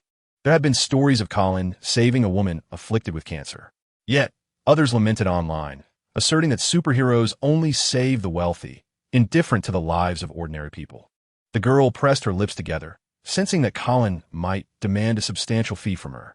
However, regardless of the amount, she was determined to earn the money for Colin, for he had saved her most cherished person. She spoke up, "I will pay you." Colin smiled and replied that he did not require payment. Yet he expressed a desire for the girl to work diligently in the future. After giving her a gentle pat on the head, Colin turned to leave, finding joy in witnessing the increase of human wealth, which brought him a sense of accomplishment. By encouraging the sisters, he believed they would strive to work hard, thus generating more income for him. The increase in human wealth would also bring him happiness. In truth, Colin was never short of money if he wished to amass riches. He could effortlessly conjure diamonds with his bare hands. His motive for collecting money stemmed from the needs of certain detestable individuals. For instance, if a wealthy individual, harboring resentment towards Colin, found themselves in peril, Colin had two choices, either to refrain from rescuing them or to save them and subsequently seize all their wealth, leaving them wallowing in despair. Often, he found himself opting for the latter, as it provided him with more amusement, playing with humanity. Perhaps he could not consider himself a virtuous being. Colin soared swiftly through the skies, soon arriving above Earth. The first time he beheld the planet from such a vantage point, he was utterly astonished. Yet, with repeated viewings, it became rather mundane. The girl's heart swelled with passion at Colin's words, and she declared, "I will become a significant figure in the future, helping more people, just like Superman helps us." Kindness, at times, can be contagious. Colin's benevolence towards a young girl and her sister would be passed on to others by them. "We must strive," smiled the girl's sister, astonished that it was Superman who had rescued them without asking for payment. What a good person. The girl pondered aloud. Why do some people resent him when he is so kind? Colin, after all, was handsome and garnered the affection of most merely through his appearance, not to mention his immense kindness in helping others. "Perhaps it is envy," the woman murmured. "By the way, we should hurry home. I'm quite hungry," the little girl said. Indeed, the woman nodded in agreement. Meanwhile, Poison Ivy sat in a chair, sipping red wine as she observed the standoff between the Joker, Harley Quinn, and Batman. Earlier, she had used her thorny vines to control many, which had taken a toll on her strength, so she intended to take a brief respite. Unexpectedly, the Joker leaped forth, challenging Batman to a duel. Since it was a one-on-one confrontation, Poison Ivy decided to enjoy her wine while watching the battle unfold. Regrettably, it was not a one-on-one confrontation between Batman and the Joker, but rather a two-on-one altercation involving Harley Quinn and Batman against the Joker. Upon noticing the Joker's disregard for her, Harley's fury ignited, and she charged at him wielding a baseball bat. The two soon became entangled in a fierce struggle, and it must be said that Harley proved formidable, momentarily overpowering the Joker. However, the Joker revealed his treacherous nature, launching an attack on Harley with an electric stun gun. Fortunately, Batman intervened just in time, forcing the Joker back. Otherwise, Harley might have faced a dire fate. As Harley hurled insults at the Joker, he remained fixated on Batman, contemplating how to make the situation even more entertaining. Poison Ivy, savoring a drink, observed as Harley, having regained her composure, lunged once more at the Joker. Suddenly, the sharp crack of a gunshot rang out, and Harley collapsed to the ground, feeling as though a baseball bat had struck her leg. Glancing down, she was horrified to see blood seeping from a wound. She had been shot. "Damn it!" In the next moment, Poison Ivy murmured, and an abundance of plants surged before Harley, forming a robust wall of foliage. She hurried to Harley's side and exclaimed, "Harley, are you all right?" At that moment, a voice interjected, "Now that's a one-on-one." Batman turned to see a fully armed man, Deadshot, whom he recognized. Had he allied with the Joker? This could spell trouble, as both the Joker and Deadshot were formidable adversaries. Yet, Deadshot wasted no time, declaring he had to meet his family, and he decisively turned to leave. Poison Ivy lifted Harley and placed her in the vehicle, addressing Batman. "I'll leave this wretched fool to you." Harley, in agony, continued to scream. Leaning out the car window, she glared at the Joker, raised her middle finger, and declared, "Next time, I'll make sure to crush your jewels." And that despicable Deadshot, how dare he shoot at her? Given the chance, she would repay him in kind. Poison Ivy revved the engine and sped away. Harley leaned back in her seat, her expression contorted with pain. Initially, the injury seemed bearable, but soon the throbbing intensified to excruciating levels. "I'll help you," Poison Ivy said, casually tossing a seed onto the seat. The seed rapidly expanded, and before long, green and white tendrils emerged, transforming from a mere seed into a thorny vine. The vine pierced the area of Harley's wound, and she winced at the sharp sensation. Yet the pain quickly subsided. "The toxin from this vine will numb you, so you won't feel pain any longer," Poison Ivy explained. "Oh," Harley murmured. Moments later, they arrived at the hospital. The hospital was in a state of disarray, rendering it impossible to perform surgery on Harley Quinn. Poison Ivy declared, "All troublemakers get out. Otherwise, do not blame me for my lack of courtesy." Standing at the entrance of a hospital, she exuded an imposing presence. Indeed, it was Poison Ivy, a vision of beauty. "Damn that woman," muttered many, both in awe and anger. With a snap of her fingers, vibrant green plants erupted through the concrete floor, showcasing her formidable power, which instilled fear among the onlookers, silencing them instantly. Poison Ivy then commanded, "Everyone except patients and medical personnel, leave at once." The crowd of onlookers, struck by her authority, hastily departed, for they recognized Poison Ivy as a notorious villain with immense strength. A direct confrontation with her would likely lead to dire consequences. The commotion subsided quickly, and Poison Ivy called out, "I need a few doctors to attend to her gunshot wound." The doctors exchanged anxious glances, each hoping someone else would take the initiative. No one wished to be the first to step forward. Poison Ivy's voice cut through the silence. "Go treat her wound immediately, or face dire consequences." Her words sent shivers down their spines, prompting one doctor to step forward, followed by others reluctantly joining. As Harley Quinn prepared to receive treatment, Batman was engaged in a fierce battle with the Joker. Overall, Batman held a significant advantage, yet the Joker's cunning attacks kept him on high alert. With a resounding thud, Batman delivered a powerful punch to the Joker's face, sending him staggering backward and drawing blood from his nose. Batman felt a sting in his abdomen, a reminder of a shallow cut inflicted by the Joker's concealed blade. The Joker chuckled, clutching his nose, unfazed by the blood streaming down. "Go ahead, kill me," he taunted, grinning widely.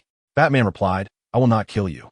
As he moved closer to the Joker to place him in handcuffs, the Joker lay in wait, ready to strike with his hidden knife. As Batman approached, the Joker suddenly lunged, thrusting the concealed blade towards him. However, Batman was well prepared for an attack. He nimbly evaded the strike and swiftly subdued the Joker, pinning him to the ground before quickly securing him in handcuffs. Only after accomplishing this did Batman allow himself to breathe a sigh of relief. Before long, the police arrived, and Batman swiftly vanished, needing to tend to his wounds. Gotham City would surely descend into chaos soon. After bandaging his injuries and resting for a while, he would resume his mission, ensuring that the criminals were incarcerated, for the sake of the innocent populace. Meanwhile, Colin was in his room engrossed in a rather intriguing book, having returned home after assisting a fallen sister. However, he soon discovered an unexpected presence, a figure that should not exist, a woman huddled motionlessly in a secluded corner of the room. This was Catwoman, known as Selina Kyle, whose origins are shrouded in various tales. In some narratives, she even becomes Batman's wife. Yet, in this universe, Catwoman had yet to encounter Batman, though it was likely that fate would intertwine their paths in due time. The reason for her presence here was abundantly clear. She had come to steal jewels. Colin silently observed the book, gaining insight into Catwoman's thoughts. Catwoman, brimming with confidence and unhurried, believed that Colin would never discover her presence. Thus, she remained still in her hidden corner, quietly watching him. She had already pilfered numerous gems from this place. The thrill of thievery exhilarated her, especially in moments like this, where she felt an overwhelming sense of delight. Colin mused, "Goodness, am I part of Catwoman's play?" This peculiar situation felt rather bizarre. Just then, a knock echoed at the door. Colin rose to answer it, while Catwoman sprang into action. As Colin's hand grazed the doorknob, Catwoman appeared, pressing something gently against his back and covering his mouth with one hand. She whispered in his ear, "Don't move, and don't arouse suspicion." Never before had Catwoman felt such exhilaration. Her heart raced wildly, and her body trembled slightly from the thrill. She released her grip on Colin's mouth. "Is something the matter?" Colin inquired. Catwoman felt as if she were engaged in a clandestine affair with him, the presence of the person outside only heightening her excitement. Colin, possessing the ability to read minds, was acutely aware of Catwoman's thoughts. It was utterly absurd that she viewed him as part of her play alongside Monica. Was she truly that peculiar? "Mr. Colin, I have prepared some food," Monica announced. "I understand. I shall eat shortly," Colin replied. Catwoman felt an overwhelming sense of satisfaction at that moment.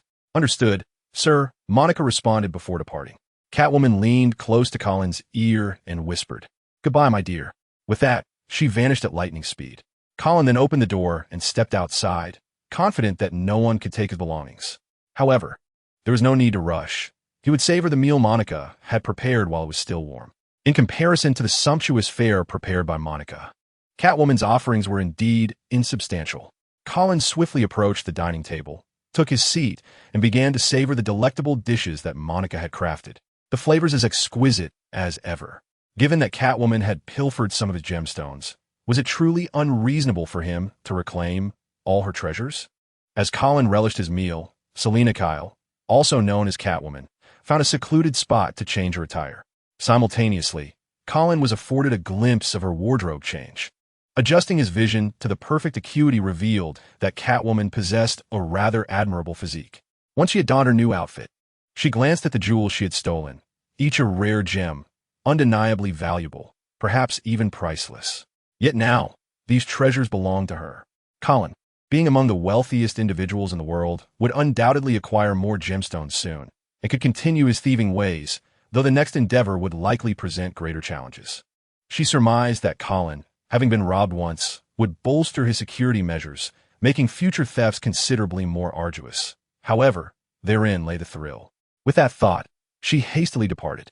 Goodness, it seemed she intended to return for more. Colin had not anticipated her plans to revisit. A few visits might amuse him and serve as a delightful diversion, but frequent appearances would soon grow tiresome. Once he grew weary of this game of thievery, he would cast her into the desert to plant trees. The presence of another would surely bring joy to both Harley Quinn and Poison Ivy. Reflecting on Harley and Ivy, Colin glanced in a certain direction. Spotting Harley confined to a hospital bed and Ivy languishing by the window, enjoying the breeze. Harley's leg injury was evidently hindering her efficiency in tree planting, and he resolved to tend to her once the holiday was over to avoid disrupting their work. Why not treat her now, you ask? A subtle smile graced Colin's lips. Addressing her injury at present would strip away much of the enjoyment. Nearby, the upright figure of Annie sensed an overwhelming aura of malice. This smiling man was undoubtedly contemplating something sinister. Indeed, Colin was a perilous individual, and it was wise to maintain a safe distance. Beside her, Anna observed Colin. Her gaze filled with infatuation. A man of wealth and good looks was a veritable paragon. Alas, this charming and affluent individual clearly harbored a formidable background. He might very well be the scion of a nefarious figure. Thus it was prudent to remain merely his servant to avoid unnecessary trouble. Annie and Anna began to converse. "Where's Sister Sophia?" Annie whispered. "Sister Sophia is in her room, drawing risque comics," came the reply. Anna lowered her voice, sharing that she had conversed with Sophia and thus understood her general thoughts. Sophia had crafted a character based on herself and another inspired by Colin. Although both characters were derived from the two of them, there existed a significant disparity. For instance, the character modeled after Colin was a destitute young man, while the one based on Sophia was exceedingly affluent. One day, the character inspired by Colin applied for the position of Sophia's butler. Thereafter, Sophia extended her manipulative grasp towards Colin, playfully toying with him while coercing him into a humiliating phone call with his girlfriend. In essence, it was an explosive narrative. However, Anna found it quite exhilarating. Given Sophia's exquisite artistic style, the comic would undoubtedly achieve great acclaim. Of course, this was merely a figment of Sophia's imagination. Anna felt a twinge of exasperation. Despite Sophia possessing a rather provocative physique, she was an incredibly socially anxious individual, her mind brimming with risque thoughts. Yet in reality, she hesitated to utter a single word to men. Alas, Anna mused that her sister might remain single for a lifetime. Bruce Wayne inhaled deeply. Though the wound on his abdomen was merely a superficial cut, the application of some ointment still elicited considerable pain. Having engaged in intense combat throughout the day, his body was weary. He required rest. After bandaging his injury, he reclined on his bed. The sheer number of escaped convicts was staggering, far exceeding reasonable limits, and he anticipated it would take an extensive amount of time to recapture them all. If only Colin, the dark-haired Superman, were available, he could likely imprison all the criminals in an instant. Regrettably, that fellow was evidently not inclined to assist. As for the other Superman, it was apparent he lacked the time, given the myriad of responsibilities awaiting him in Metropolis. Batman closed his eyes, feeling the chaos in his mind gradually subside, with tangled thoughts slowly unraveling. Approximately half an hour later, Bruce Wayne abruptly opened his eyes, feeling revitalized. He quickly rose to wash his face, instantly feeling more invigorated. It was time to set forth. Donning his gear, Bruce Wayne swiftly departed. Meanwhile, in a secluded area, Catwoman carefully concealed her pilfered jewels, delighting in the process of hiding each gem. Once the final jewel was safely tucked away, she exhaled a sigh of relief. At that moment, the moonlight streamed through the glass window, illuminating the jewels, which shimmered beautifully under the lunar glow. Enchanted by the resplendent treasures, she could not resist touching them once more. Reluctantly, she stood and approached the window, gazing at the radiant moon. Driven by the impulse to steal more, she opened the window and nimbly slipped away. Just as Catwoman departed, Colin appeared, unceremoniously seizing all the items she had stolen. Taking his jewels comes at a price. Colin's, leisurely departing with the treasure in tow, remained oblivious to the Catwoman swiftly traversing the rooftops, contemplating her next target. Suddenly, the sharp crack of gunfire pierced the air, igniting her intense curiosity as she hurried towards the source. Soon, she found herself in a dimly lit alley, where the imposing figure of Batman loomed, confronting a man with a gun, his face painted with terror. It was evident that the man had aimed at Batman but failed to land a hit. Was this the legendary superhero of Gotham City? She had heard many tales regarding Batman. At that moment, Batman's gaze shifted towards the Catwoman. In an act of boldness, she waved gracefully before making her swift exit. Batman, with remarkable speed, cuffed the man and then pursued the Catwoman, for she had pilfered a considerable amount and deserved to be incarcerated. The Catwoman, agile as a shadow, danced between rooftops, convinced that few could match her pace. Not even the renowned Batman. Though her speed was not extraordinary, her nimbleness allowed her to navigate gaps that would confound an ordinary person. Moreover, Batman's considerable size often hindered his progress through various terrains. As the Catwoman leaped over a wall, she gazed up to behold the luminous crescent moon, offering a glimpse of a corner of the city. Meanwhile, Batman stood on the other side of the wall, observing the Catwoman's elusive movements, which posed a considerable challenge. With her hands elegantly positioned behind her, the Catwoman advanced with a grace reminiscent of a feline. She declared, "Today presents an excellent opportunity for action." Casting a glance back at Batman, she flashed a smile and said, "Farewell, Bat." With that, she leaped from the rooftop, landing softly on the wall before sprinting away, vanishing into the night. Meanwhile, Collins drove through the streets, the distinctive roar of his engine unmistakably announcing his arrival. His disruptive behavior irked some, prompting a man to open his window, ready to unleash a torrent of curses. However, Collins tossed a stack of money into the air and said, "My apologies, brother, but I'm in the mood for a joyride today." The man swallowed his anger, his face transforming from fury to friendliness as he picked up the cash, exclaiming, "Brother, you do as you please. Wanted to find you some company?"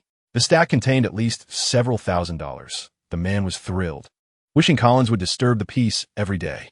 With a chuckle, Collins replied, "No need for that, brother." The man, taken aback by Collins' amiability, quickly rose to retrieve 2 bottles of beer from the fridge. He tossed a bottle to Colin and then said, "Have a drink." "Oh, I like this." Colin replied as he caught the beer, opened it, and took a swig. The man, seeing Colin's generous nature, felt a surge of happiness. After all, others had claimed Colin was quite arrogant, yet the man found him to be rather amiable. Colin finished his beer and tossed the empty can into a nearby trash bin with a resounding clang. The can landed perfectly inside, and he waved goodbye to the man. As Colin drove away, the man closed his window. About 3 minutes into his drive, Colin was halted by a group of masked individuals, 5 in total, comprising 2 women and 3 men. "Well, if at ISNT Gotham's affluent elite, out for a late-night joyride, are we? Perhaps you'd like to share some of your riches with us?" The leader of the group remarked. It was well known that Colin was wealthy, rumored to have a different celebrity on his arm each day, be they from the West or the East. Leaning his chin on his hand, Colin suggested, "How about we play a game?" "A game? What kind of game?" The group inched closer, their intentions far from playful. They sought only to surround Colin and relieve him of his cash. Meanwhile, in a shadowy corner, Catwoman observed the unfolding scene, surprised to encounter Colin so soon after having stolen his gem earlier that day. Noticing the gem displayed in Colin's vehicle, her excitement surged. In an instant, she sprang into action, darting towards one of the men and swiftly incapacitating him with a kick. The others soon recognized her presence, and one of the women wielding a steel pipe swung it at Catwoman. She ducked, nimbly evading the strike, and then sprang upward, delivering a powerful punch to the woman's jaw. Despite Catwoman's modest fighting prowess, she easily handled the small-time thugs. Colin watched in bemusement as Catwoman dispatched the assailants with remarkable speed, his expression a mix of intrigue and surprise. After all, her treasure was tucked away in the trunk. Yet here she was coming to his aid. Once the skirmish was resolved, Catwoman approached Colin, lifting his chin with her slender fingers. "Little handsome, the nights in Gotham are not meant for leisurely strolls," she remarked, well aware of the chaos that enveloped the city. Her gaze fell upon the gem in Colin's car, and as she contemplated how to steal it, Colin, noticing her interest, removed the gem and handed it to her. "Consider this a token of gratitude," he said. Although Catwoman had pilfered his gem, he had effectively reclaimed all of hers, making this exchange a profitable endeavor for him. Now that Catwoman has assisted him, it is only fair to offer her a token of gratitude. Catwoman, bewildered, accepted the gem, her mind racing. Was this truly a gift for her? Yet she felt no joy. The thrill lay in the act of thievery itself, not in receiving it outright. Hence, she promptly returned the gem to Colin, declaring, "Only stealing it makes it worthwhile." Colin replied, "Next, I shall steal your most prized possession." Catwoman gazed at him defiantly, "You cannot." His response ignited her competitive spirit. "There is nothing I cannot steal." Colin calmly pointed to his heart. Taken aback, Catwoman stared at him, the moonlight casting a glow upon his handsome features, making him appear almost radiant. Could he truly be so adept? She scrutinized him before retorting, "I have no interest in the heart of a dandy. Next time, I shall take all your gems." With a dismissive wave, she departed while Colin tossed the gem aside, stating, "You aided me. This is what you deserve." Catwoman caught the gem midair and turned to Colin, now beginning to understand this peculiar individual. Who would so casually give away such a precious gem? Was there something sinister about it? It seemed prudent to investigate further. A slight smile graced Colin's lips. The next time Catwoman discovered her hoarded gems in his abode would surely be an amusing spectacle. As she advanced through the night, the gem appeared even more exquisite. She recognized it as a jewel worth millions. To simply give it away was indeed generous. Suddenly, a raspy voice interrupted her thoughts. "Return the gem to Colin." Catwoman turned to see the source of the voice, Batman. "What an annoying fellow," she muttered under her breath. Batman continued, "That gem belongs to Colin." He recognized the jewel in Catwoman's possession at a glance, having seen it during a recent auction where Colin had competed against him. At that time, many dismissed Colin as merely a young upstart, especially since his opponent was the renowned billionaire Bruce Wayne. However, during that bidding war, Colin displayed an unflappable demeanor and a bidding prowess that consistently overshadowed Bruce Wayne. Only later did the public realize that Colin's wealth far surpassed that of Bruce Wayne, though the exact figures remained unknown. Nevertheless, it was widely accepted that Colin eclipsed Bruce by a significant margin. Thus, Batman recognized the gem immediately, his gaze fixed intently on Catwoman. How bothersome, she thought to herself, relishing the thrill of thievery, but disliking the relentless pursuit of Batman. She glanced at the gem in her hand and remarked, "Then, it is yours." The Catwoman tossed the gem to Batman and swiftly turned to flee, calling out as she ran, "Remember to inform Colin that next time I shall return to his abode to reclaim what is rightfully mine." Batman swiftly caught the gem, while Catwoman seized the opportunity to escape. He could not pursue her. Batman examined the exquisite gem in his possession, secured it carefully, and then retreated into the shadows.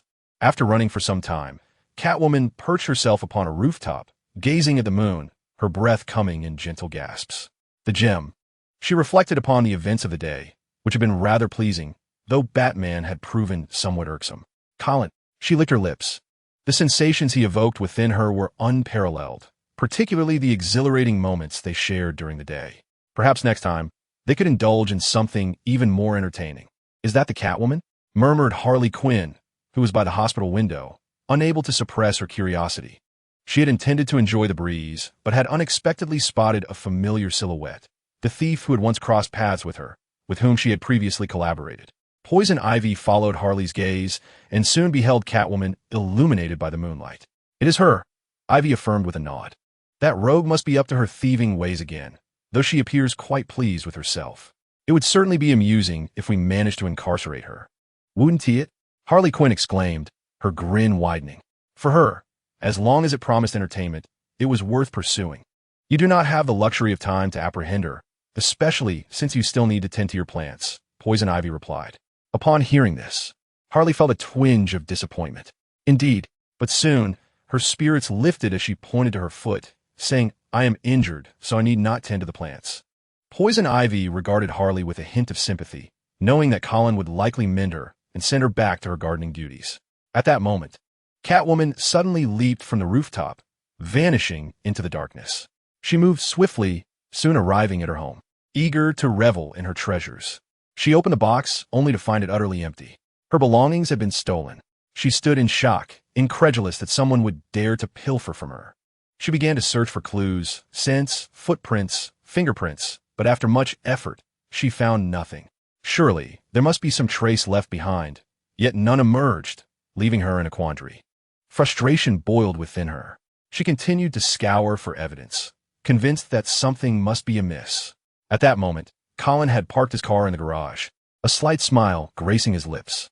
He had left no traces behind. His footprints were ethereal.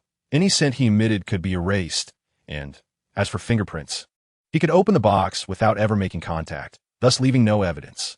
The poor little kitten would undoubtedly find it hard to sleep tonight in frustration. A gem? Sophia never anticipated that a trip to the restroom would lead her to discover a precious stone, which was unmistakably Colin's and appeared to be of considerable value. It would be prudent to return it to Colin, though she was too intimidated to confront him alone. Therefore, she resolved to entrust the gem to her sisters for delivery to Colin. The reason she refrained from simply keeping it for herself was her strong sense of morality, coupled with the fear that if discovered, Colin would certainly take her captive, subjecting her to a life of humiliation and torment, while her dignity would not permit such degradation. She imagined her physical sensations might be quite pleasurable. As she turned a corner, she unexpectedly encountered Colin. "Ah!" Sophia gasped in shock. She had not anticipated meeting him. Her first instinct was to flee, but then she realized that running away would likely result in her dismissal, affecting her sisters as well. She felt vulnerable, as if Colin had uncovered her Achilles heel, leaving her susceptible to his potential threats. "Oh no, I might become his plaything." In an instant, vivid and humiliating scenarios flooded her mind, picturing Colin behind her while she stifled whimpers of disgrace, anxious about being discovered by her sisters. Sophia's legs felt weak. "Sophia," Colin spoke, not employing his mind-reading abilities. Otherwise, he would have been astounded by the flight of her imagination. "Sir, this is what I found," Sophia murmured. Her gaze lowered in shyness as she handed the gem to Colin. "Ah, thank you." Colin accepted the gem, recognizing it as the one he had previously gifted to Catwoman, only for Batman to return it to him. Sometimes, Batman could be quite commendable. Colin took the gem and departed, while Sophia exhaled in relief, her face burning with embarrassment. Fortunately, Colin had not spoken much. She mused that her imagined scenarios could be illustrated as a comic, albeit with a few alterations, perhaps depicting herself as having lost the gem, only for Colin, the benevolent figure, to return it. Yet she would falsely accuse him, resulting in his ultimate humiliation as her plaything. Hee hee, Sophia chuckled to herself. Colin organized the gems, knowing that Catwoman would soon return. If she were to see her lost gem among them, the expression on her face would undoubtedly be entertaining. "Sir, do you require our assistance?" Anna and Annie appeared, ready to help Colin with the gems. However, Annie was hesitant to touch them. The thought of accidentally damaging one sent shivers down her spine. She did not relish being near anything perilous. Unlike Annie, Anna appeared quite cheerful. For these were precious gems, something she could not behold in such abundance elsewhere. Colin meticulously arranged the gems, feeling a profound sense of satisfaction. A considerable portion of these gems belonged to the Catwoman, and she would undoubtedly be astonished upon her next visit. Of course, should she grow weary of this little game, he would cast her into the desert to join Poison Ivy and Harley Quinn in planting trees, for such an endeavor was surely preferable to thievery.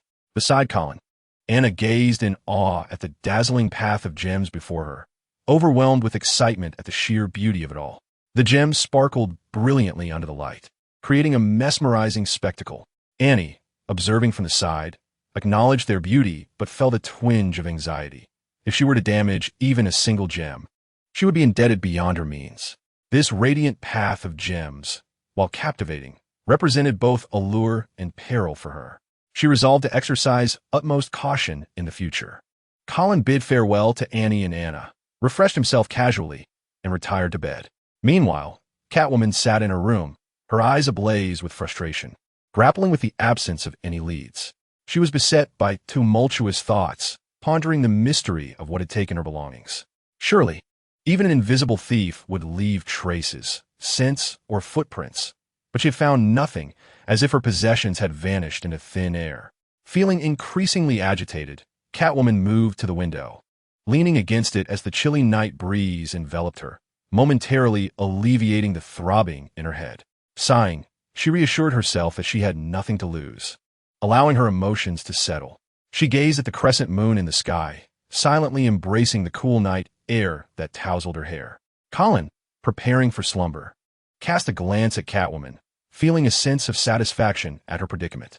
Observing her state brought him joy, and he stretched his arms before collapsing onto the soft bed. While Colin drifted into sleep, Catwoman lingered in her thoughts. Batman was tirelessly pursuing a balding criminal through the streets of Gotham. The balding fugitive, in a state of panic, sprinted through the alleys, glancing back intermittently into the suffocating darkness that loomed behind him. A silence so profound it felt as though it could consume everything. He could hear his own labored breaths and the frantic beating of his heart. Damn it, from where would that bastard emerge? He knew Batman was lurking within the shadows, yet he remained oblivious to the hero's next move, which was terrifying indeed. He was running frantically, tormented by an unprecedented and overwhelming fear. This was the torment inflicted upon him by Batman during his escape. Suddenly, a shadowy figure descended from the sky. The bald man seemed to hear something, the sound of a cape rustling in the wind. Following that subtle sound, he beheld a colossal bat, or rather, Batman. Batman descended from above, delivering a powerful kick to the man's chest, knocking him to the ground. The bald man found himself under Batman's foot as the Dark Knight decisively cuffed him. Leaving the man secured by the roadside, Batman strode into the darkness. Having run tirelessly throughout the night, the exertion was exhausting, and he began to feel fatigued, contemplating a brief respite before resuming his pursuit of criminals. He had no desire to be overpowered by his quarry due to exhaustion. As dawn broke, a woman adorned with peculiar makeup sped down a ramp in a wheelchair. Bandages were wrapped around her thigh, and she was laughing exuberantly, her mirth both wild and joyous. Above her, a red-haired woman ambled leisurely. The woman in the wheelchair was her friend, the injured Harley Quinn. Early in the morning, she had burst from the hospital in her wheelchair, leading to the scene before them. It was the last day of the holiday, and Poison Ivy and Harley had planned a trip to the beach, hoping the latter would not spend the day in the hospital. Meanwhile, Colin was fishing by the seaside. Although it was morning, the air was pleasantly warm. Sitting on a chair with his fishing rod propped aside, he began to play on his phone. Though he could dive in to catch a whale, that would lack excitement. He preferred to wait patiently. He was merely passing the time, scrolling through videos. Suddenly, he stumbled upon a video featuring a peculiar voiceover about Odell and bananas, which, though absurd, was quite entertaining. Colin watched in silence when a sharp female voice pierced the air, prompting him to look up and see Harley Quinn soaring past in her wheelchair. Ah ha ha! Harley laughed unabashedly, devoid of any fear.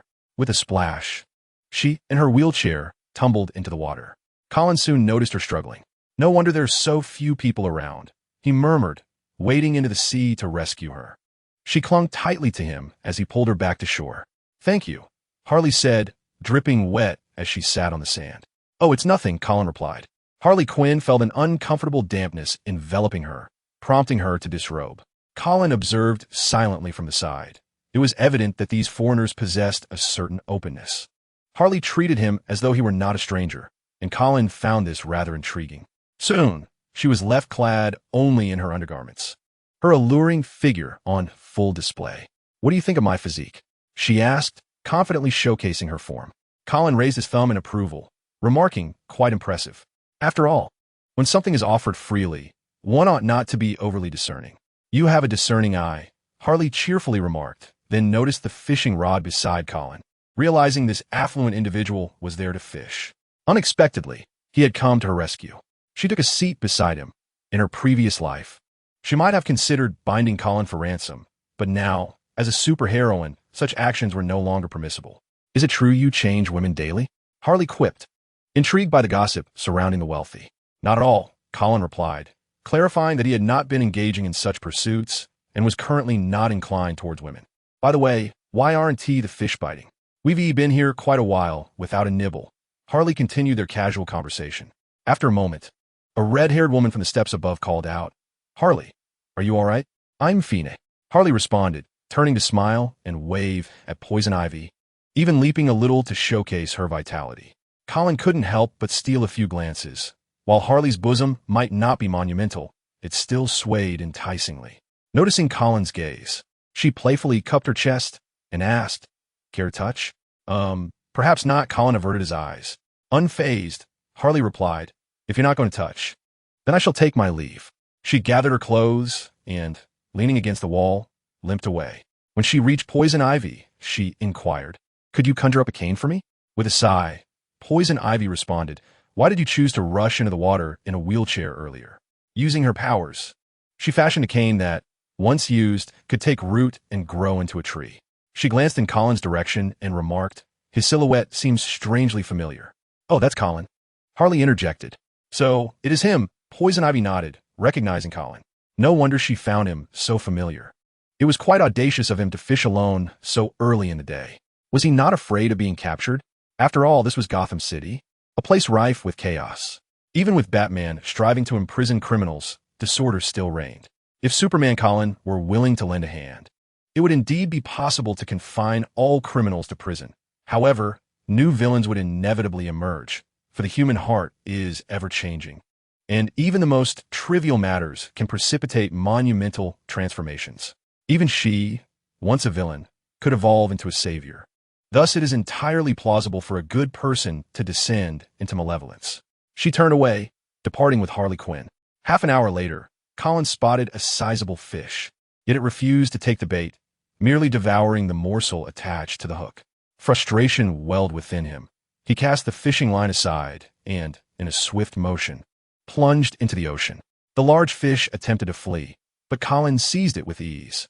It measured nearly a meter in length. "Goodness, you've overstayed your welcome," Colin exclaimed, delivering a few light slaps to the fish, mindful not to exert too much force, lest he reduce it to mere pulp. He then set the fish aside, feigning the act of tying his shoelaces, accompanied by a caption, "My shoelaces are undone." Once posted online, this garnered significant attention. Netizens from around the globe began to comment. "Is this a display of the fish? You didn't actually purchase it, did you?"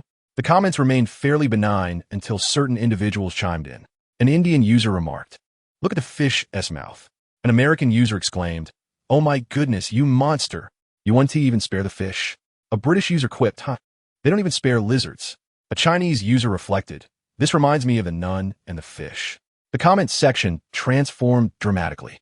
At that moment, the audience noticed a comment from Harley Quinn. "Looks quite delectable." Her presence incited further frenzy among the commenters, with some suggesting she should kidnap Colin to secure a life of leisure.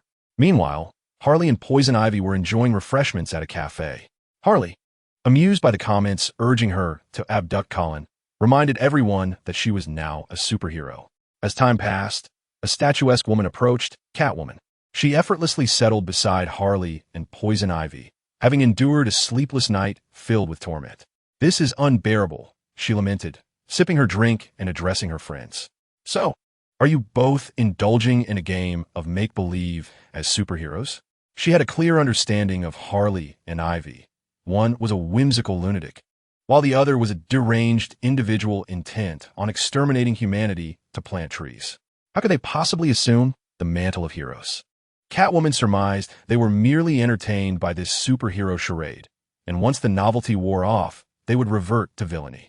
This was no mere game. Harley Quinn cast a disgruntled glance at Catwoman and remarked, "If you dare to appear before me again, I shall have you imprisoned." All right.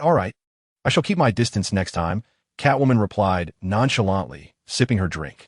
Despite her apparent indifference, she knew that if she were to cross paths with Harley again, the latter would undoubtedly seize her without hesitation. It would be wise to steer clear of Harley Quinn as long as her penchant for the superhero game persisted. Though Catwoman harbored no fear of her, she had no desire to engage in conflict with a woman of questionable sanity. In her eyes, both Harley and Poison Ivy were troubled souls, yet they had inexplicably forged a friendship. Truly, birds of a feather flock together. At that moment, Colin rode by on his bicycle, a large fish dangling from the handlebars. His arrival garnered considerable attention. Upon spotting Colin, Catwoman licked her lips. The fish appeared delectable. An idea sparked in her mind. She would visit Colin's home tonight to pilfer some jewels, while indulging in a thrilling escapade. Rising from her seat, she bid farewell, saying, "Goodbye, my dear superheroes." As Catwoman departed, Harley narrowed her eyes, amused. She is undoubtedly off to steal from Colin. Let her steal, but wait. Are you actually considering stopping Catwoman?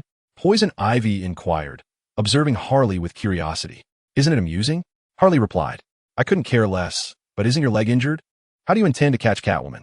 You must know she is exceedingly agile, Poison Ivy remarked, recalling a time when she had enlisted Catwoman to procure a rare seed, which Catwoman had swiftly delivered. That simply won't do. However, I could summon Superman Colin to assist in healing my leg. Harley did not elaborate further. fully aware that enlisting Superman's aid would come at a significant cost. Chapter 44. Healing. Harley Quinn. Colin pedaled his bicycle back home, presenting the caught fish to Monica. As she contemplated how to prepare it, she departed with the fish in her arms. Colin secured his bicycle and was about to lend a hand to someone when he suddenly heard Harley's frantic calls. At that moment, Harley was screaming for Colin in the street, employing all manner of desperate pleas. Her conspicuous antics drew the attention of passers-by, who recognized it was indeed Harley Quinn. Some initially thought she and Poison Ivy were merely cosplayers, unaware that they were the genuine article. Although some were privy to news of their reformation, a significant number remained oblivious and hastily fled the scene. No one wished to be associated with this dangerously unhinged woman. "Superman, I need your help," Harley shouted towards the sky. At that moment, a figure descended from the heavens. It was Colin. His gaze swept over the Harlequin, and in an instant, he comprehended her intentions. She sought his assistance to heal her leg, so that she might later ambush Catwoman. The Harlequin immediately exclaimed, "Come help me. I am at your service for anything you desire, even to fulfill your physiological needs. Furthermore, you must learn to accept and become accustomed to a woman's touch. I can touch you whenever I please, and of course, you may do the same to me if you wish." As she prattled on, Colin had already healed her leg during her discourse. It was only when Colin reminded her that she realized her ailment had been alleviated, prompting her to excitedly leap towards him. "Oh my, I adore you, darling." Colin deftly evaded the Harlequin's advance and remarked, "In the future, tend to your trees with greater diligence." With that, he departed, for he had others to assist. A 4-year-old boy was traversing a narrow path, pulling along a slightly over 2-year-old girl, while he carried a rolled-up blanket on his back. The boy's parents had abandoned them, and after consuming the last of their household provisions, they had no choice but to leave their home to avoid starvation. After walking for a while, the little girl complained, "Brother, my feet hurt." "I shall carry you," the boy replied, shifting the blanket to his chest and crouching to offer his back to his sister. At that moment, the boy suddenly spotted a pair of pristine shoes, evidently expensive. He slowly lifted his gaze and beheld a striking figure, a handsome young man with dark hair, whose allure was undeniable, even to the boy's innocent eyes. Colin regarded the two little ones with a complex array of emotions, anger and sympathy intertwining within him. He extended his hand, stating, "I will find you a suitable place." The boy and girl, puzzled, did not comprehend his words. Colin gently patted the boy's head, then the girl's, and said, "You are treasures." He then took the children with him, intending to place them in the care of a woman who had long desired to adopt. He believed that entrusting them to her would pose no issues, and he would ensure the financial support for their upbringing was sourced from their biological parents. Upon seeing the two children, the woman was exceedingly joyful and expressed her excitement to Colin, assuring him that she would raise them to be good children. Colin knew that since he had aided her, she had been committed to doing good deeds, which pleased him greatly. Thus, he bestowed upon her some blessings and a monetary gift. The tree planting team was soon to expand. The woman, gazing at Colin with immense enthusiasm, declared, "I will strive to become a better person." The woman was aware that some held a negative view of Colin. Nevertheless, to her, Colin's image was nothing short of divine, akin to a deity. The first 30 years of her life were fraught with hardship, and it was Colin who rescued her, instilling in her a renewed hope for existence. Thus, in her eyes, Colin was the singular god of this world, a deity who would respond to her. Now, this god entrusted her with the care of two children, a testament to the immense faith Colin placed in her. She trembled slightly, overwhelmed with excitement. "I believe in you," Colin spoke. The woman, deeply devout, received a warm embrace from Colin, who gently patted her back and reassured her. "You will do better." "Oh my God," she exclaimed, tears streaming down her face. She vowed internally to strive harder for her life, to become a better person, and to nurture the two children into exceptional individuals. After providing her with immense encouragement through their embrace, Colin took his leave. Soaring into the sky, Colin gazed down at the city, lost in contemplation. Suddenly, a voice broke the silence. What a touching scene. Clark approached Colin, watching the city below, fully aware of the recent events. "Is it moving?"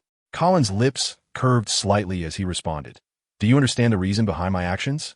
Although Clark could not fully grasp Colin's thoughts, he could deduce them from Colin's past behavior.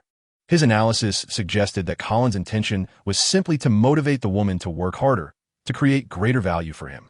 Clark remarked, "Your actions are ultimately benevolent." "Oh, is that so?" Colin replied, and after exchanging a few words with Clark, he returned home. Upon his arrival, he found Harley Quinn and Poison Ivy lounging on the sofa, while not far from them sat 4 girls clad in maid outfits, strikingly similar in appearance, yet possessing subtle differences upon closer inspection. "Hi, Colin. I'm here to protect you." Harley Quinn cheerfully approached, attempting to casually drape her arm around him. Colin deftly evaded her touch, stating, "I prefer not to have people encroach upon my personal space." Undeterred, Harley explained her purpose. Catwoman intended to steal from Colin, and they were there to await her arrival and apprehend her. Colin readily agreed. Thus Poison Ivy and Harley Quinn remained. During dinner, Harley and Poison Ivy dined with Colin. As Harley savored the fish, her eyes lit up the moment it touched her lips. "This fish is exquisite. The flavor is simply divine." The delectable fish was an absolute delight to savor. The Poison Ivy lady savored the meal in silence, relishing the sumptuous dinner laid before them. Both she and Colin were eager to indulge in the feast. Colin took a bite, his eyes narrowing slightly. Indeed, Monica's culinary skills were remarkable and seemingly improving with each passing day.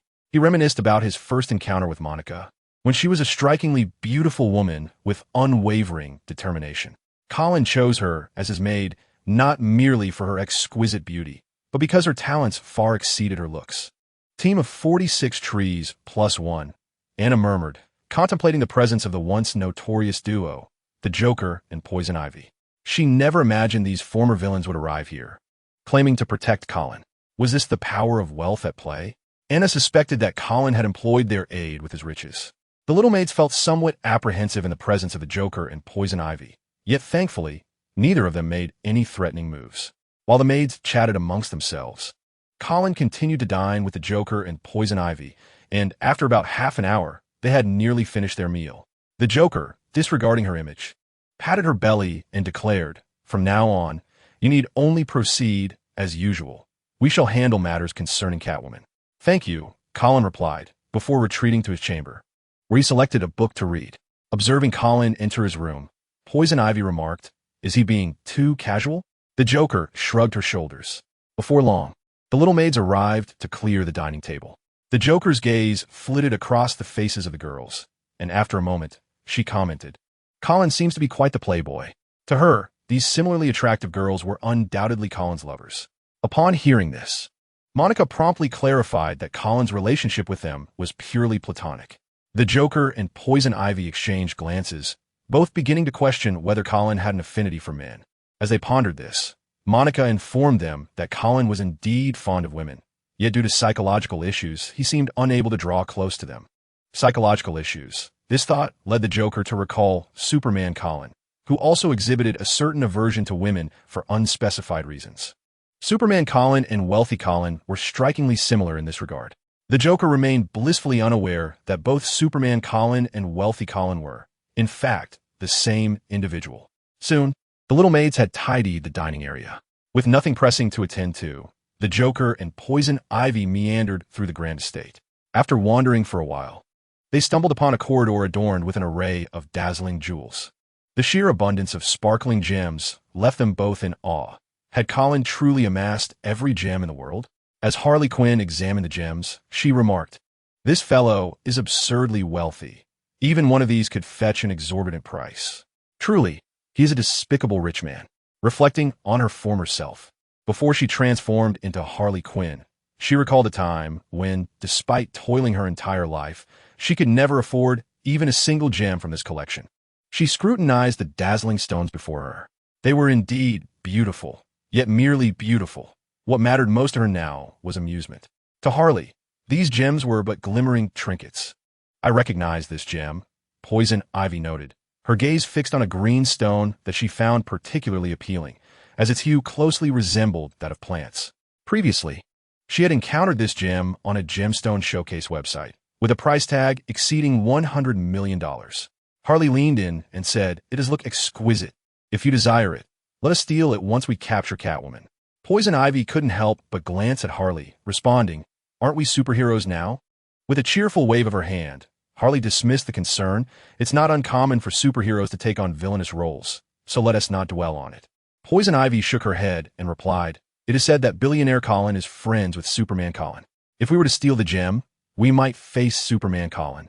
And our 2-day vacation could vanish because of this, so perhaps we should reconsider. Upon hearing this, Harley furrowed her brow, acknowledging the truth in her words. Undoubtedly, what frightened her most was Superman Colin. Though he appeared amiable, he occasionally revealed a terrifying side. She pondered the consequences. Provoking Superman Colin could cost her the only 2 days off she had in an entire week.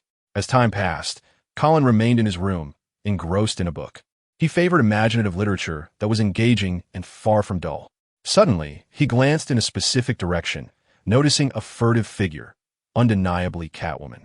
Colin briefly set his book aside, observing as Catwoman cautiously navigated the grass, while Poison Ivy immediately sensed her presence through the rustling blades.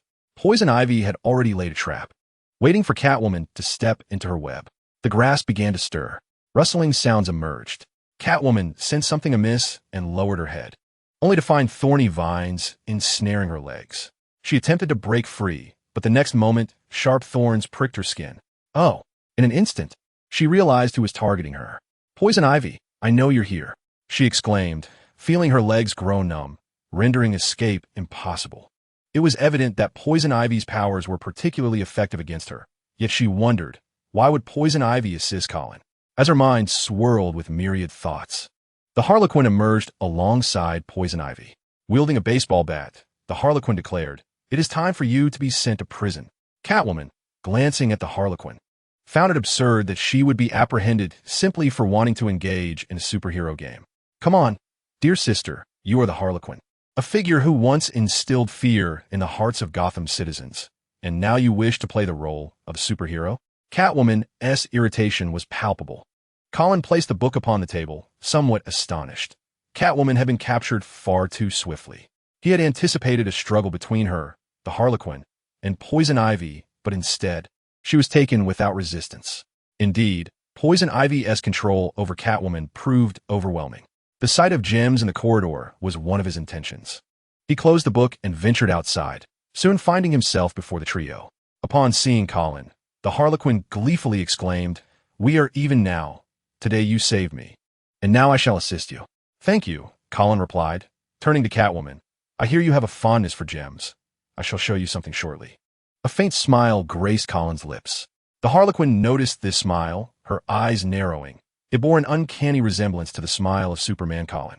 Bound by Poison Ivy's thorny vines, Catwoman followed Colin forward, and before long, he led her into a corridor adorned with jewels.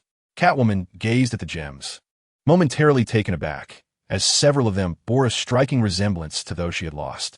Suddenly, realization dawned upon her. She turned to Colin and accused, You are the one who took my gems. Catwoman was infuriated. Observing her agitated demeanor, Colin couldn't resist a mischievous smile as he responded. They were brought here by Superman Colin. Catwoman, deflated by his words, pondered for a moment before begrudgingly accepting the truth. After all, they were taken by Superman Colin. With a hint of resignation, she asked, So, what do you intend to do with me? Are you planning to send me to prison? Colin replied, I shall not send you to prison. The following day, Colin transported Catwoman and her companions to the desert, appearing in the guise of Superman Colin, and they remained oblivious to the truth. As the Harlequin noticed Colin preparing to depart, she inquired, Since you are friends with wealthy Colin, could you persuade his maid to prepare us some food? The Harlequin had developed a fondness for the dishes made by Monica and wished to indulge further. In response to the Harlequin's request, Colin stated, If you are willing to work diligently, I would be more than happy to fulfill your request. However, should you fail to put in the effort? He left the statement hanging, giving the Harlequin a knowing look. The Harlequin nodded earnestly and proclaimed, I shall work hard. With that, Colin took his leave. After Colin departed, Harley Quinn and Poison Ivy swayed gently on a swing made of plants, taking a moment before resuming their tree-planting endeavor. Meanwhile, Catwoman leaned against a wall of foliage, expressing her dissatisfaction. If it weren't for you two, I would still be reveling in the thrill of thievery. She harbored lingering resentment about being captured by Harley and Ivy. Had it not been for them, she would not find herself in this predicament of planting trees. Harley chuckled in response, finding it amusing that Superman Colin had already confiscated Catwoman's jewels, evidently as a punishment. She believed that even if they refrained from intervening tonight, Catwoman would still have ended up here at Colin's behest. If Superman Colin had apprehended Catwoman, she was certain that Catwoman would harbor no grievances. Harley remarked, "The moment you targeted billionaire Colin, your fate was sealed to end up here planting trees." Given that Superman Colin and billionaire Colin are acquaintances, hearing Harley's words, Catwoman felt a pang of regret. Had she known, she would have refrained from stealing billionaire Colin's jewels. Not only had she failed, but she had also lost the treasure she had painstakingly amassed. With a sigh, she lamented her misfortune. After a brief respite, Poison Ivy commenced planting trees, having missed the activity after 2 days of absence. Harley, equipped with tools, joined her, despite the small number of participants. Colin had prepared ample equipment. Catwoman remained stationary, silently observing Harley and Ivy. While it was typical for Ivy to engage with plants, Harley's diligent effort in tree planting genuinely surprised her. It seemed this gesture could indeed be earnest, contrary to her usual light-hearted demeanor. Suddenly, Harley turned her gaze towards Catwoman and said, "If you intend to remain here for eternity, then continue watching." Upon hearing this, Catwoman quietly picked up her tools and approached, convinced that Superman would indeed act in such a manner. She had no desire to spend her life planting trees and resolved to strive earnestly for a chance to escape this place. A young man was trudging along, carrying a woman on his back. He glanced around. This area resembled a desolate wasteland. He and his sister had been driving through when an unexpected accident had occurred. With no signal on his phone, he could only hope to encounter a passerby for rescue, though the likelihood seemed slim as they had not seen a vehicle all day. As he pressed forward, carrying his sister, he suddenly recalled tales of Superman Colin. It was said that if one prayed earnestly to Colin, he would be aware and appear in times of need.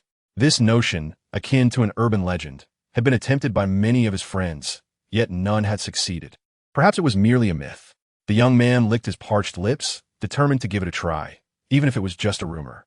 As he progressed, he prayed fervently, wishing that Colin could rescue both him and his sister. He vowed to be a devoted follower of the superhero Colin for the rest of his life. Time passed slowly, and soon nightfall enveloped the landscape. The young boy settled his sister within a tent while he remained outside, nibbling on his meager supply of biscuits, which would soon be exhausted. His sole hope rested upon Colin.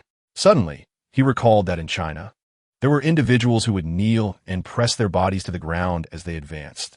The specifics eluded him, but the essence remained. After a night of rest, the boy set forth with his sister, kneeling as they moved forward. He was acutely aware of the irregularity of his actions, yet he felt compelled to persist in this manner. With each painstaking step, Colin was savoring a cold drink when he noticed the boy. This young lad exhibited considerable perseverance. He could have chosen to abandon his sister, which would have made his journey significantly easier, yet he did not.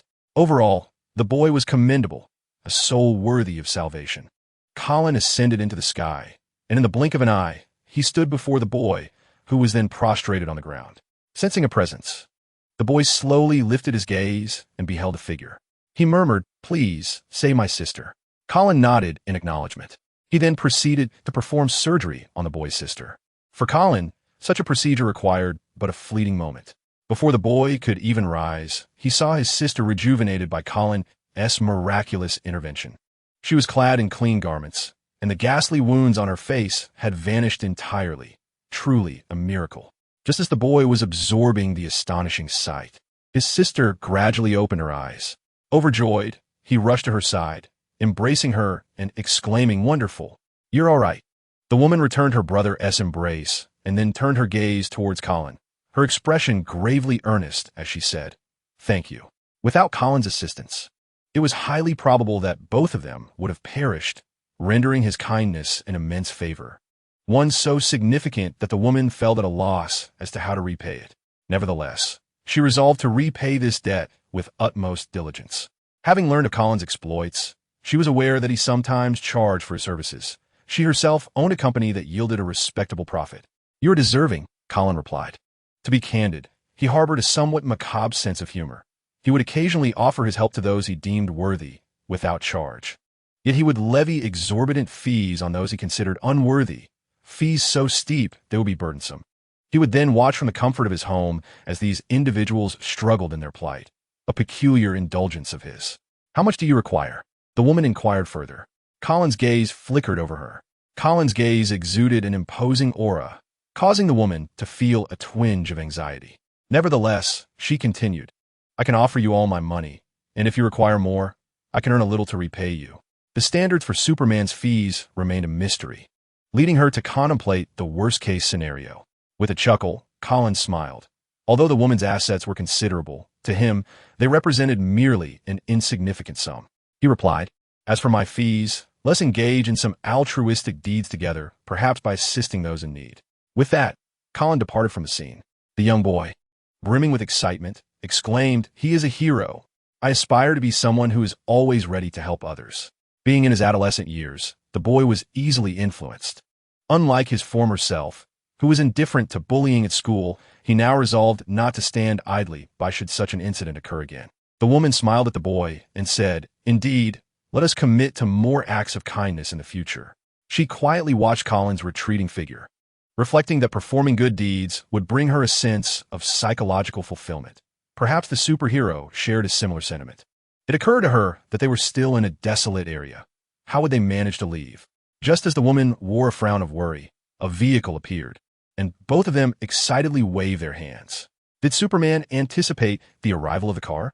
The woman mused, believing he must have known, which explained his decisive departure.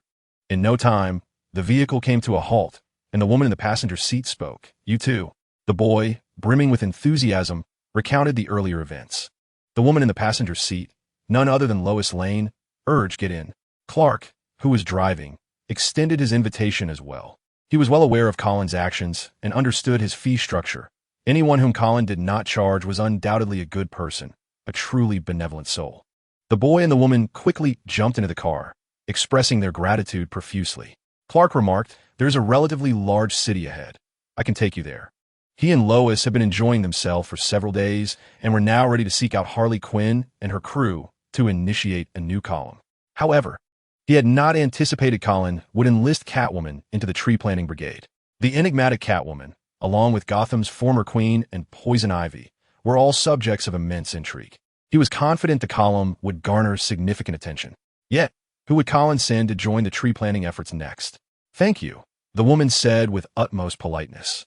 Meanwhile, Colin had returned home, where Monica had prepared some snacks and beverages for him, placing them at his favorite spot.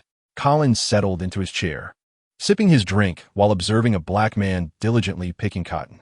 This man, once a reasonably affluent individual, possessed a somewhat nefarious disposition. However, Colin chose to extend his assistance, albeit not out of genuine altruism, but rather due to a reluctance to part with a capable laborer, perhaps considering it a form of penance to contribute to society without cost. Observing the man laboring under the sweltering sun, drenched in sweat as he picked cotton, did not particularly bring Colin joy. After a brief moment of watching, he diverted his gaze, preferring to silently indulge in culinary delights and seek amusement instead. I am quite fatigued, Colin mused during his respite. Meanwhile, Anna and Annie also reached their break time, overwhelmed by the myriad tasks of the day, planting vegetables and tending to various creatures. Indeed, it was rather exhausting, yet the remuneration was well worth the effort. Annie remarked that Colin's wages amounted to a staggering $200,000 a month, with their sister Monica earning even more. Goodness, such wealth! To so freely bestow such a high salary, Anna exclaimed in awe. Rising from her seat, she declared, I shall seek out Sister Sophia. Are you intending to peruse some risque comics? Annie stated bluntly. Anna, blushing with a sheepish grin, hurriedly departed and soon found herself at Sophia's door. She knocked gently, calling out, Sister Sophia, open the door. I wish to admire your creations. Sophia, slowly rising from her seat, opened the door and welcomed her in. Come in, she said. Occasionally, Sophia heeded Anna's suggestions, despite the majority being rather trivial. Yet, now and then, Anna would present an idea that sparked Sophia's creativity. As Sophia stepped aside, Anna began to peruse Sophia's risque comics on her computer. The artwork was exquisite, and the characters were finely crafted, a true gem in Anna's eyes. For her, quality art, well-developed characters, and a decent plot constituted a commendable masterpiece. However, she found the themes lacking in audacity, remarking, "Sister Sophia, you might consider having Colin engage with you from the window, allowing him to converse with his girlfriend." Sophia nodded thoughtfully. That could indeed be an intriguing concept for the next installment. While the two were engrossed in their narrative discussion, Colin continued to savor his meal. Had he been privy to the nature of Anna and Sophia's conversation, he could only have sighed in silent contemplation. Nearby, Monica stood quietly beside Colin, reflecting on the events of the previous day, the poison ivy, the Harley Quinn, and that enigmatic Catwoman, all seemingly intertwined with Colin, rendering him increasingly mysterious. Once Colin finished his meal, Monica rose to clear the table. As Colin contemplated his next course of action, a shadowy figure emerged, Batman, stepping forth from the darkness. The Caped Crusader had come to alert Colin of Catwoman's imminent attempt to pilfer his jewels and to devise a trap for her anticipated intrusion. Thus, what business could the illustrious Batman have in this place? Colin turned to face Batman, who appeared quite imposing due to his robust physique, seemingly larger than Colin himself. However, mere size does not equate to immense strength. For instance, Colin, though not as physically large as Batman, could effortlessly reduce him to ashes in an instant. Batman, in a gravelly voice, remarked, "Catwoman mentioned she would come to steal your jewels, so I intend to set a trap for her arrival." The sound of Batman's voice, combined with his formidable stature, would indeed instill a sense of intimidation in an ordinary individual. However, this intimidation was utterly lost on those with superhuman abilities. Colin interjected, "Catwoman has already been taken by Superman Colin to plant trees." Batman replied, "Taken by Superman Colin to plant trees? Well, that is fortunate. Gotham City will be rid of one troublesome element." Realizing that Catwoman would not be appearing, Batman turned and leapt away from the scene. Meanwhile, Catwoman crouched in the shadow of a treehouse, seeking respite from the oppressive sun. Beside her, Harley Quinn, unable to withstand the relentless heat, stuck out her tongue in discomfort. She produced a bottle of water and handed it to Catwoman. "Oh, thank you," Catwoman said, eagerly opening the bottle and taking a sip. Feeling the refreshing coolness soothe her parched throat. Noting Catwoman's distress, Harley remarked, "The days are long. You will acclimate eventually." After swallowing the water, Catwoman inquired, "How long do you think we will be planting trees? A week? A month? Or even a year?" "The mere thought of being stuck here planting trees is unbearable. I still wish to steal jewels." "I don't know, but it's unlikely we'll be leaving anytime soon," Harley responded, recalling her own initial struggles when she first arrived to plant trees, a challenge she endured until Superman offered her a 2-day reprieve, which reignited her enthusiasm. "I don't want to plant anymore," Catwoman murmured. Despite her words, she dared not refuse, uncertain if Colin would deduct her precious 2 days off. "You might as well keep planting, otherwise your break will vanish," Harley advised. Without that break, it would be an endless expanse of darkness. As the two sipped water, Poison Ivy continued her relentless task of planting trees.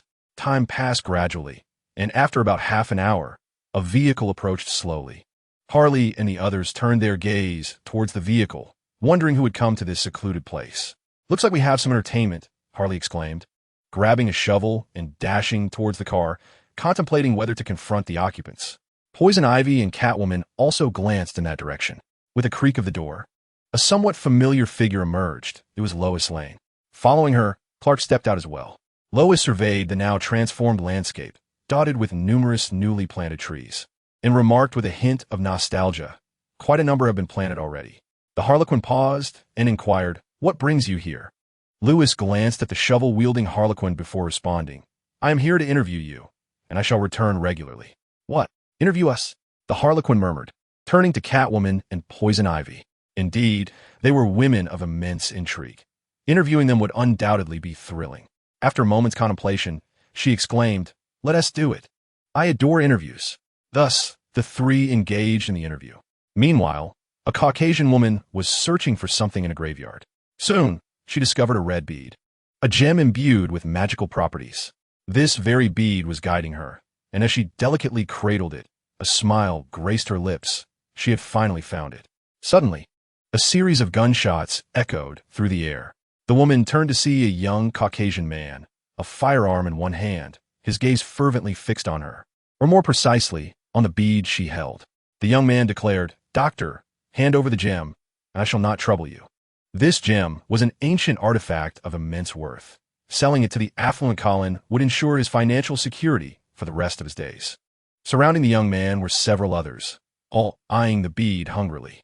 The woman remained unfazed and replied, "Legend has it that the bead grants formidable power to its possessor. Do you truly think I fear you?" No sooner had she spoken than a figure materialized from red mist, possessing a curvaceous form. She whispered into the woman's ear, "Eliminate them." The voice of the enchanting figure resonated with potent magic. The woman gradually raised her hand, and at that moment, red energy began to coalesce in her palm. Sensing imminent danger, the young man urgently commanded his companions to fire. Bang, bang, bang. A barrage of gunfire erupted. The bullets hurtled towards the woman, but began to slow as they approached, eventually halting before her. The figure formed from the red mist gradually merged with the woman's body. Her eyes transformed, shifting to a crimson hue in an instant. "I am free," she whispered, for she had once been a witch. Her gaze fell upon the crowd below, and with a gentle clench of her hand, they felt an invisible grip tightening around their throats. As she exerted more pressure, their suffering intensified. After a moment, the woman proclaimed, "Do you wish to live or die?" The crowd nodded fervently. None desired death. "Then become my slaves, for a queen always requires servants," she declared, as the red energy surged into their bodies. They began to swell and transform, soon morphing into red-skinned demons adorned with horns. The demons knelt reverently before the woman, who then spoke, commanding them to eliminate those so-called superheroes. She had gleaned considerable knowledge about superheroes from the memories of the former female doctor. In this world, which belonged to Colin, Clark approached him and inquired about his intentions. According to Colin, this realm was indeed his domain. Thus, the demons created by the witch were evidently intruders.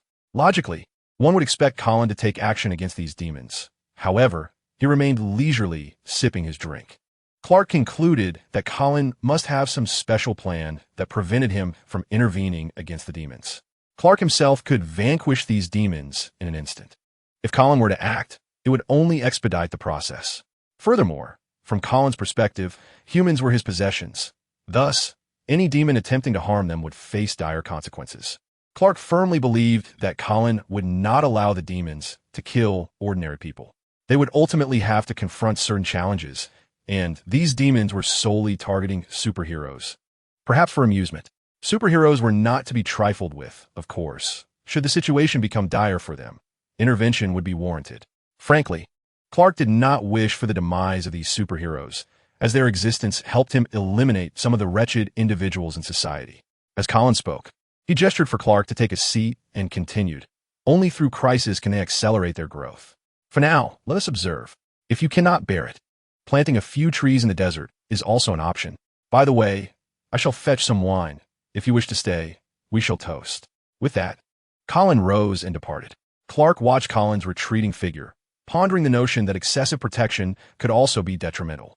As the demons were currently only attacking superheroes, he could serve as a final bastion of safety for them, ensuring they would not meet their end.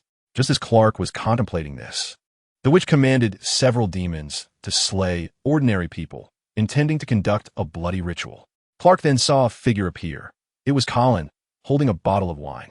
He materialized before the witch at the very moment she issued her command, one hand gripping the wine bottle while the other clasped the witch's neck. Clark sighed. Had the demons not targeted ordinary people, Colin might have continued to enjoy the spectacle of the superheroes. However, now that they were, it would necessitate a direct confrontation with the ruler of this world. The witch appeared bewildered, utterly unaware of Colin's sudden arrival. In her confusion, Colin spoke. "You may only act against the superheroes." Gazing into Colin's brown eyes, the witch gradually succumbed to his influence, subsequently relaying Colin's directives to the demons once more. After completing all of this, the witch's eyes suddenly regained their clarity, and she gazed at Colin in terror. Just moments ago, she had been ensnared by this dark-haired youth. His power was utterly astounding. The witch felt as though she were confronting death itself, a chilling specter of demise. Before she could utter a word, Colin casually tossed her aside. Though it appeared to be a mere flick of the wrist, it sent the witch crashing into the ground, fracturing numerous bones in her body. Colin regarded the witch with indifference and said, "If you wish to survive, then entertain me by attacking the superheroes." With that, he departed from the scene.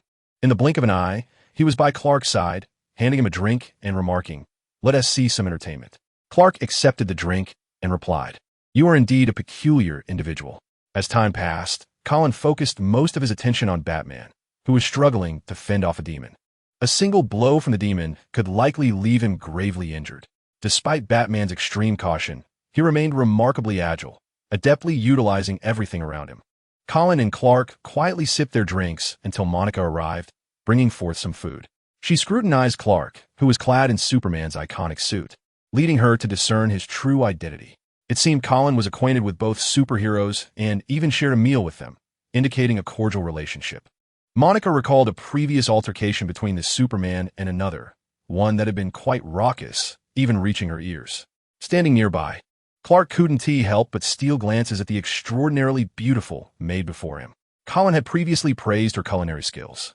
He picked up a biscuit, took a bite, and savored its delightful flavor, understanding why Colin had spoken so highly of it. As Clark munched, he observed the distant struggle of Batman and noticed that Colin appeared increasingly disinterested in the unfolding events. Perhaps he found the demon's pursuit of superheroes less than captivating.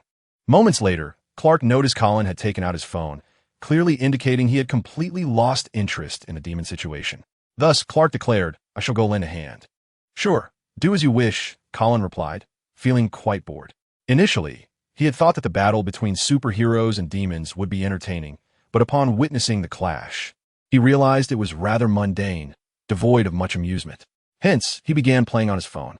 Clark rose and, in an instant, accelerated to an astonishing speed. In merely a second or two, he had resolved the issue with all the demons. Afterward, he made his way to Colin's mansion to retrieve some snacks for Monica. Monica generously extended her assistance to Clark. Meanwhile, the witch lay within the vast pit, her wounds only partially healed. Through the demon's perspective, she witnessed Clark effortlessly vanquishing all adversaries, an impossible feat for her to replicate. Neither Clark nor the suddenly appearing dark-haired youth were opponents she could contend with. As time ticked away, roughly half an hour later, she finally stood up, only to be greeted by a chilling inquiry. "Is she dead?" The dark-haired youth referred to the witch's original host. The witch swallowed hard. A poorly chosen response could lead to her demise. She replied, "She is not dead, but it will take some time for her to return." Colin observed the witch, noting her palpable fear. He had evidently frightened her previously, since the female doctor was alive. The witch's existence was no longer in jeopardy. In fact, he could enlist her assistance in rebuilding this world, potentially treating her as a servant akin to Palu. Seeing Colin remain silent, the witch grew anxious and insisted, "I assure you, she is not dead. Just grant me some time, and I will ensure her return." Colin responded, "I believe you, and I can spare your life, but you must undertake certain tasks for me, or rather for this world." The thought of facing perilous challenges unnerved her. Yet she had no choice but to nod in agreement. Refusal would mean death, and having already tasted death once, she was unwilling to face it again. As long as there remained a glimmer of hope for survival, she would cling to it with fervor, regardless of the indignity she might endure. Colin declared, "Become a superhero." It was clear that he himself would not labor extensively, so he intended for the witch to aid more people, to punish or eliminate the truly malevolent. The witch pondered, "This hardly seems like punishment, yet I never anticipated being asked to become a superhero. Does he not fear the bloodshed?" She gazed into Colin's eyes, realizing that any hesitation on her part could lead to her own end. This dark-haired youth was as formidable as the other superhuman, instilling a sense of despair. She nodded resolutely, exclaiming, "I will become a superhero." Subsequently, Colin outlined the boundaries of her new role. Ordinary people must not be harmed, but she was free to deal with the wicked as she saw fit, even devouring their souls. The witch stared at Colin in disbelief. She had perceived him as an embodiment of justice, someone who even granted opportunities to wrongdoers. However, she was taken aback by his permission to eliminate the thoroughly vile and to absorb their essence for power. The distinction between good and evil was starkly clear.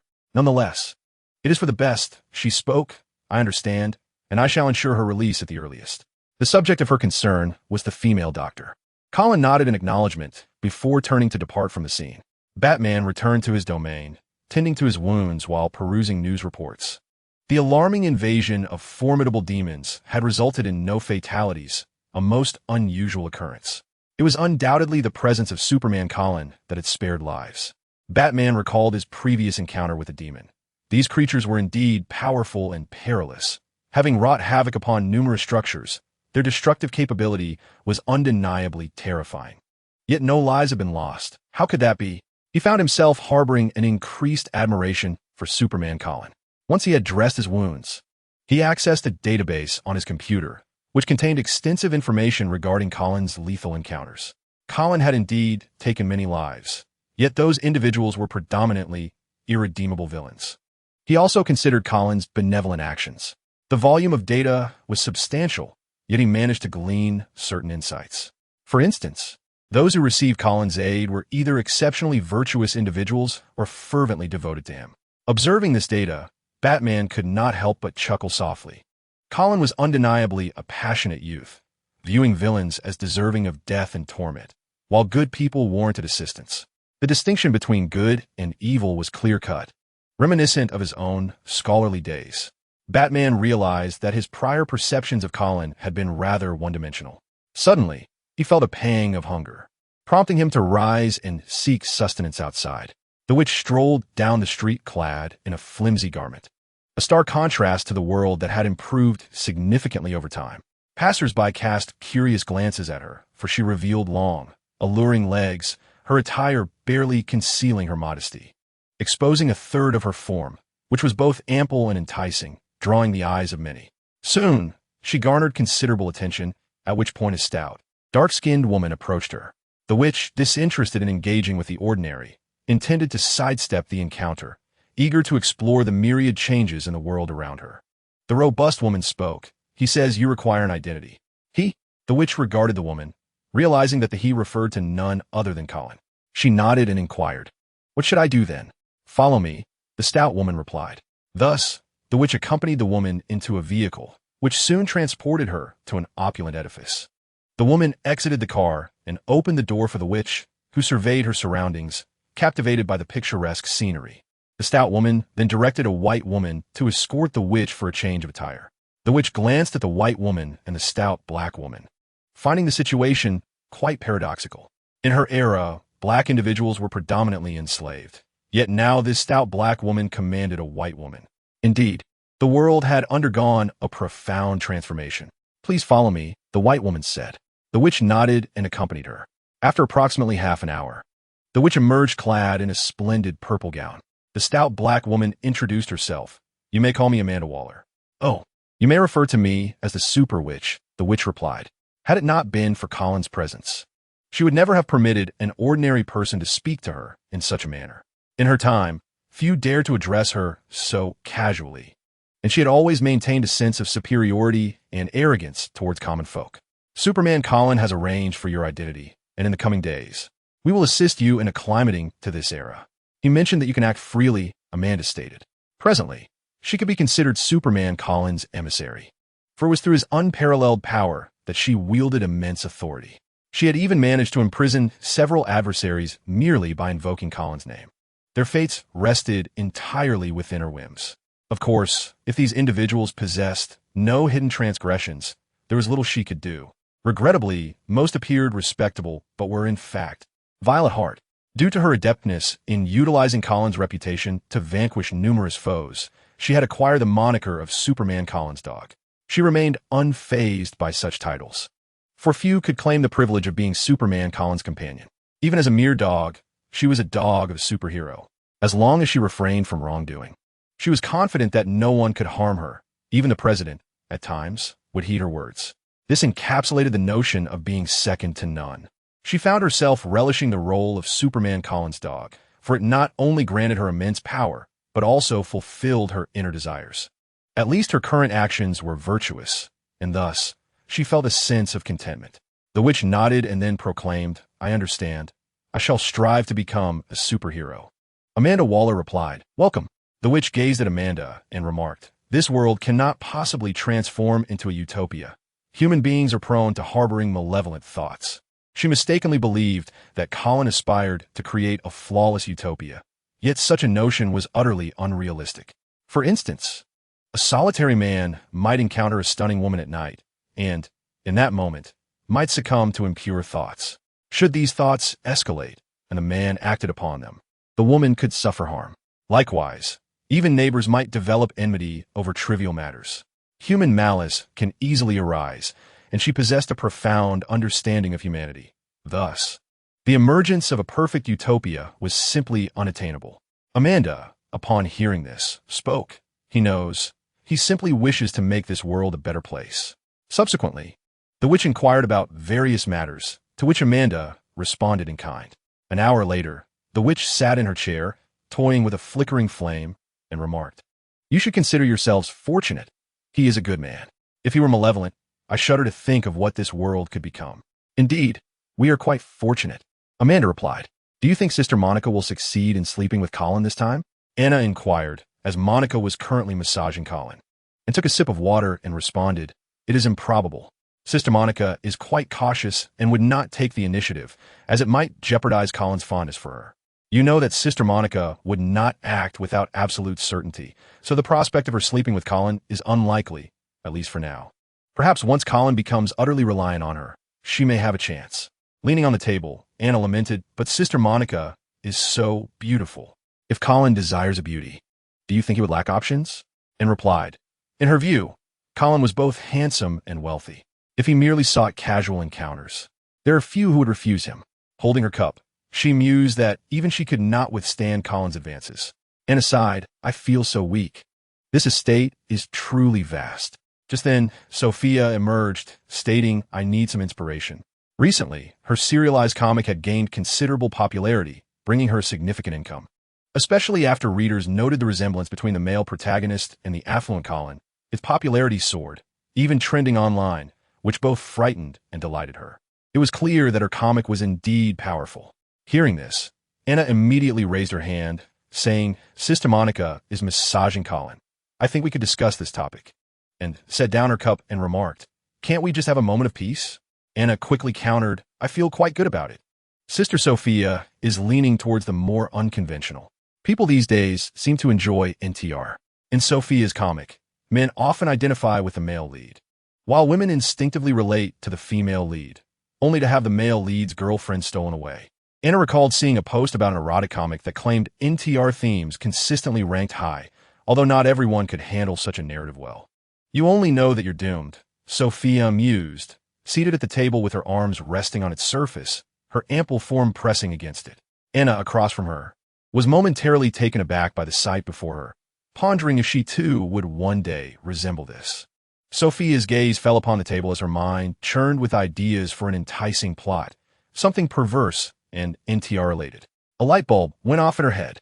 Suddenly, she was struck by an idea to have Colin video chat with his girlfriend while receiving a massage, during which she would tease him in various ways. Although he was tempted to let out sounds of pleasure, he would have to maintain a facade of nonchalance in front of his girlfriend. Eager to share her notion, she quickly conveyed it to Anna and Annie. Anna, upon hearing it, expressed her enthusiastic approval, saying, "Sophia, dear sister, that is quite an ingenious idea." Annie, cradling her cup in her hands, seemed disinterested in the topic. Her mind wandered to other matters, contemplating whether she should acquire a new skill. Even though she occasionally found herself quite busy, there were ample moments of leisure each day. She felt that this time could be devoted to learning something useful, much like her sister Monica, who was perpetually engaged in study. Even if Monica were to leave this place, she would undoubtedly secure a good job. In truth, it dawned on her that both she and Anna lacked any particular expertise and ought to learn something. She resolved to consult Monica later to discover what practical skills might be available. Monica exhaled deeply, wiping the sweat from her brow. Assisting Colin with the massage was indeed somewhat tiring. She sat on his backside, her fingers pressing into his robust shoulders, then gliding down his back. Colin's muscles appeared neither exaggerated nor unattractive. They seemed perfectly natural and aesthetically pleasing to her. In her eyes, he possessed the most flawless physique she had ever encountered, though this was merely her subjective opinion. Monica was acutely aware that she was the only one allowed such close physical contact with Colin. She sensed that he was gradually becoming accustomed to her touch. Perhaps one day he would fully embrace her ministrations, though it was evident that this would take time.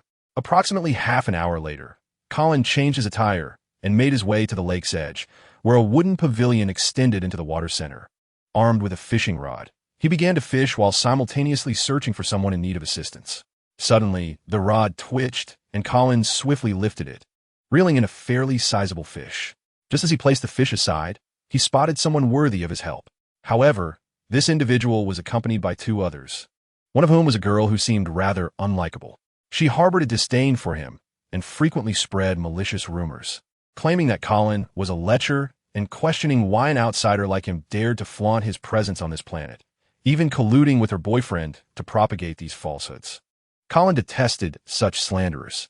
In his previous world, he had witnessed two girls accuse a boy of having hidden recording devices in his shoes, leading to him being treated as a suspect in a heavily populated area. Many eyes were upon him, and one could only imagine the torment he felt within.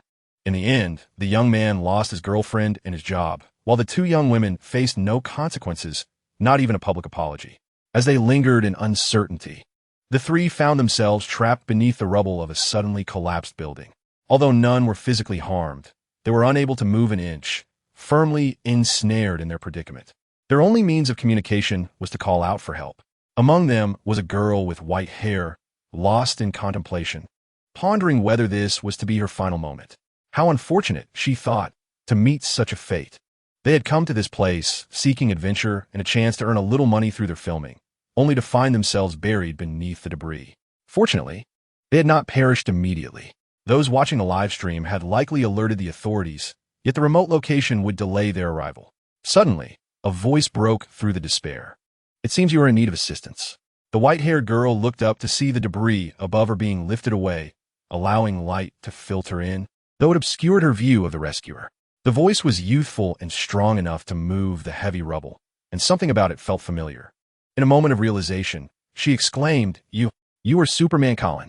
Filled with excitement, she reached out as Colin extended his hand. Grasping it, she marveled at its size.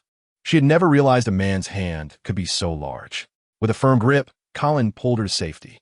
The other girl and the young man were momentarily taken aback, but soon began pleading for Colin's help. "Please help us," the girl cried out. She was known for spreading rumors about Colin, often dragging her boyfriend into the fabrications, claiming to witness him coercing a woman. Ironically, her boyfriend was also trapped beneath the rubble. It would be expected that Colin would not extend his aid to such individuals. Did they possess no dignity? They had previously slandered him, yet now sought his rescue. How shameless. Colin escorted the white-haired girl to a clear area, saying, "I am here to save you." Her expression faltered for a moment, but she quickly regained her composure. She had established a shelter for disabled dogs, employing individuals with physical challenges, a significant economic burden that had driven her to this location in search of video opportunities for income. She never imagined that her plight would lead to assistance from Superhero. Tears welled in her eyes as she rubbed them and murmured they. Meanwhile, the two trapped individuals continued to shout for help beneath the rubble.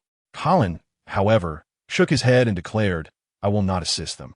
The girl with white hair paused for a moment, but quickly regained her composure. She had heard the rumors about the girl slandering the superhero Colin and had initially dismissed them as mere fabrications. Now, observing Colin's demeanor, it became evident that the rumors held a grain of truth. The girl trapped beneath the rubble also caught wind of this and immediately spoke up, apologizing, "I'm sorry. I will not slander you again." Though her words were laced with sincerity, her heart was filled with a torrent of curses directed at Colin. She understood that without his aid, her demise was nearly certain, prompting her to plead desperately. Colin suddenly recalled a line from a book he had perused in a previous world. The words resonated strikingly with the current predicament. "You only realize you are on the brink of death," he stated. Upon hearing Colin's words, both the woman trapped beneath the debris and the man beside her fell into a profound silence. Had they not indulged in slander or curses, perhaps they would have found salvation. Was this a form of retribution? Just then, the sound of police sirens shattered the suffocating silence. Several officers swiftly exited their vehicle, and among them was a young officer leading the charge. They had received a report indicating that 3 individuals were trapped beneath the rubble. Yet only the girl with white hair stood beside the superhero Colin. This was highly unusual. With Colin's extraordinary abilities, he could effortlessly rescue everyone in an instant. The fact that only one person remained by his side suggested that he had no intention of saving the other two. The reasons for his reluctance were easy to surmise. such as having been wronged by them. This posed a dilemma for the police. If they chose not to intervene, they would face immense public backlash. However, if they did attempt a rescue, they would have to contend with the pressure exerted by Colin. Frankly, the officers were contemplating resignations. They would rather relinquish their jobs than confront Colin. A younger officer finally spoke up. "We should save them." The young officer's words made the leading officer break into a cold sweat. Damn it, he regretted bringing such inexperienced officers along. They were far too young. Just as he prepared to instruct the young officer to cease, Colin subtly shifted aside. This gesture clearly indicated that they were permitted to proceed with the rescue. The young officer wiped his brow and promptly commanded, "Hurry, go assist." As time trickled by, the girl with white hair returned to her animal shelter, her weary body dragging through the doorway. Upon her entrance, a flurry of small dogs rushed out to greet her, including a three-legged pup who joyfully wagged its tail and bounded toward her. She recognized each of the animals within her care. This particular three-legged dog had been rescued by her own hand. When she found it, the poor creature was being tormented, its leg having been cruelly severed by someone. As she stroked the small dog, she pondered the inexplicable cruelty inflicted upon such a pitiful being. They had done nothing wrong, nor had they ever harmed anyone. It was truly lamentable, taken into a home only to be discarded and subsequently tormented. Suddenly, the sound of barking dogs broke the silence, alerting the girl to the presence of a stranger. The silver-haired girl turned to see a young man, a gentle-looking blonde youth. "Is there something you need?" she inquired, rising to her feet. Although the young man did not appear to be malicious, she remained cautious. The young man spoke. "I saw the news." "What?" The silver-haired girl was taken aback, puzzled about what news he was referring to. Noticing her bewilderment, he continued, "About Superman Colin saving you. I subsequently investigated and discovered that you run an animal shelter. It stands to reason that if he was willing to rescue you without charge, it is a testament to your kind-hearted nature." The blonde youth understood that those who received Colin's free assistance were generally benevolent individuals.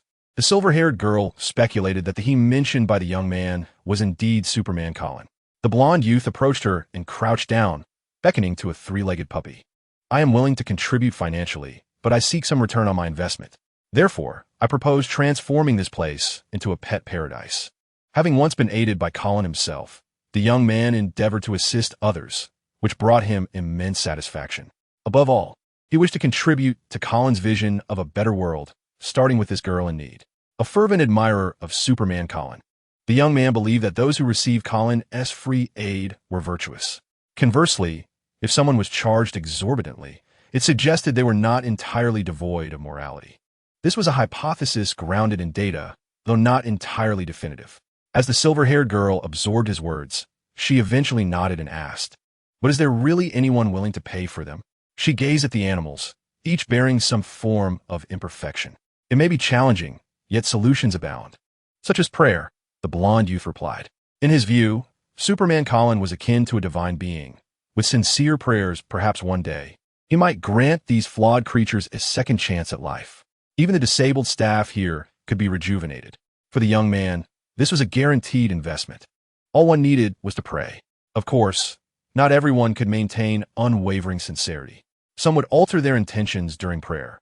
He had witnessed many such instances. He believed this was a test from Colin. Sighing, he reflected on the simplicity of the matter, lamenting that truly consistent individuals were few and far between. The silver-haired girl, astonished, asked, "Is it truly achievable?" Gently stroking the dog's head, the young man chuckled softly. "Why not? For him, it is merely a question of desire." "What must I do?" the silver-haired girl inquired. The unwavering devotion to him, the golden-haired youth remarked. During his leisure time, Clark found Colin, and the two engaged in a game of chess while savoring the snacks sent by Monica. Clark spoke. "I assumed you would eliminate them. Although I had no intention of saving them, I also did not plan to kill them, so I remain indifferent to whether others choose to intervene." Colin made his move on the chessboard. Clark glanced at Colin, but remained silent. After a moment, he asked, "What is your world like?"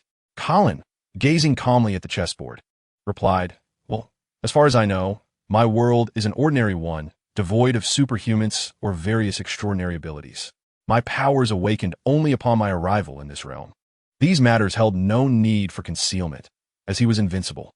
Clark nodded thoughtfully and continued, "When we first met, you acted as though you knew me. Is there a version of me in your world? A me without powers? In my world, you exist as a character in comics, with films and television shows made about you. Colin seemed to ponder his next move. Ah, I see, Clark acknowledged, recognizing the strength of Colin's abilities. A conclusion he had anticipated, thus finding it easily acceptable. He placed his piece on the board and inquired, "Do you not intend to return?" "I cannot go back, perhaps because I am not yet powerful enough. Maybe once I possess sufficient strength, I will be able to return." Colin's abilities continued to grow, so he felt no urgency. He believed that when he became strong enough, he could return. If he were to discover that his parents had perished upon returning to his world, he had numerous ways to locate the moment of his disappearance. By returning to that moment, he would appear to his parents as though he had never vanished. Thus he felt no need to rush. He would eventually find his way home. In another universe, "I win," Colin declared as he placed the decisive piece on the board. After speaking, he lifted a nearby teacup and took a sip. The tea exuded a subtle fragrance, a delightful brew cultivated by him and poison ivy. Its exquisite flavor had garnered popularity, and this newly cultivated tea had earned Colin considerable profit while addressing many employment issues. Clark nodded, having lost the match, and, like Colin, picked up the tea to savor its distinct taste, which he quite enjoyed. "You've established quite a number of companies," he remarked. "Indeed," Colin replied. "Using people's investments to create businesses benefits them with employment opportunities to support their families, while I also profit. It's a win-win situation." Colin elaborated. Clark nodded, recalling how Colin had opened a factory in a small town, significantly boosting the local economy and transforming the residents' quality of life. Furthermore, Colin had earned an excellent reputation, as his companies offered the best benefits, though some individuals held differing opinions. Establishing a company can indeed be a source of enjoyment, akin to the experience of cultivating a farm, where one nurtures something from nothing. Colin expressed his fondness for this sensation, envisioning a future where only his enterprise remains in the world, a manifestation of the survival of the fittest. He believed that, should he desire it, he could swiftly acquire all other businesses, for he is, after all, a Superman. What he wishes for, who would dare deny him? Yet, he acknowledged that such an approach would rob him of certain pleasures. He relished the gradual growth and strengthening of his company, finding it a most intriguing endeavor. Clark nodded thoughtfully as time passed. Suddenly, he rose and announced, "I must take my leave." "Goodbye," Colin replied casually, waving his hand. In another universe, a youth with green hair noticed a dark figure descending from the sky, a remarkably strong man, his black cloak billowing behind him. "Wow, ha ha!" The green-haired youth suddenly laughed, as if he were witnessing a spectacle. The dark figure hovered like a deity, tilting his head slightly to observe the crowd below, his expression chillingly stoic, exuding an aura of danger. His arrival instilled a sense of foreboding among the onlookers. A woman wielding a trident stared intently at the figure in the sky, while a man clad in Batman's attire also scrutinized this ominous presence. "He has arrived," a young black man declared as he tore off his cloak, revealing a body of silver metal. A man in red battle armor, sporting stubble, remained vigilant, his visor slowly closing, faint blue lightning flickering in anticipation as he prepared to spring into action. "You shall all perish," the dark figure proclaimed ominously as he descended. I'm so tired," Harley Quinn murmured, retreating to rest. Earlier that day, she, along with Poison Ivy and Catwoman, had commenced the planting of genetically modified plum trees. Colin had assured them that they would receive 30% of the profits, translating to a 10% share for each. This prospect invigorated her somewhat, as there was little else to occupy their time apart from tree cultivation. It was rumored that these plum trees would grow rapidly, yielding delectable fruit without any adverse effects, making them quite popular. She turned and entered a treehouse crafted from plants, which featured an area reminiscent of a bar, recently established as a space for their drinking leisure. The treehouse was refreshingly cool. She mixed herself a drink and settled into a cozy spot. Through the glass, she observed Poison Ivy diligently planting trees, truly exhibiting great enthusiasm. "It's so hot," Catwoman exclaimed as she entered, casually selecting a drink, adding some ice, and approaching Harley, resting her face against the cool wooden table. She found relief from the sun's heat, one hand cradling her glass. The two women fell into a comfortable silence, content to simply enjoy a moment of peace. As time gradually passed, Poison Ivy slowly made her entrance into the scene. She selected a bottle of her favorite wine, added a few ice cubes, and approached her companions, Catwoman and Harley Quinn. After a brief respite, she intended to return to her beloved tree planting. She relished this lifestyle, filled with moments of rest in the quaint cabin, sipping the exquisite wine that Colin had sent, while engaging in light-hearted conversations with her two friends. Once sufficiently refreshed, she would resume her gardening endeavors. She truly adored this existence and fancied the idea of someday constructing a swimming pool where she could enjoy a leisurely swim. She envisioned transforming this place into a world tailored to her desires. At that moment, Lois Lane appeared, clad in revealing hot pants and a simple white top. Bikini, Harley Quinn remarked candidly, to which both Poison Ivy and Catwoman nodded in agreement. The three of them were compelled to engage in tree planting, while Lois had the freedom to leave at will to conduct her interviews, a fact that irked them somewhat. Lois found a spot to sit and began to write, her column having already published several videos and articles that had quickly soared to the top of global trends within a single day. This thrilled her, even though much of the credit belonged to Colin. Nevertheless, even a small portion of that success translated to substantial income. Money, finally. She was no longer in the dire straits she once faced. The white-haired girl was drawn into a rather peculiar chat group, consisting primarily of individuals who had received aid from the superhero Colin, all of whom the blonde youth had invited into the fold. The people in the group were exceedingly friendly and fervently devoted to Colin, venerating him as a deity, a figure who was leading the world towards a brighter future. Should Colin commit an act of violence, these individuals would deem the victims deserving of their fate, for according to the data they had gathered, Colin had never harmed an innocent soul. The white-haired girl felt a twinge of fear, overwhelmed by their fanaticism. Sensing her trepidation, the blonde youth spoke up. Do you find their fervor a bit extreme? The girl nodded in agreement. He continued, you'll grow accustomed to it. Once you learn about the superhero Colin, you will feel as they do. Extending his hand, he added, let us strive together to make this world a better place. The white-haired girl slowly reached out, grasping the blonde youth's hand, and nodded resolutely, I will. In another realm, one day Colin basked in the sunlight when suddenly he turned his gaze towards a particular direction, sensing the approach of something extraordinary. It was an entity not belonging to this universe, an otherworldly presence. At that moment, an anomalous space began to warp in the distance, and from it a figure surged forth. The moment the figure burst forth, Colin instantly recognized the newcomer. It was the Flash, the one from another universe. Judging by his appearance, he seemed to have encountered an extraordinary crisis, one so severe that it had driven the Flash into a state of disarray. It was highly likely that a formidable threat loomed, perhaps even a corrupted Superman. For the moment, Colin decided to observe. After all, Clark would approach him soon enough. Colin continued to bask in the sun, savoring the gentle breeze and relishing the delightful treats prepared by Monica.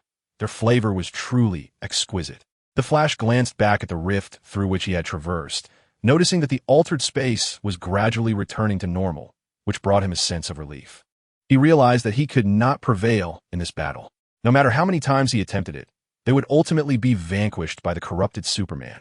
Thus, he altered his strategy, seeking another universe to find a Superman who had not yet succumbed to corruption, for he believed that only Superman himself could thwart the corrupted version. As he sought news of Superman, calling out, Clark, Clark, where are you? He overheard a conversation among several children. Colin is the strongest, exclaimed a boy with a buzz cut, referencing the previous battle where Colin had decisively triumphed over Clark. Colin is the strongest? Who is this? The Flash thought, somewhat surprised. Should T. Clark hold that title? Colin is merely a being from another realm who possesses powers surpassing those of Superman. While he may be the strongest in terms of strength, I believe the other Superman's virtues are far more noble, another boy remarked. A girl chimed in, Colin is just an ordinary person endowed with powers beyond Superman's, whereas the other Superman, in both strength and spirit, truly embodies the title. Although both Colin and Clark could be classified as Supermen, they were entirely different entities. Colin was a being of unparalleled strength, deserving of the title, while Clark's superiority lay not only in his might, but also in his heart, elevating him far beyond humanity. Was there truly another existence more powerful than Clark in this world? This revelation astonished the Flash. Two Supermen, yet entirely distinct.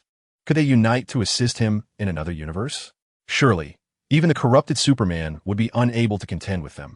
This thought filled him with joy. An ally wielding powers beyond Superman would surely tip the scales of victory in their favor. After listening for a while, he resolved to seek out Colin and Clark, and as he did, his gaze fell upon a familiar figure. Seeing this person filled the Flash with trepidation, for he had been pursued by the corrupted Superman only moments prior. He turned to this world's Clark, who waved amicably and said, "Hello."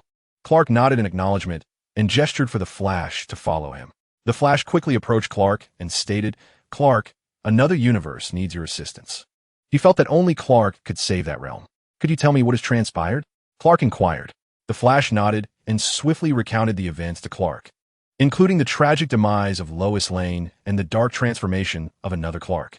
Upon hearing this news, Clark felt a pang of fear. If his loved ones and Lois Lane were to perish, it was likely he too would succumb to darkness, a notion previously hinted at by Colin.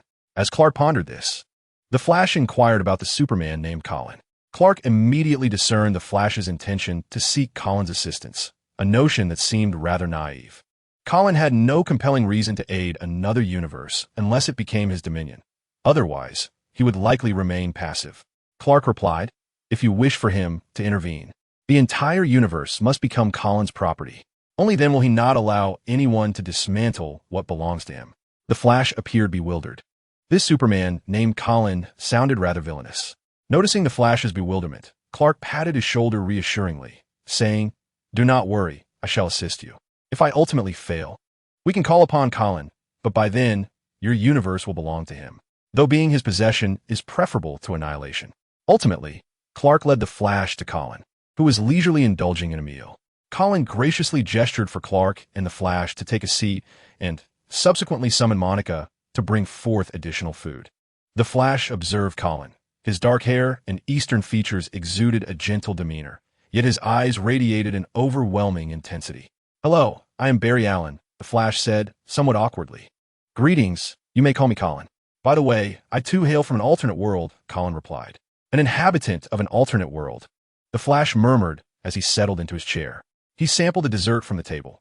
Although it was delightful, it did little to quell his hunger, and he yearned for more. Just then, 3 strikingly similar beauties approached, carrying an abundance of food. He swallowed hard, the aroma of the dishes provoking an uncontrollable salivation. Monica, Anna, and Annie arranged the food upon the table before clearing away the previous plates. Once they departed, the Flash eagerly began to feast, shoveling food into his mouth. Suddenly, Clark remarked, "This world's Flash is still a novice." Colin nodded in agreement. Indeed, he remains inexperienced, but he will surely grow. In comparison to the Flash of this world, the one before them exhibited a greater maturity. The Flash continued to devour his meal, mumbling indistinctly. Colin then asked, "Are you planning to leave now?" Clark responded, "I will first inform Lois." "Oh," Colin nodded. Soon, the food on the dining table was swiftly devoured by the Flash. He remarked, "I am quite full." Then he turned to Colin and added, "The food was delightful." Clark, having departed with the Flash, contemplated visiting another universe, driven by curiosity about the darker version of Superman. Whether he would intervene remained contingent upon the circumstances. Monica approached, looking lovely in her maid outfit, as she began to clear the table. Colin spoke, "I will be away for a while. I will manage the estate well," Monica replied, her curiosity piqued about Colin's destination, though she refrained from asking further, knowing he would share when he deemed it appropriate. Colin then rose and made his way out. Before leaving, Clark sought out Lois Lane, conveying to her the events transpiring in another world. Upon hearing the tale from the alternate universe, Lois had no intention of dissuading Clark. Instead, she embraced him and said, "Make sure to return safely." Clark nodded, gently caressing Lois's hair and resting his nose against her head. He softly assured her, "I will return, and should danger arise. Colin can provide assistance, as I am quite useful to him, and, after all, a free resource." Lois laughed at Clark's words, replying, "Indeed, you are quite the asset to him." After a tender moment, Clark departed. Utilizing his supervision, he scanned the area but found no sign of Colin, who had likely ventured into another universe, undoubtedly intrigued by the darker Superman. Clark then located the Flash, who was observing a somewhat inexperienced young man, this world's Flash, who had recently acquired his powers and appeared somewhat clumsy. Watching the awkwardness of the fledgling Flash, the alternate universe's Flash felt a sense of nostalgia. "Oh, let's be on our way," he said. "Indeed, let us go," Clark responded. Colin materialized in a city that resembled a post-apocalyptic landscape, where towering structures lay nearly flattened, and debris from collapsed buildings littered the ground. He noticed some creatures with wings and red eyes. These must be the demons. These monsters flew in clusters across the sky, seemingly in search of human survivors. Suddenly, a piercing shriek echoed as one of the demons spotted Colin and eagerly charged toward him. There were approximately a dozen of these creatures, all lunging at Colin. Colin remained remarkably calm, for these demons posed little threat to him, akin to tiny ants charging at him. Abruptly, a barrage of gunfire erupted. The demons had scarcely approached before being gunned down.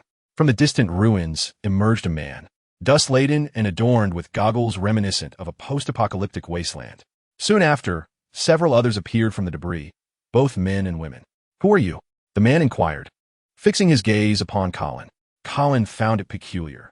In a world reduced to desolation, his attire was strikingly pristine, almost as if he intended to avoid the lurking monstrosities. An evident anomaly. The man pondered the possibility that Colin might be a formidable individual, for he exhibited no inclination to evade the creatures. However, it was clear that these abominations were not his allies. After a moment of contemplation, he resolved to assist. If Colin were an extraterrestrial with notable strength, he could potentially aid their cause. Colin murmured in a certain direction. "Shall he play?" Given the power of the darkened Superman, it was evident that these humans would be annihilated in an instant, yet he allowed them to linger, seemingly indulging in a futile game of resistance. "This is not a place for conversation. We should depart," a woman interjected. Colin nodded and followed the group as they left the desolate site. Meanwhile, in another location, the darkened Superman sat upon a chair, surveying the ruined world around him, flanked by several individuals under his control: Batman, Wonder Woman, and others, completely subjugated. Their fates spared to lure the flashback. Each bore the marks of battle, their bodies battered and bruised. A colossal creature, the wasteland wolf wielding a massive battle axe, proclaimed, "Let me slay them." The darkened Clark dismissed the wasteland wolf with a glance, responding, "They are bait." Unwilling to heed Clark's words, the wasteland wolf raised his axe and swung it violently toward Batman. Clang! The tremendous axe struck an impossibly hard surface, revealing the dark-clad Superman before him. He began, but was swiftly sent flying by a punch from the darkened Clark. "Do you dare defy me?" Clark declared. The wasteland wolf slowly rose, his chest deeply dented, the darkened Superman emanating an aura of terror. With a grunt, he stormed away, and once out of sight of Clark, he vented his fury, cleaving everything in his path with his axe, howling in rage. Just then, a creature resembling a monster flitted to the wasteland wolf's side, informing him of the discovery of some remnants of a resistance. The wasteland wolf had little interest in hunting these feeble humans, knowing that they were likely left by the darkened Clark for amusement. Attacking them might provoke the madness of Clark himself. Previously, he had witnessed how Clark annihilated human cities, instilling a sense of dread within him. Naturally, he felt a profound discontent, yet there was little he could do, for this corrupted Superman was indeed a merciless killer. Numerous adversaries he deemed formidable were effortlessly dispatched by the malevolent Superman, a terrifying Kryptonian. "Why do you not eliminate us?" Batman inquired. "You serve as bait, and to kill you outright would be rather mundane," the corrupted Clark replied. "Clark, you are not like this," Wonder Woman pleaded, attempting to rekindle the benevolent essence of Clark. "I am no longer the Clark you once knew," the corrupted Clark declared, dismissing them without further consideration. The Flash should return shortly, bearing news from another universe. Meanwhile, Colin had been taken to a concealed cave, a refuge where more than a dozen individuals gathered. A slight smile graced Colin's lips as he spotted the Joker, albeit in a peculiar state. Half of his body had transformed into a plant-like trunk, resembling a bizarre grafting, which appeared both strange and comical.